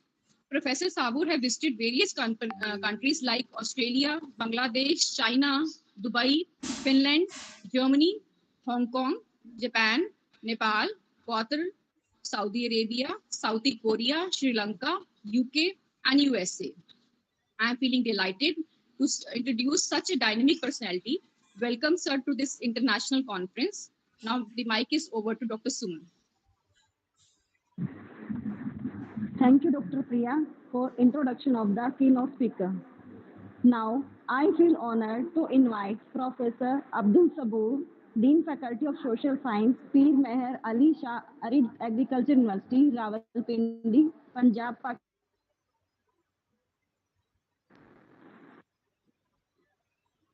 Hello? Hello? Yes, Kavita. Good evening, ma'am. Hello. Good evening, ma'am. Good evening, Kavita. Ma'am, can I know who is the keynote speaker from South Korea? Please mention the name, ma'am. You write your query in the chat box, please. Don't interfere in between. Okay, ma'am. Just Okay, write ma'am. your query Okay. in the chat box. All right, ma'am. Thank you.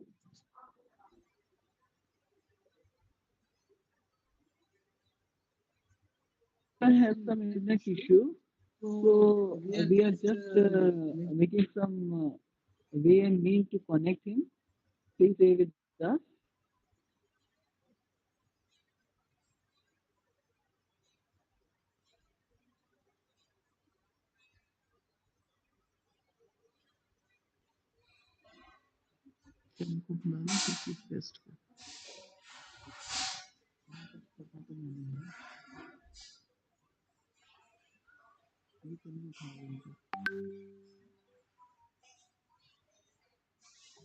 Please wait for some time. The with us. There is some internet issue.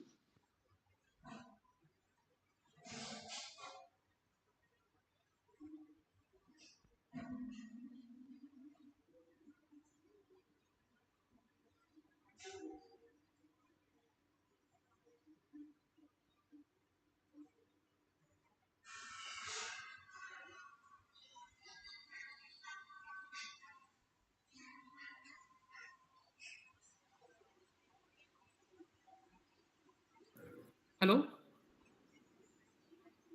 Hi, madam. Hello?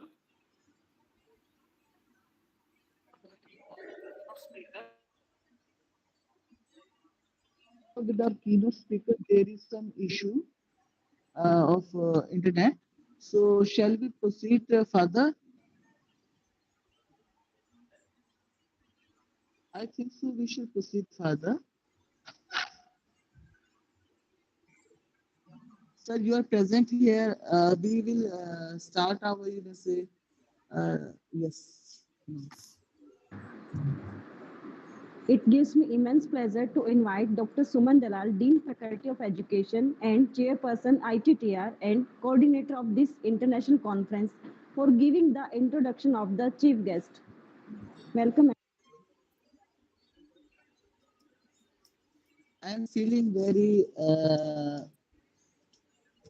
sorry that due to some internet connectivity, it was not possible that our keynote speaker will address and enlighten us with his thoughts. So now we have proceeded further, and in team that they have given me the opportunity to introduce our chief guest, Professor Dr. Muhammad Israr. Dr. Muhammad Israr is the Vice Chancellor of Nuvad International University, Masaka, Nasarawa State, Federal Republic of Nigeria. And he is the Vice Chairman of Planning and Development of Renewable Energy Society of India. Professor Israr is currently, as you know, he is working as Vice Chancellor, but prior to this current status, he has been worked as head IPRA Intellectual Property Rights Cell, editor-in-chief of PCE International Journal of Engineering and Technology, and professor in Department of Mechanical Engineering at Purnima College of Engineering, Jaipur, Rajasthan, India, and as a professor in Mechanical Engineering at University College Sur, Sultanate of Oman, as a principal at Dungarpur College of Engineering and Technology, Dungarpur, Rajasthan, India, and worked as a principal at Balaji Engineering College, Junagadh, Gujarat, India. He was the first faculty in the history of Sur University College, Sur, Sultanate of Oman, who registered and published the patent. He has got 8 granted patents in intellectual property. Australia, Australian government, and also has registered and published 40 patents in intellectual property India, Indian government. He has acted, though he has applied for so many other patents also. He has applied for approximately 48 patents, and he had got 8 patents. And again, he has, you may say, applied for 40 patents, and he had got in India these patents. So he has acted as nodal officer to get 7 international and 2 national MOUs signed with the reputed academic institutions, research labs, renowned industries.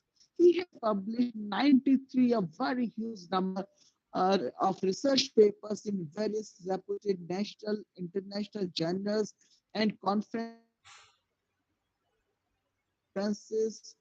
elsewhere, ASME, etc. He has published again a huge number, 14 books and edited book in Press, and has one article published in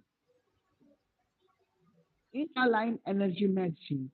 He is a fellow member of International Institute of Organized Research and Independent Perception and Research Hub. He has obtained many prestigious awards like Young Scientist Award 2018, Outstanding Researcher Award in Mechanical Engineering 2019, Society Award 2021, Lifetime Achievement Award 2021, Best Researcher Award 2022. He supervised 10 candidates for their doctoral degree and also supervised 3 candidates for master candidates. So far, he reviewed 15 PhD theses, 3 master theses, and 250 research papers. He has, there are, you may say, uh, he has been the keynote speaker of 3 international conferences, one as international speaker at the Leela Palace Hotel Resort, New Delhi, India.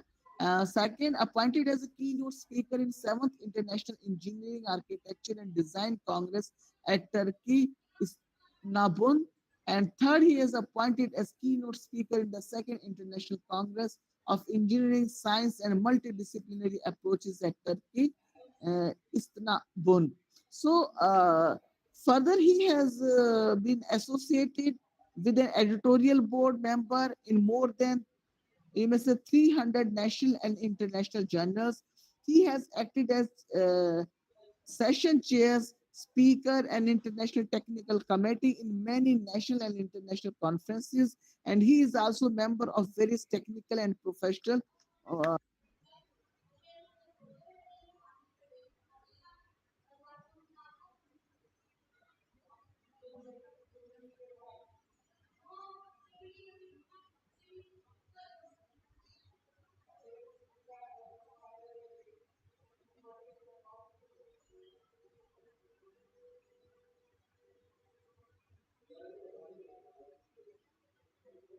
Hong Kong, Research Scholars Hub India, Life Membership, American Association of International Researchers, USA, Indian Society for Technical Education, Institute for Engineering Research and Publication, and Indian Engineering Teachers Association. So he has, you may say, also he was also appointed as the assessor for promotions in management and science, University of Malaysia for QS World University Rankings 2021. And according to the World Intellectual Property Report 2018, this is you know, a great achievement. In overview of IP filing activity, table 1, ranking of total resident and abroad IP filing activities by origin 2018.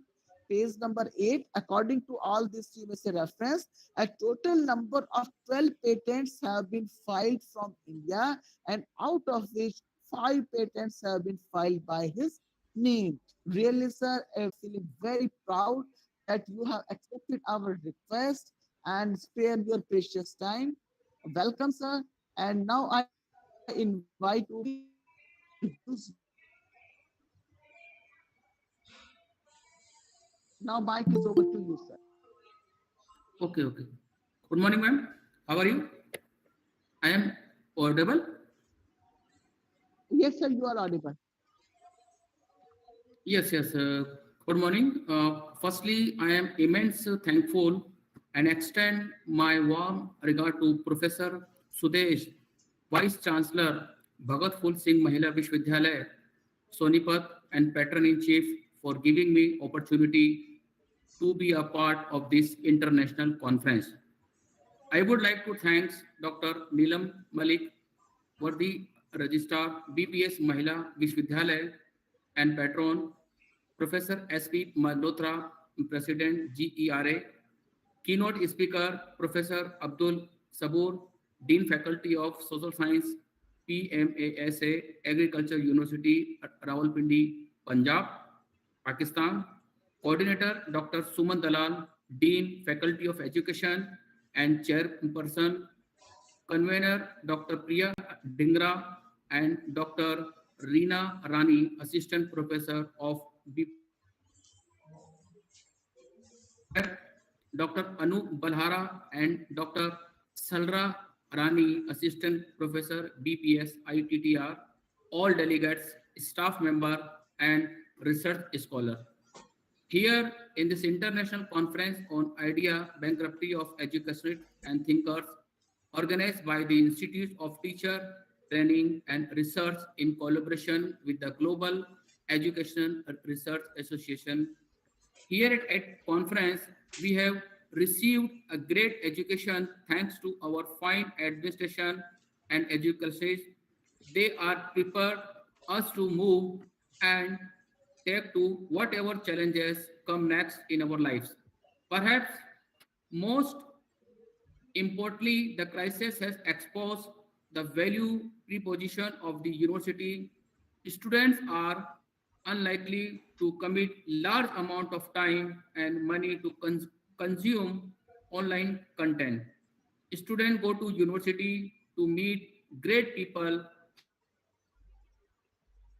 interact with faculty, collaborate with researchers in the labs, and experience the social life on campus. To remain relevant, university will need to revamp learning environment so that digitalization expand and complements, but does not replace student-teacher and student-student relationship. Students are already demanding a partial refund of their tuition fees, and many institutions have made pro rata refund on rooms and board or have offered free deferrals. With the enrollment of international students for the next academic year, severely compromised, this will cut into university bottom line, affecting not only their core education services, but also the financial support they also provide domestic students as well research and higher education has often been considered a refuge in periods of low employment, enabling adults to develop their skills. In contrast to previous economic downstorm, the lockdown measure of this current crisis have affected the delivery of learning and the experience of studying abroad in way that have no precedent. It also has raised awareness of the voluntary of international students in time of crisis. All of this is likely to influence student perception of the value they will get from studying abroad in relation to the price they are willing to pay. Faced with these challenges, higher education institutions will need to develop a new value proposition that reassess the quality of learning and delivery mechanism in the classroom, and that address the needs of an international student population cross border for the sole purpose of study. Moreover, technology does not change method of teaching and learning. It can also evaluate the roles of teacher from imparting received knowledge towards working as co-creator of knowledge, as coaches, as mentor, or as evaluator. According to the survey, younger teachers use technology more frequently in the classroom, but so too do teachers for whom technology was included in their formal training. However, only 60% of the teacher received professional development in the ICT in the year preceding the survey, while 80% received lack of development in this area. This figure highlight that teachers need to renew their skill regularly in order to be able to innovate their practices and adapt to the rapid transformation inherent in the 21st century. This is even more important in the has pushed teachers to adapt very quickly, especially in countries where they do not necessarily have the pedagogical and technical skills in integrate data from tallies provides insight into the frequency and intensity of teacher continued professional development before the outbreak, as well as their readiness to engage in distance learning. The data show that on average, teacher attended about 4 different type of continuous professional development activity in the 12 months prior to the survey. And 82% of the teacher report that the professional development activity they participate in hand to the impact on their teaching ability.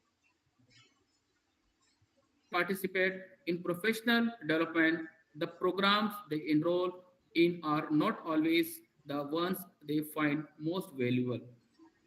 Fellow dear, I want to you know what a great gift it is to be prepared as we are because not all conference offer such an advantage. Here we have had an opportunity to acquire your knowledge. You will benefit from what you learn here. I am again thank you, Dr. Suman Dalal and the whole team for the organization this international conference. Thank you. Jai Hind, Jai Bharat. Jai Bharat, sir. Thank you, sir, for the address. All our participants that you will got your e-certificate of international conference within 1 week. Now, I feel blessed to invite Dr. Sarla Rani, Assistant Professor, BPS ITTR, for the vote of thanks. Thank you, Dr. Suman. Good afternoon, all of you. I feel honored and privileged to get the opportunity to propose a vote of thanks on this special occasion. And I would like to thank all the honorable delegates who blessed us with their presence. And I, on behalf of the organizing committee, convey deep regards and hearty thanks to our Dr. Sudesh ji for her constant help and guidance that radiated source of energy with us. We will ever remain grateful to you, madam, and we thank you for being with us today. I am also thankful to our worthy registrar, Dr. Neelam Malik ji, who helped us in obtaining the necessary administrative approval for organizing the event. She supported in all possible manner to organize this conference. Today, my words are not enough to express the gratitude to our chief guest, Dr. Mohammad Israr, Vice Chancellor, Mewar International University, Masaka, Naswara State, Federal Republic of Nigeria. Thank you, sir. And keynote speaker, Professor Sabur Dean, Dean Faculty of Social Science, Peer Meher Ali Shah, Arid Agriculture University, Rawalpindi, Punjab, Pakistan. And who graced us with their kind address. And my special thanks to our distinguished speaker, Dr. Huma Qureshi and Peer Meher Ali Shah, Arid Agriculture University, Rawalpindi, Pakistan. At this juncture, I would also like to thank Professor S.P. Malhotra, President Global Education Research Association, who sparing his time and guidance and given blessing for this conference. Thank you very much, sir. An event of this dimension cannot happen overnight. The wheels start rolling month in advance. We have been fortunate enough to be backed by a motivated.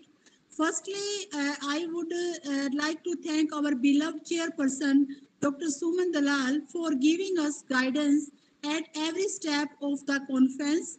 And I very much thankful to our faculty colleagues and non-teaching staff members who always stand by us and motivate us. At the end, I would like to take this opportunity to thank my nuclear counterpart, Dr. Rina, Dr. Priya, and Dr. Anu, who joins hands to organize this dream conference. If time is money, then today you have spent millions for us. And thanks to all of you for making this event successful. Thank you very much. And mic over to Dr. Suman. Thank you, Dr. Sarla ma'am. Now I invite Miss Vishu, B.Ed third semester student, for the Kalyan Mantra. Thank you, ma'am.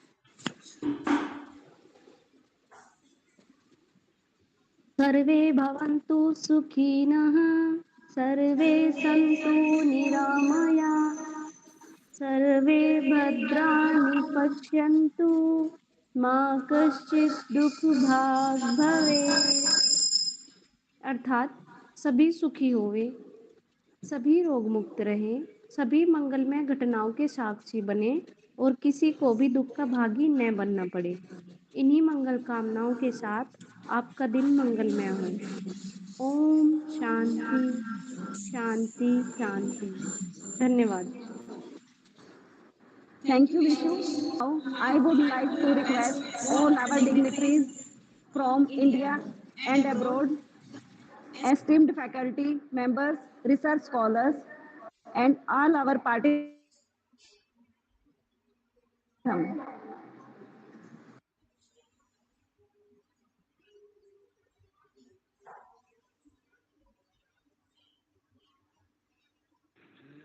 in the National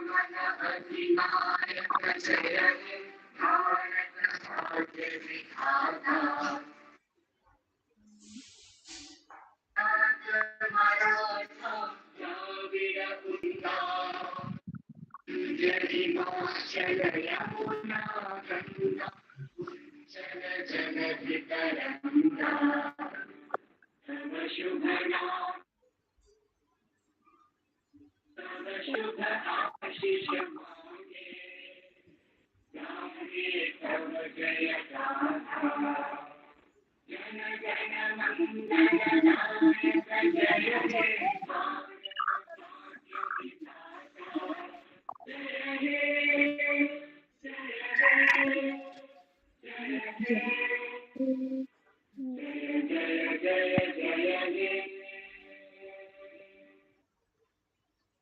Bharat माता की जय। Thank you very much. We are all very happy and feel delighted that you have joined us and you spared your precious time. I mean, future sir, we all want that you will spare time for us and we will join your workshop which your university is going to conduct on 2nd April and we will meet you at that workshop, sir. Thank you, sir. Thank you.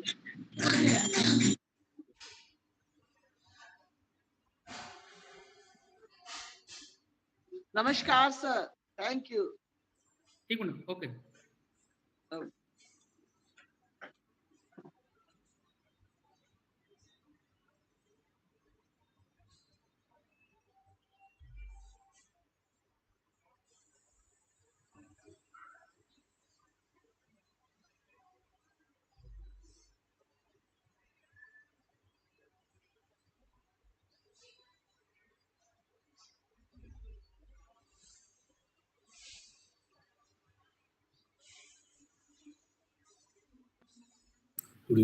कम कर।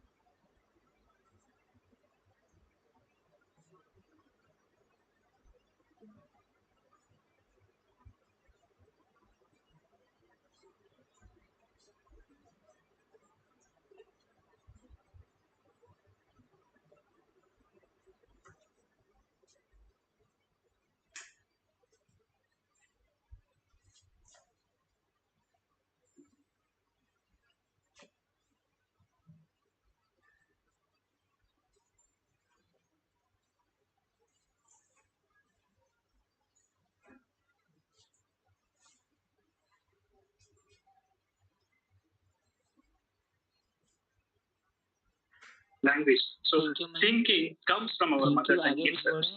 And the most important aspect and the beautiful aspect